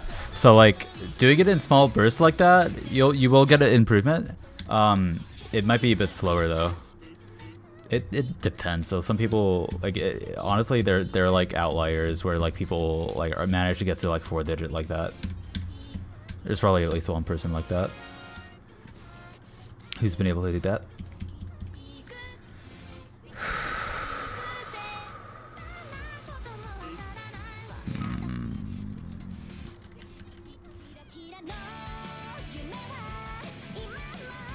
Okay, so I've realized that I'm not good at playing hard rock at 170 BPM. One reason is because of the low note density, and the other reason is because I'm just not used to playing 170 BPM maps with OD10. So I'm gonna start incorporating that into what I play. You got in an hour today and you were tired after. Yes, it is very energy intensive. If anything, Osu, one of the things that I realized early on when I started to play Osu was, wow, Osu, I now know what it is, but back then I was like, wow, Osu's like the only game that doesn't give me a splitting headache playing it. Now I know it's motion sickness. Osu's one of the few, if not the only game that actually doesn't give me motion sickness, and because of that, like before, my normal was playing any game, I would feel at least a little motion sick. Osu, that wasn't the case. And I was like, oh my god, I can just play this like endlessly. Of course, now that I'm older and stuff, I physically cannot play endlessly. But mentally, it's still like that. Where I could keep going on and on and on.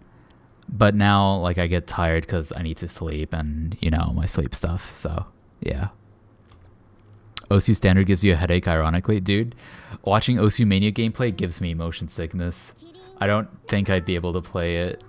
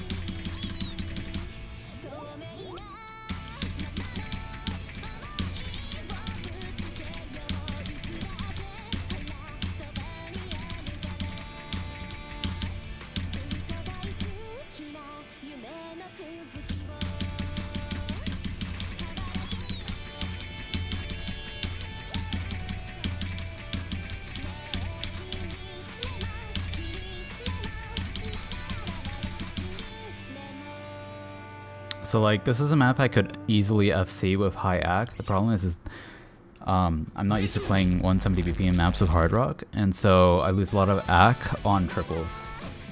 Just cause I'm not used to the timing of it. But that's it.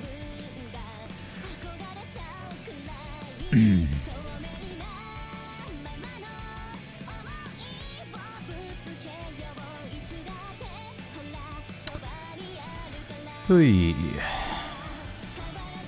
Oh yeah, Blower did start playing Mania.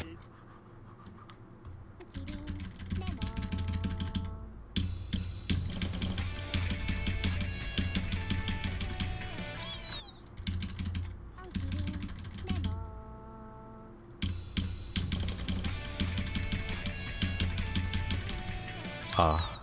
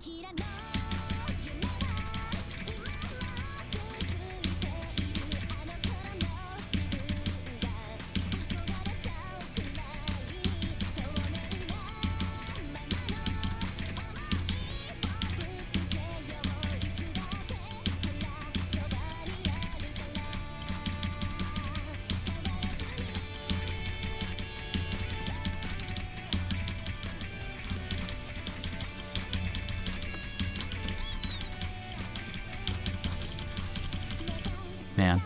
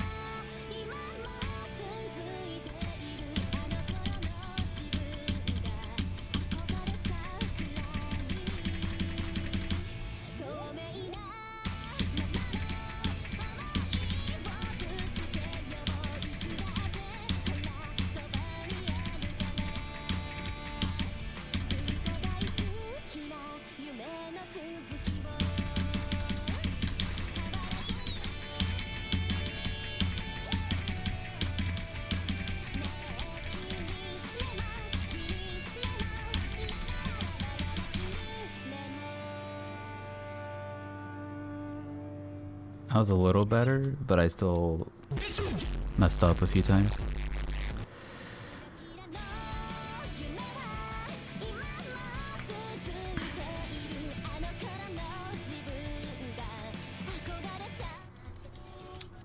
All right. Now.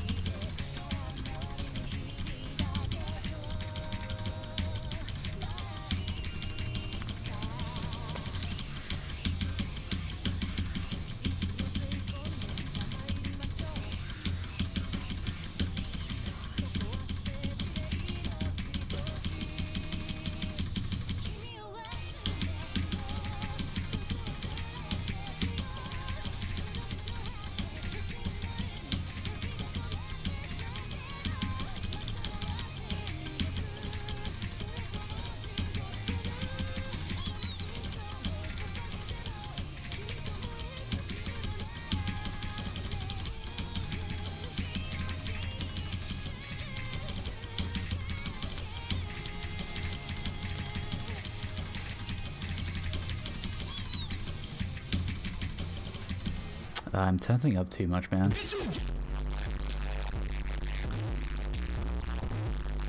That's like another thing that's happened because of that torn part of my tablet cover that I didn't fix until Thursday. I've started to death grip my pen. The worst thing you could possibly do when playing Osu is to hold your pen as tightly as humanly possible. It's such a terrible habit to even waste your energy on dealing with. Because of that, I'm missing notes because like more of my energy is being wasted on my pen, on how much I'm holding my pen versus actually reading the notes. That would have been an FC right there.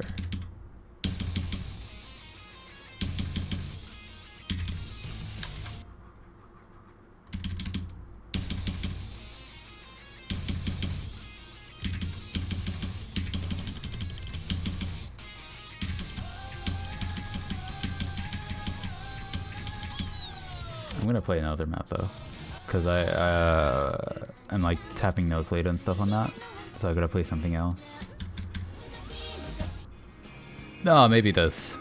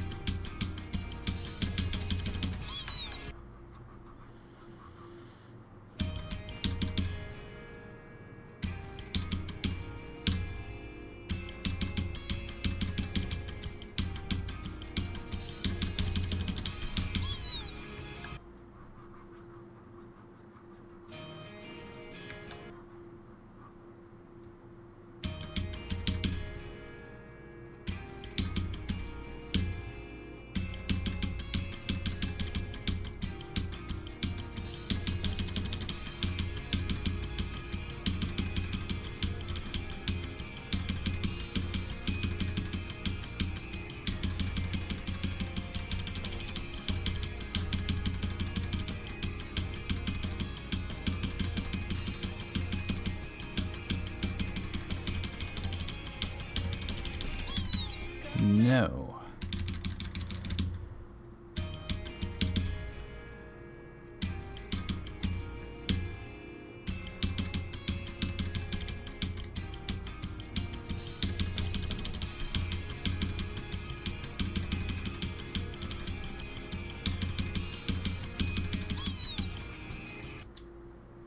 I'm just gonna play through the map now. No retry spamming.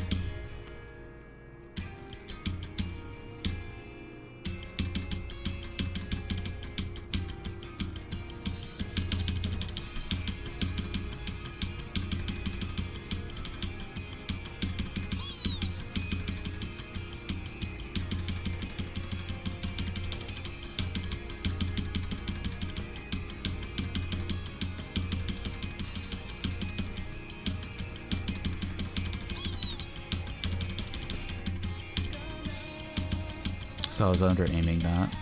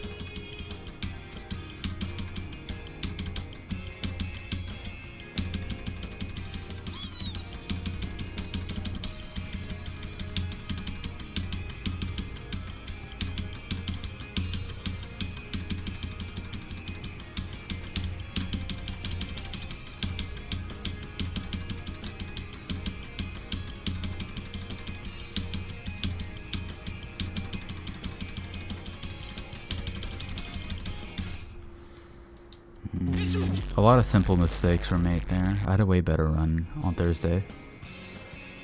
I might give it another try.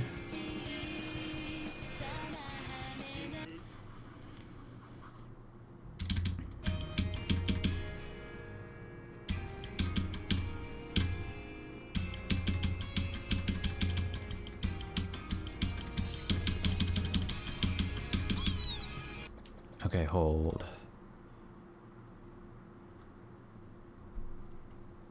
Let's try this for my hand. Okay. Resting position is right there. All right. Let's see how that feels.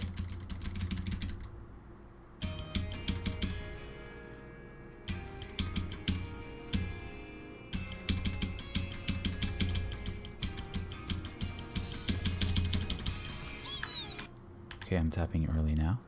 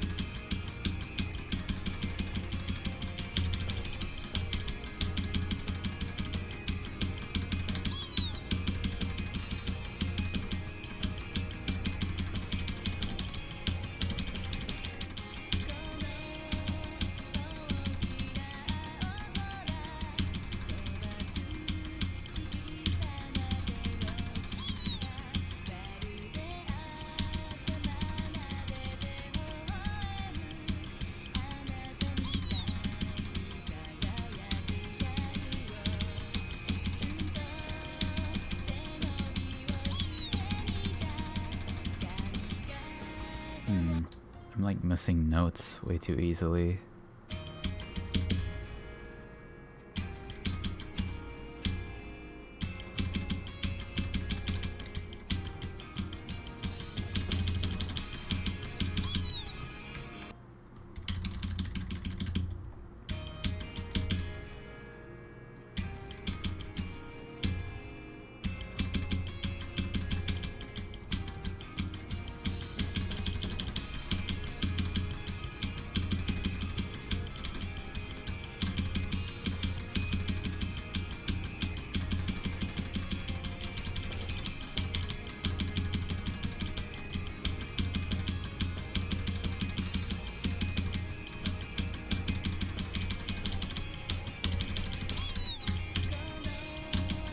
I under-aimed that again.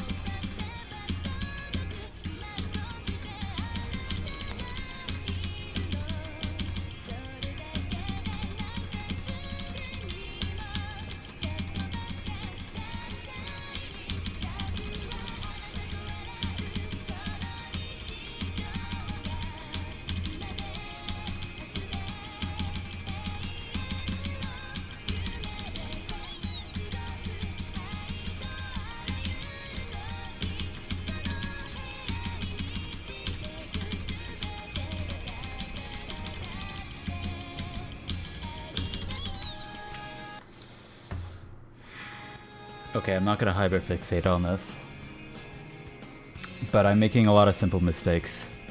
It could just be because I played a 170 BPM map at hard rock, but I'm not gonna think too hard about it.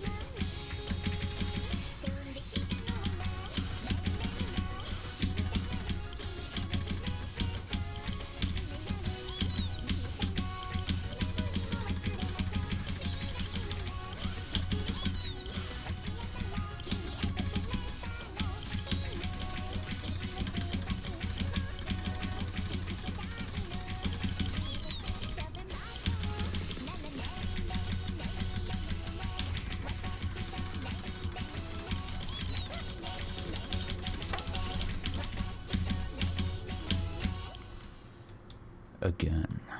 Oh wait, do I have no fail on? Oh fuck.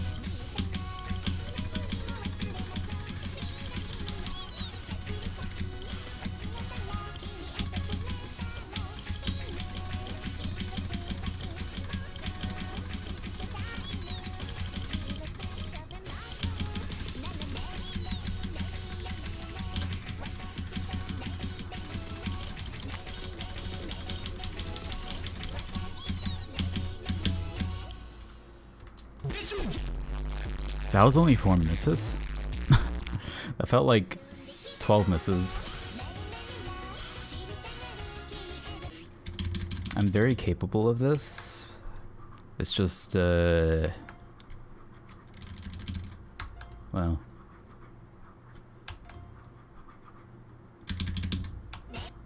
I don't know.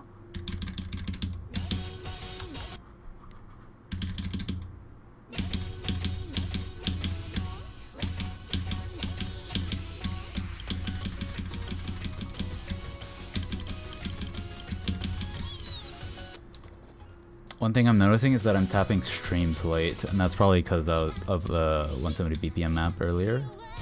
So I'm gonna do a switch up and play a warm-up map that I would play, or would have played like 2 weeks ago. Where is it?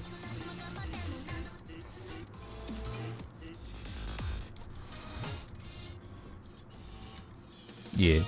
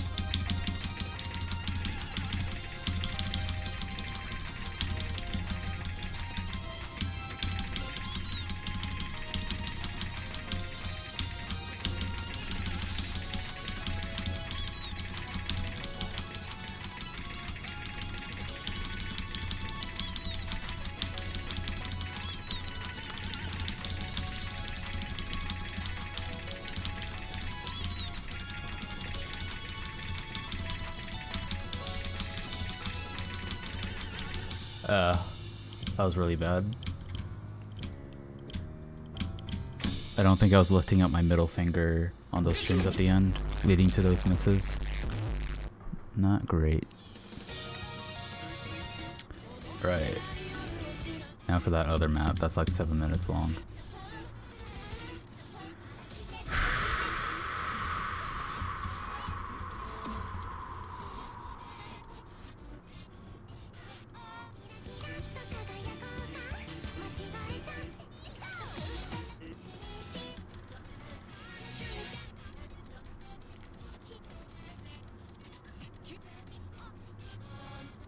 Wait, what the? Where is it? There it is. Okay.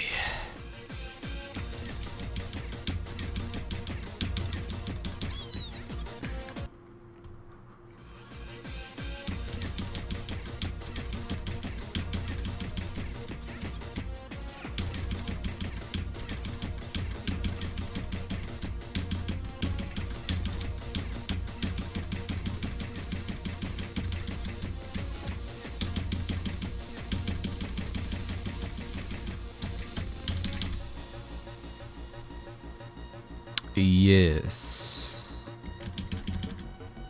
This is the song.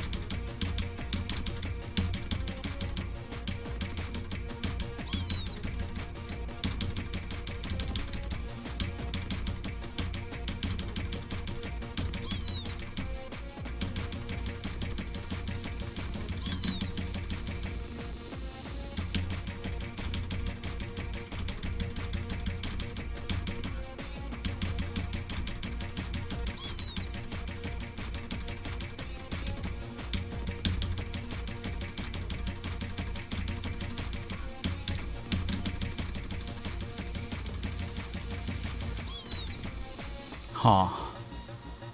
Damn. Rip S rank.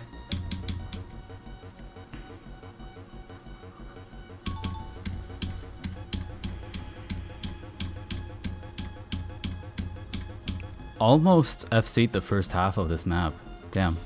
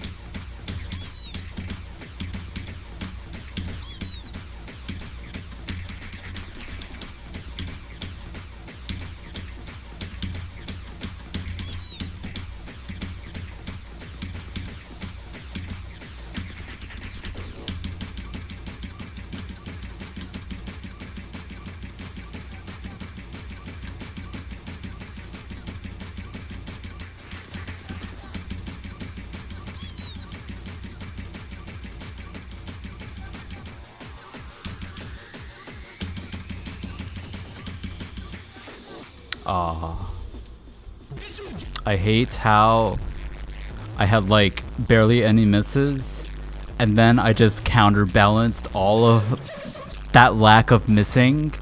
So now my miscount is like any other run. It's actually worse than my previous best miscount. Bruh. Not only that, I lost my A rank.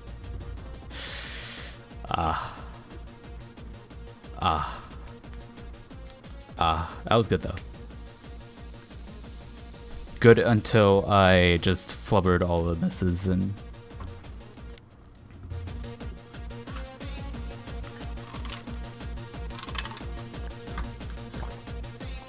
So if I was holding combo for like almost half the map, that means I was holding combo for like 3-ish minutes. That's pretty good, I think. Was I holding combo? I might have broke early. I'm not sure. I don't remember. Alright.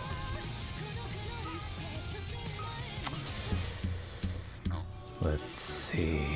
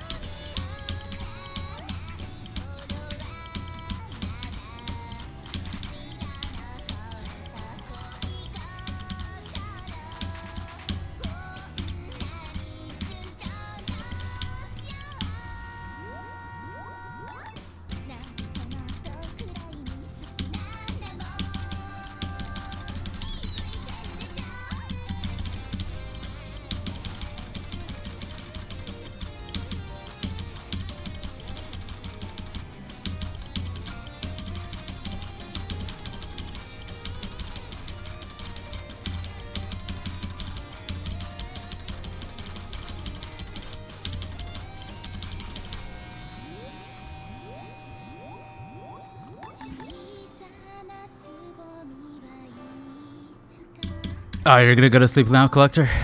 Alright. Hope you have a good night's rest. Thank you for sticking around as always, man.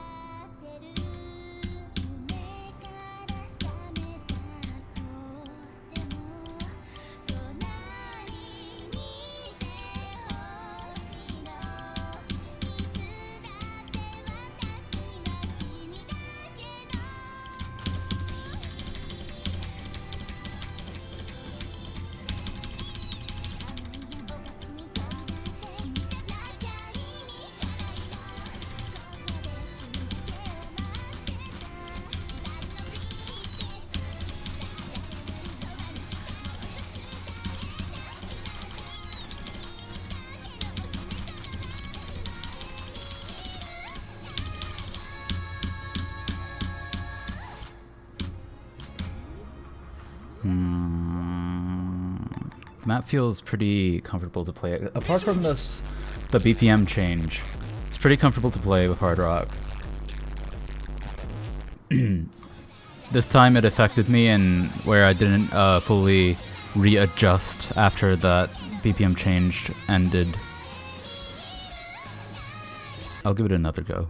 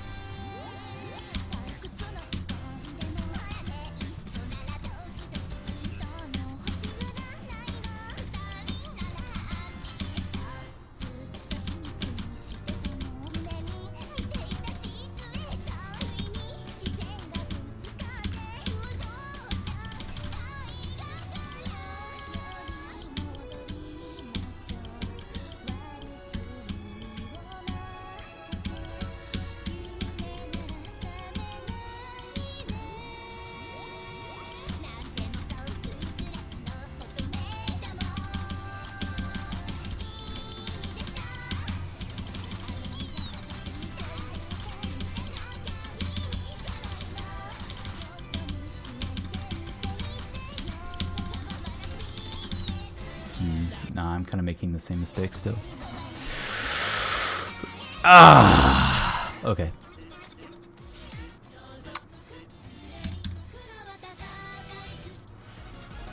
Whoa.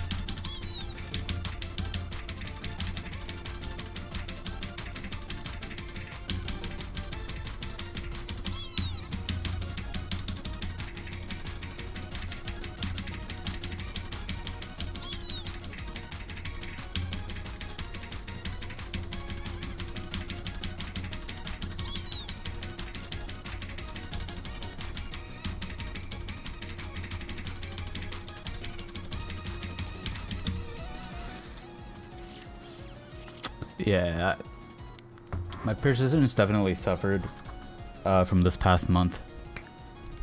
It will return though.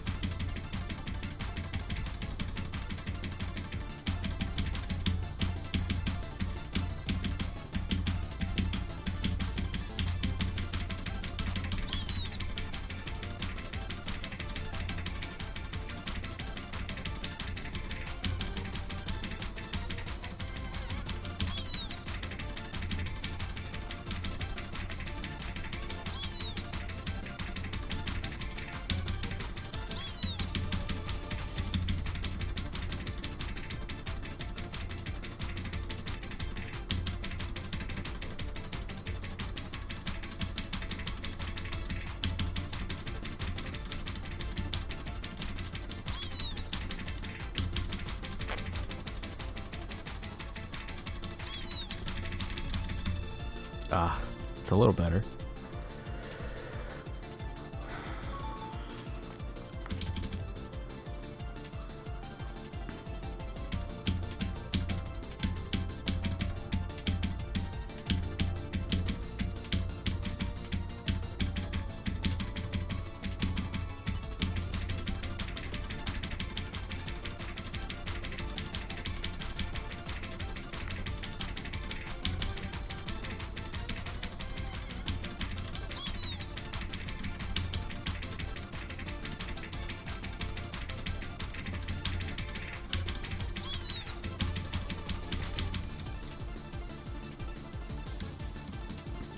A lot of what's holding me back here is me not tapping on time.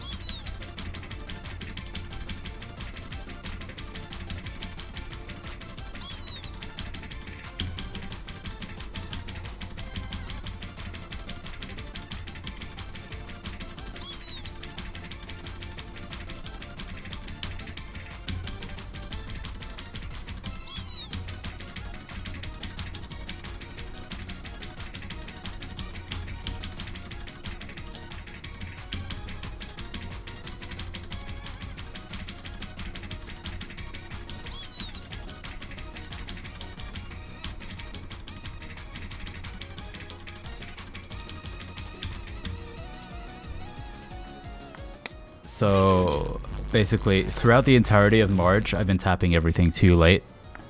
And that's just down to me being sleep deprived and stuff, so like I delay my reaction or whatever.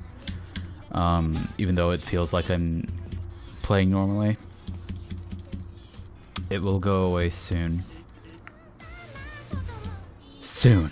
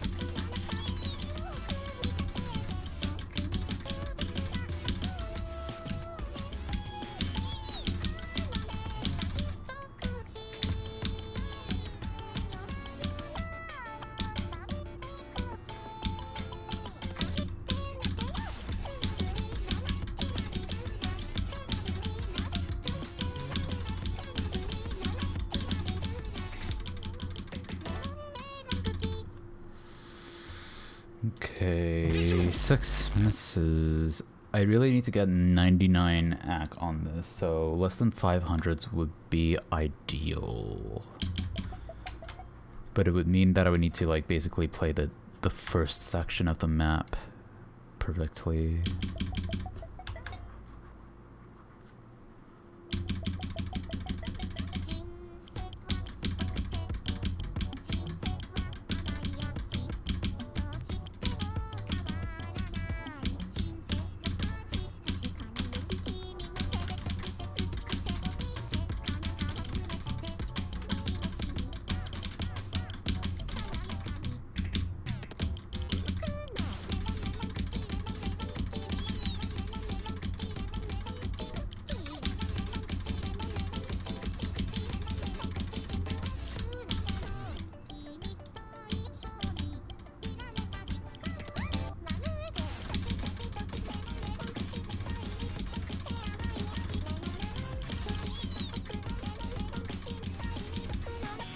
Yeah, I'm just making the same careless mistakes that I happen on any other map. I'm still coming up and out of the 1 month of blah.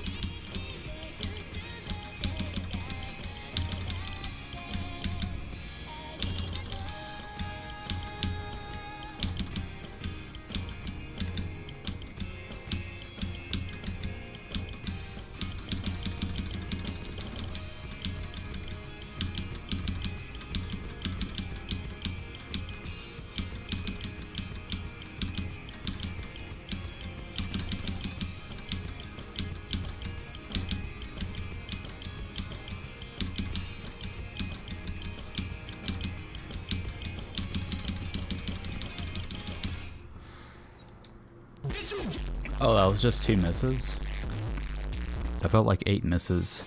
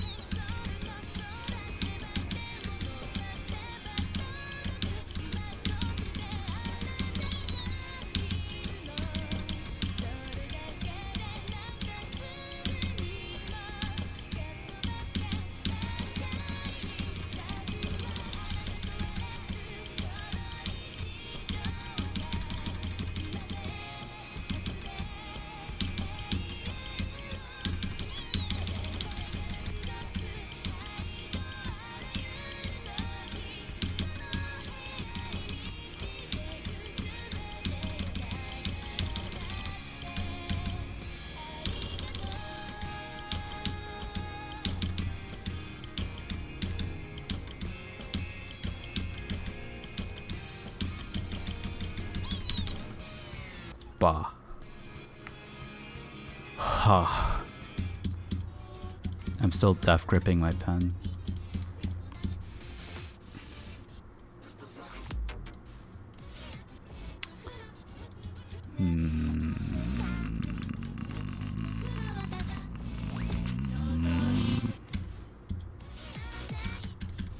Gonna play some tech maps.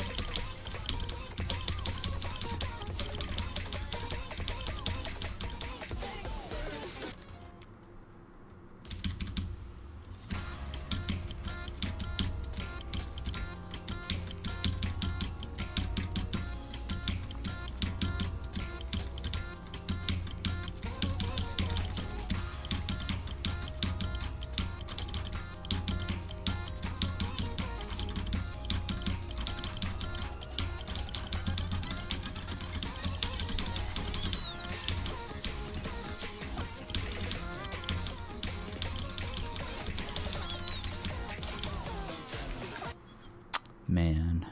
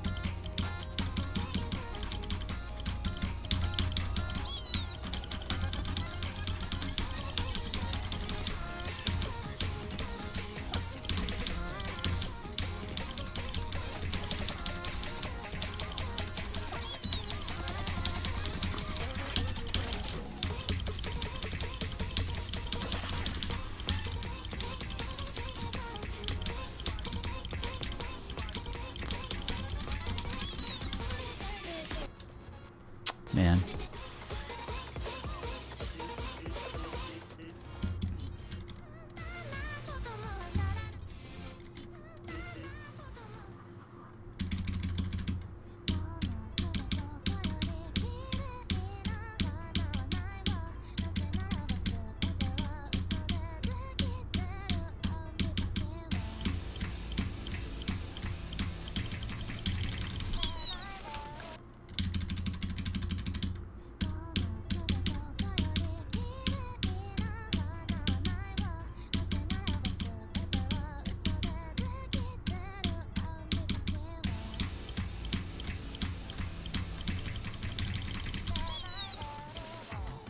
Close enough for now.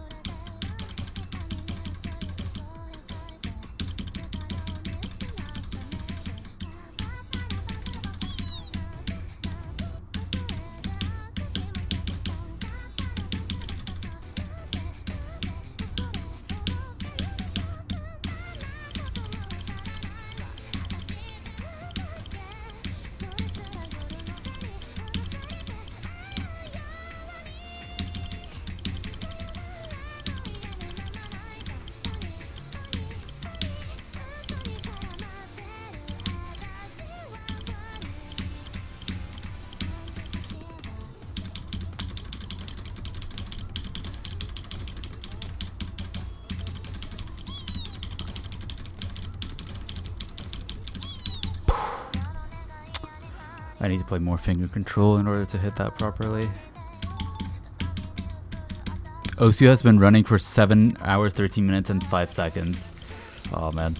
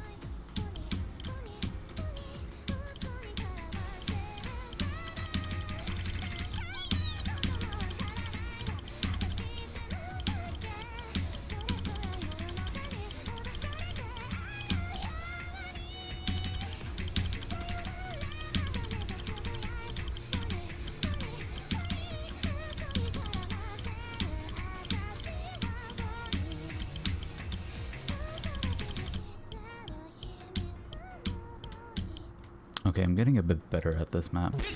Though, like, at least 5 or 6 of those misses were, like, misses I didn't, could have avoided.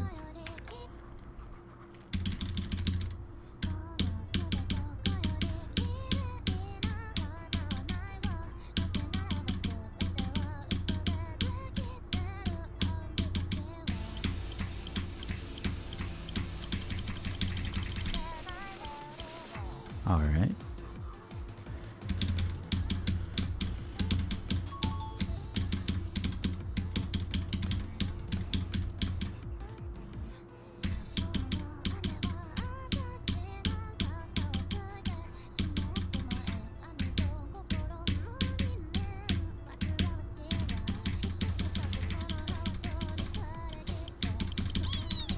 Bruh.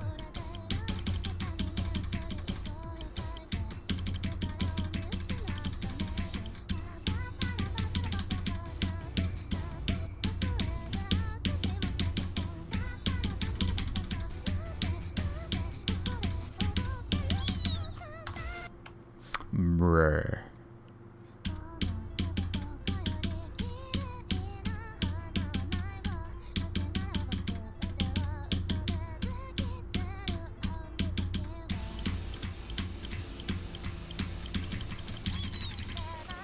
Brr.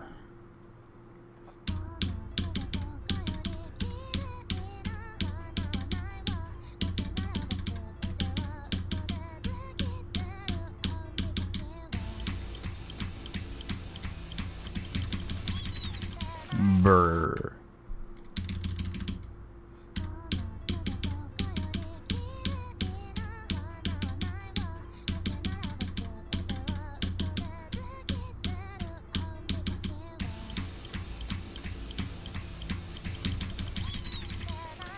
Brr.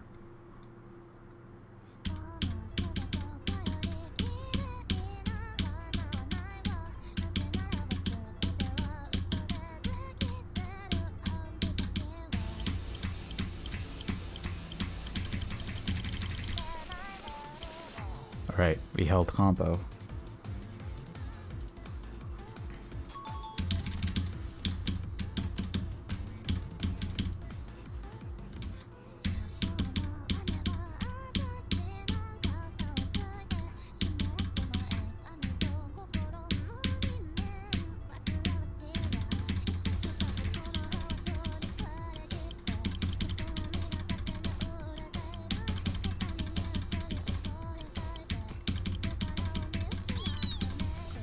Goodbye.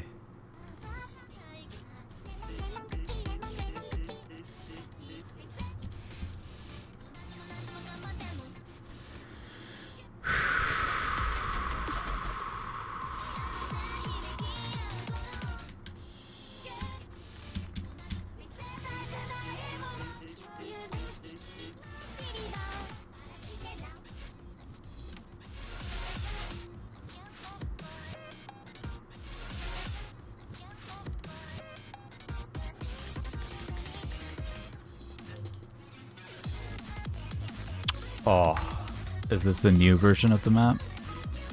I've already tried playing it. Oh, yes. Why does it say it's pending here? It's like outdated. Alright, YOLO. Let's give it a try today.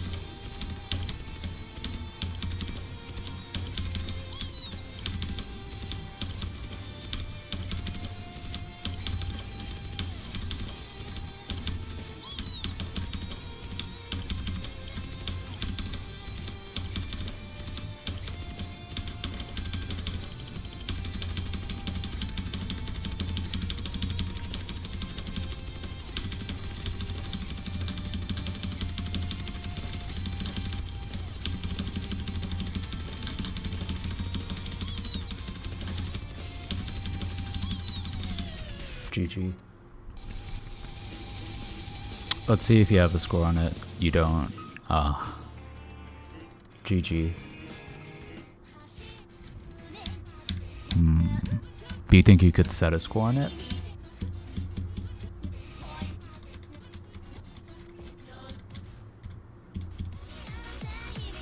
Oh, you haven't played it yet. Damn. That was my second attempt at playing it. I don't know. I'm just too, like, I feel like I'm too used to the original version, that CS5. It feels weird to play it. I need to get over that weird feeling in order to actually play it properly. Otherwise, I'm just gonna fail like I did that time and the last time I attempted it.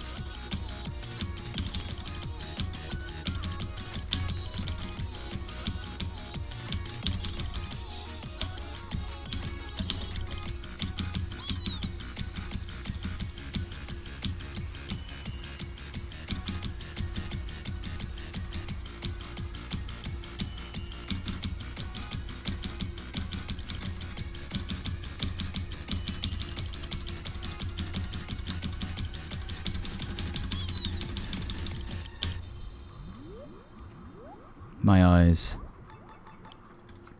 Why is that my best run ever? It was such a shitty run. With way too many misses. Okay,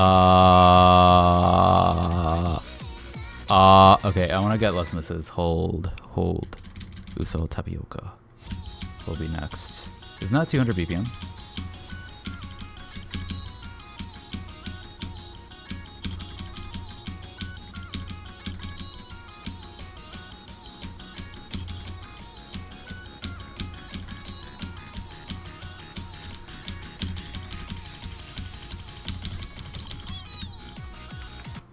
$205. All right.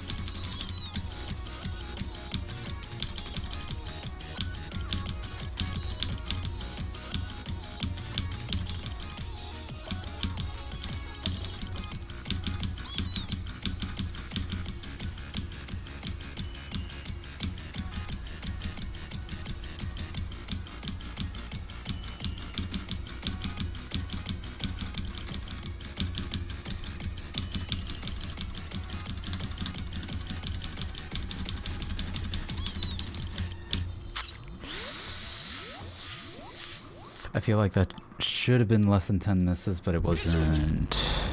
Yeah. I improved my combo, but my miss count is still not where I feel like it should be.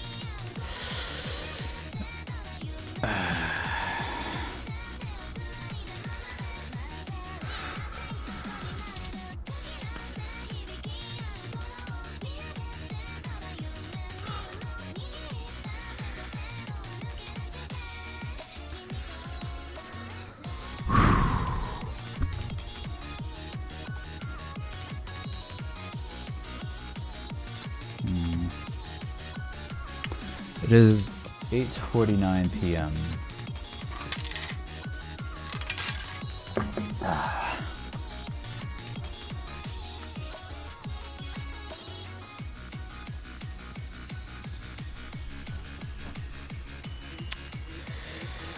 I will play Tapioca, but let me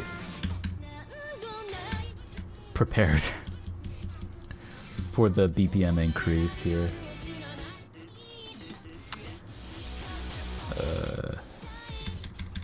Let's see. Might take 1 or 2 maps. This could be good, maybe.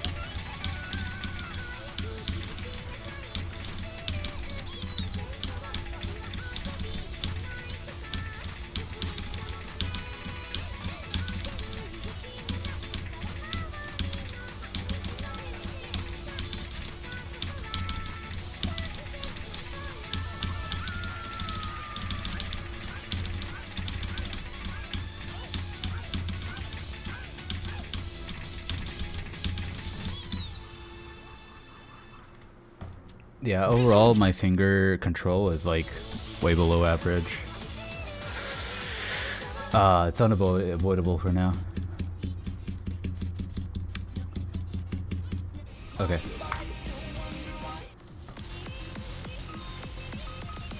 I'll put on no pill.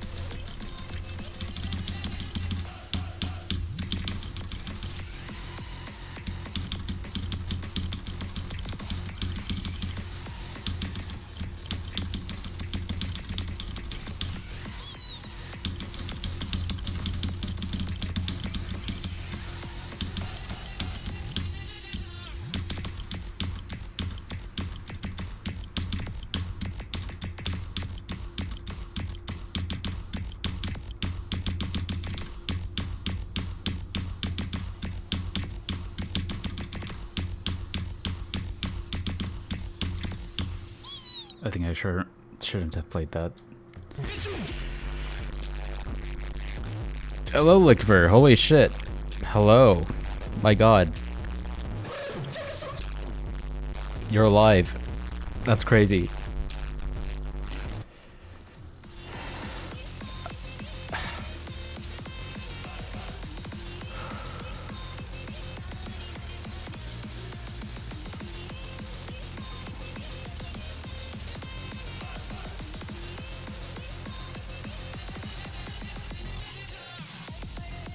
Have you been doing, man?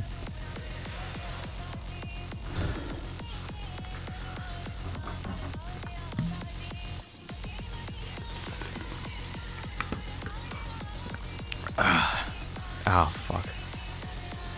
I really think I shouldn't have played that. Holy shit.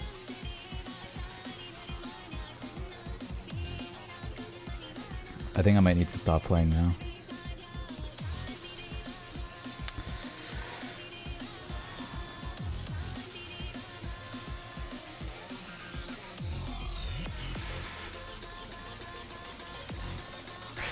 Okay, yep, we're stopping. No more Osu. I'm not able to fully stretch like this because I got a sharp pain right here now. Let's not do this. Pretty decent with up and downs. What about me? Well, the entirety of March was not great. I barely got any sleep that month, and within the past week, the first week of April, I managed to get like three out of the past 5 days I got 8 hours of sleep. The rest of the nights I got like 4 hours of sleep. So yeah, it sucks because it means my hands are weaker, and as you just saw, I had to stop playing Osu because sharp pain.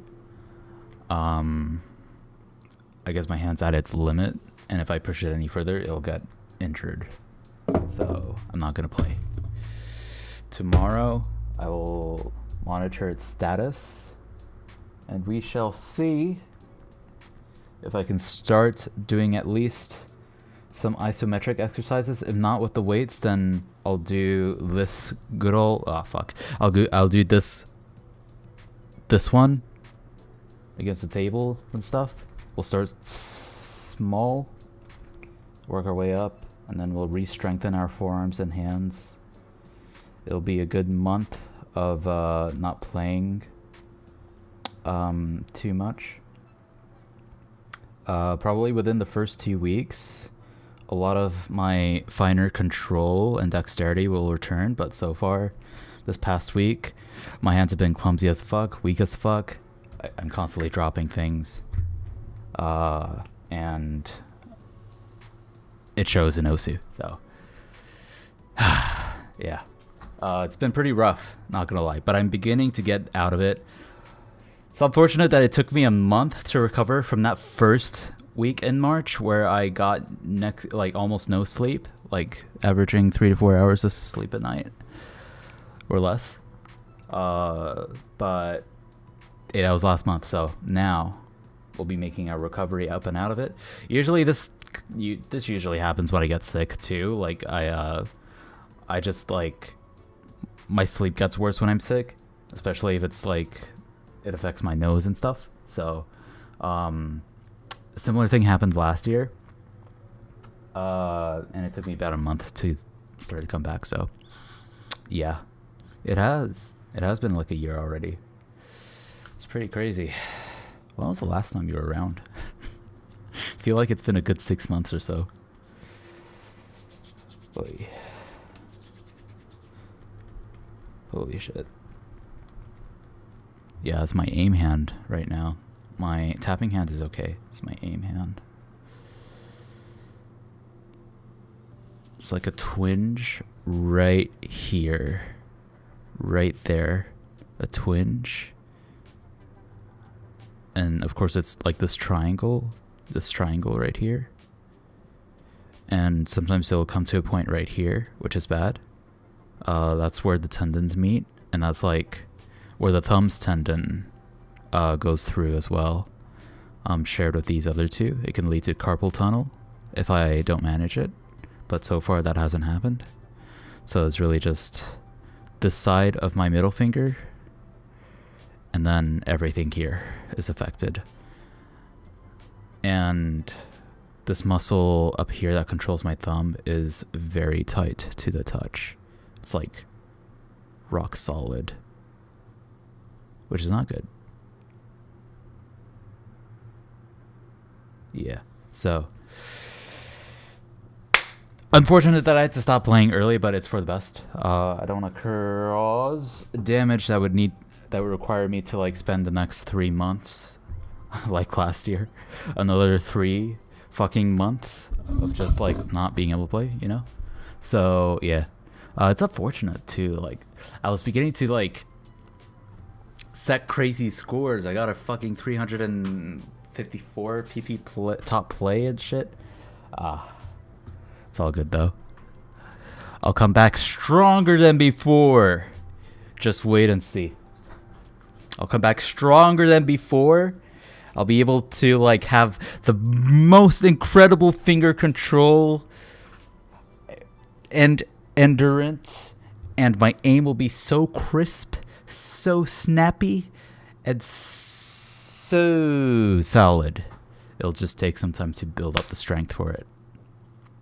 It's been like 5 months? Damn. What's a twinge? It's like a pinching feeling. It's like a pinching feeling that's twisting. But yeah. Okay. It's like 9 p.m. So I'm gonna go use the bathroom. I need to use the bathroom. I really need to use the bathroom. So while I'm gone, what the fuck? I just closed Osu. What do I do? Usually I like I put on a replay, but I just closed Osu. So here's what we're gonna do. BRB screen. You know what? Fuck it. Words on stream. Let's do it again.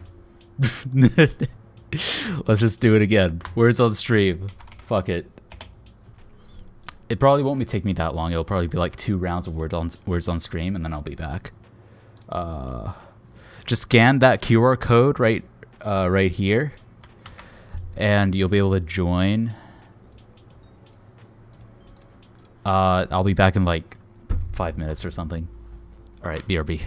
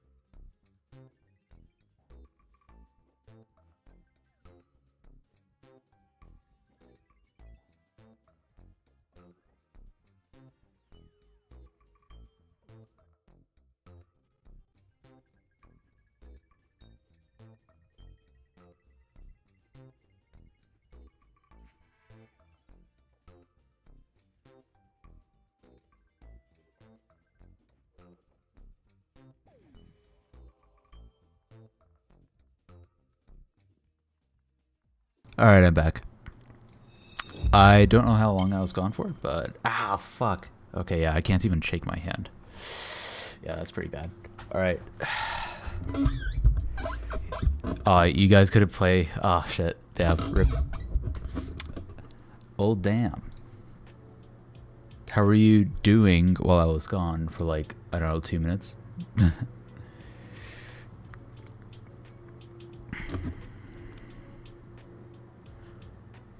Tired, understandable. Blower, it's probably like 5 a.m. for you, dude.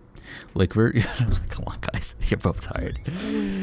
Why does everyone have to live on the other side of the world? Why can't we all just live in the same time zone? 4:10 for you, damn. Damn. Damn. Okay, I was thinking, like, about possible things to do, since I'm not playing Osu. But it's already like 9 p.m.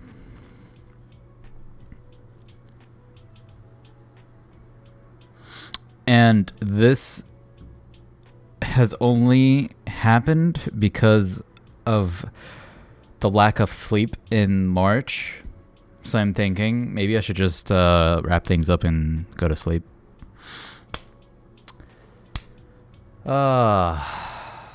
If we do, I want to try raiding someone though. It's been a while since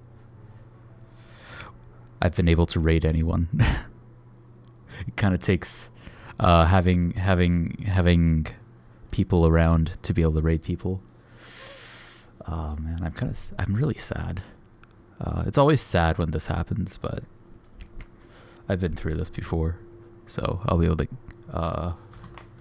yeah. No way. The end of a Jade Mustard stream? Yeah, boy. Yeah. That's right. Holy fuck. Alright, let's check. Let's see who's live. What's up, Lickver? Wrong overlay.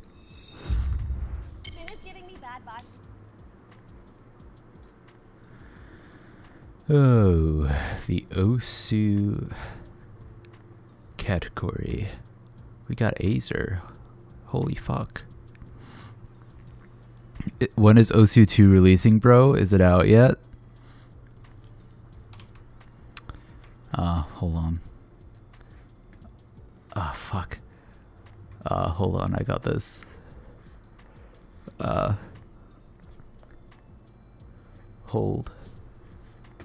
Hold. Hold.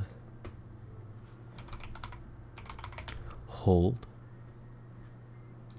Hold. Hold.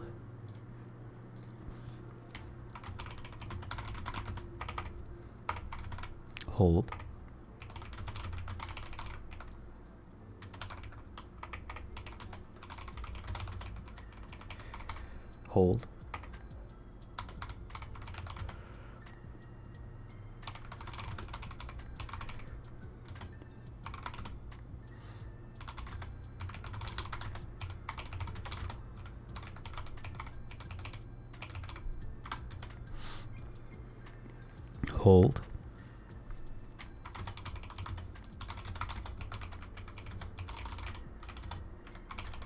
Hold. Hold.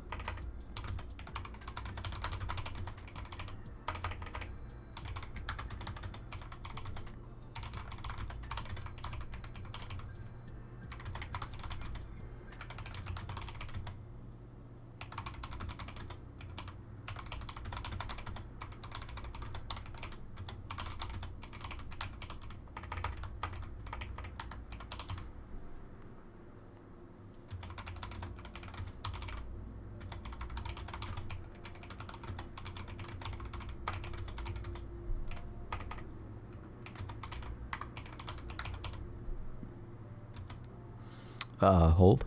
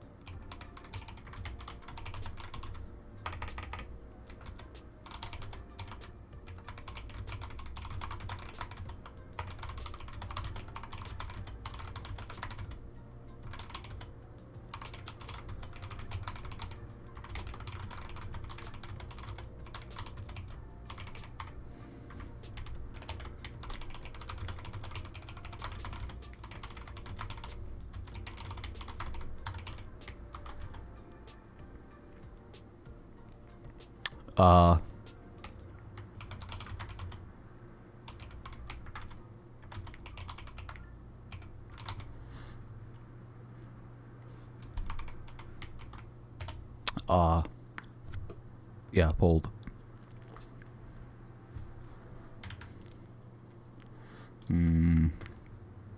Alright, check this out.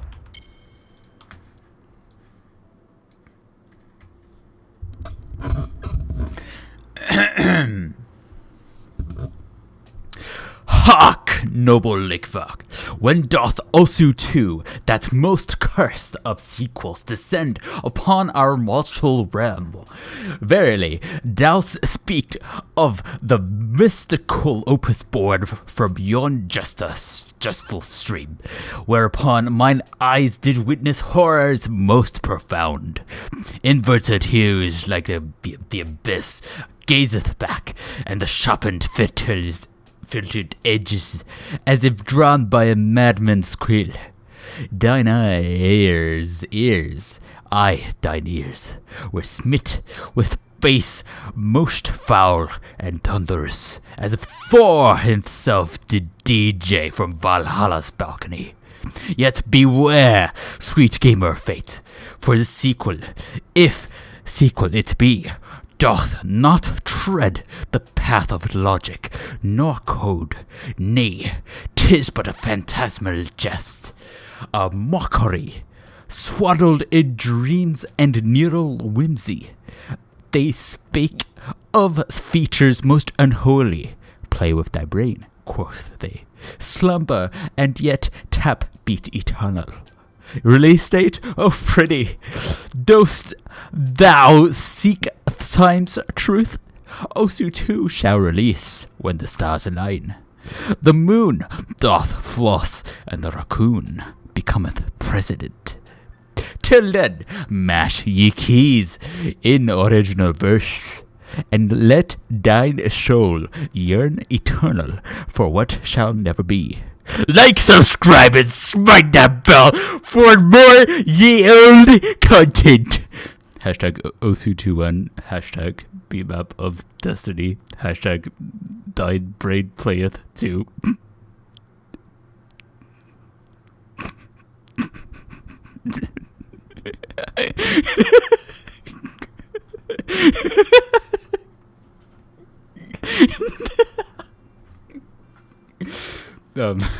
Hey, how's it going? I hope that answers your question, Lickfer.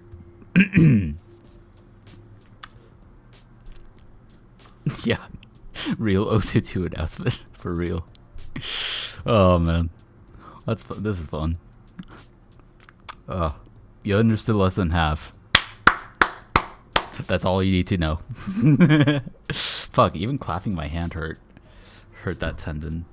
That sucks. Anyways, how are you doing, Lifford? Alright. We were about to raid someone, weren't we? Let's do that. Who shall we raid?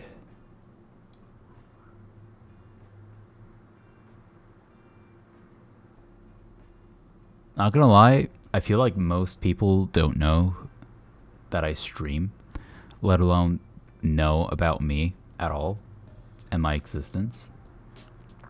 I think raiding people would probably help. Whoa, it's me. That's crazy. I feel like raiding other streamers would help with that. I don't really know how that works though.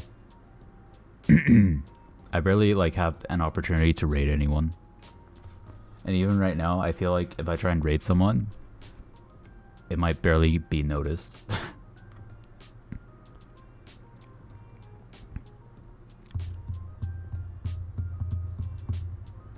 Yeah, I remember how you were doing 20 minutes ago. Yeah, don't worry. I remember. What if I raid myself? I think it would just tell me that I can't raid myself. Raid... J Musta. Fuck. No! I misspelled. I almost raided a random channel. Raid J Musta. All right. Yeah, a channel cannot raid itself. Yep. Do you guys have any suggestions on who I could raid?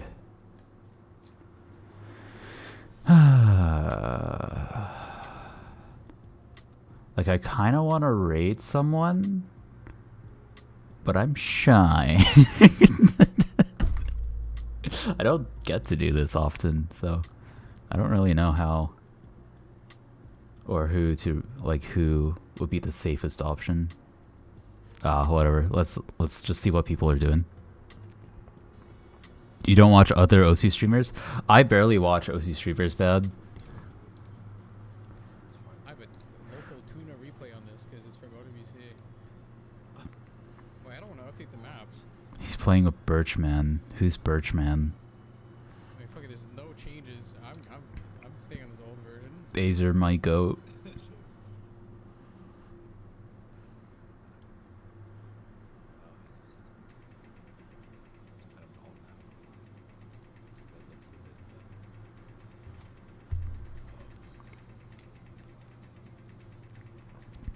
You haven't watched much OC related content in a while?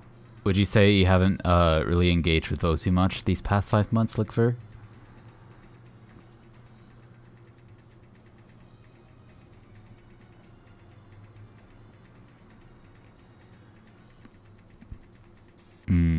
Okay. Is everyone streaming with each other? What's going on here? Oh, it's just giving me the opportunity to knock. Huh.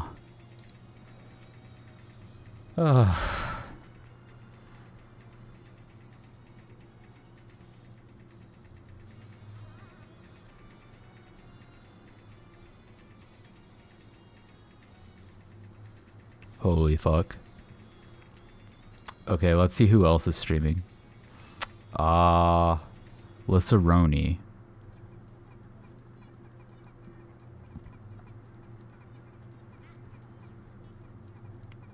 VTuber.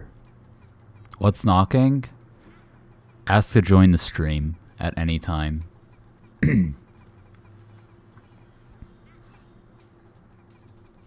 Oh, it's one of these maps.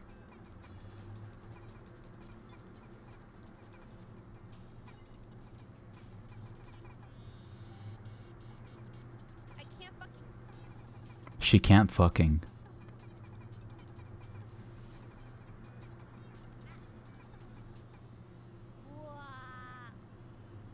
Oh, this might be her first time seeing this map.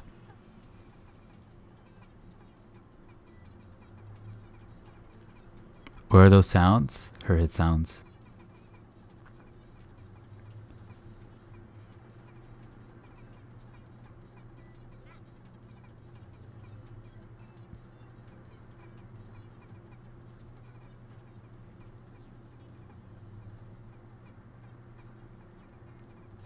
You know, I remember seeing Lissaroni's name when the Karomi SMP was still a thing in January and stuff. I think she was part of like the Boomers team. I forget what it was called. It's been a while. I wanted to join the Boomers team because like I'm a fucking Osu Boomer. So yeah, but I didn't meet a single other content creator in that fucking server. So sad. And pretty much everyone stopped playing by week 4 too. Like I requested an invite to join the SMP because like I wanted to get to know other OSU content creators and stuff. So it was kind of sad that that never ended up happening.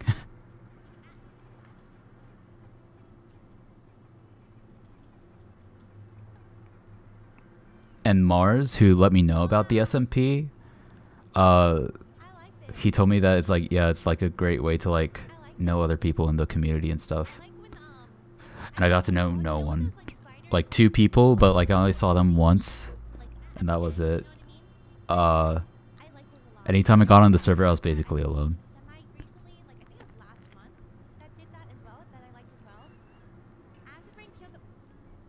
I think the Boomer team had Log Off Now and Liceroni. And then maybe someone else. Has a 100-star map? Wait, what? Wait, that's crazy. Wait, yeah, that's a cool medal. She seems like a nice person, I though. like that. That was a cool map. I like that. That's awesome. All right, what do you guys think? Of course, now it's over. Shall we raid Liceroni? I'm too shy to raid Azer, so. I like that. What do you think? That's pretty cool.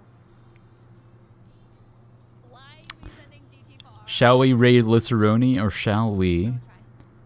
raid someone else? Get them red? What's that? Osu, says Flower. You have a good point. She is playing Osu. Zeph, good morning, Zeph.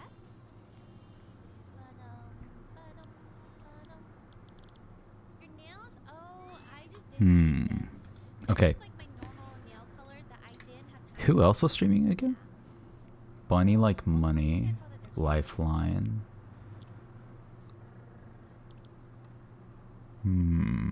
Kablaze. Wait, Kablaze is still alive? I thought he got his account deleted or something, right? Or her. It's her. My bad. Sushi VT. Soulist. Sounds familiar.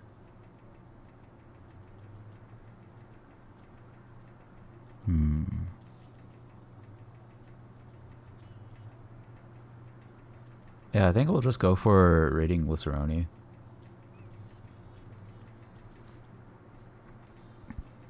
Wait, not Decay?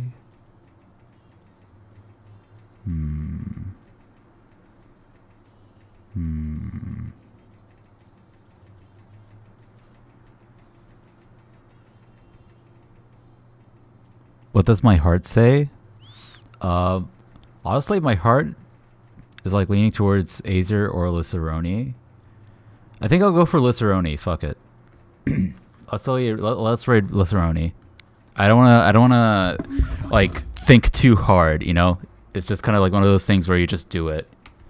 Raid. Oh fuck. Raid.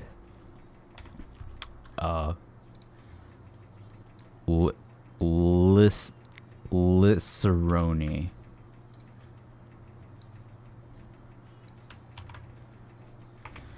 You'll say Haro, I come from J. Alright, wait. Should we spam an emote? I feel like we won't really spam much, but J stare? Shall we come in with a J stare? I think it might be funny. I don't know. Oh fuck, I keep forgetting I can't even shake my hand right now. J stare? No spam just in case? Alright, then just one singular J stare from each of us, alright? I told you could solo it. Let's do it. I told you could solo the goals. Well done. Alright. Is it just me or is that mistake? In 7 seconds. Wait, really? It's gonna happen like immediately? Holy fuck. Alright, bye guys. Hope you have a great night, great evening. Bye! Am I coping or? Oh wait, never mind. Okay, we still have time. Alright, hope you have a great day, great night, great evening, great morning, great afternoon, great everything. I feel pressured because I'm running out of time. Holy fucking shit. Hope you have a great week, great weekend, great twilight, great dusk, great dawn, great twilight, great snack time, great nap time, great lunch, great dinner, great breakfast, great weekend, great Saturday, great Sunday, great week, great month, great year, great decade, great century, great millennium, great eon, and a great life. And I'll see you on the other side. Hope you have a good life, and I'll see you next Saturday, as usual. It was nice seeing you again, Lickver. Goodbye. Oh wait, I read now first, then I end the stream. That was close. Alright. Goodbye.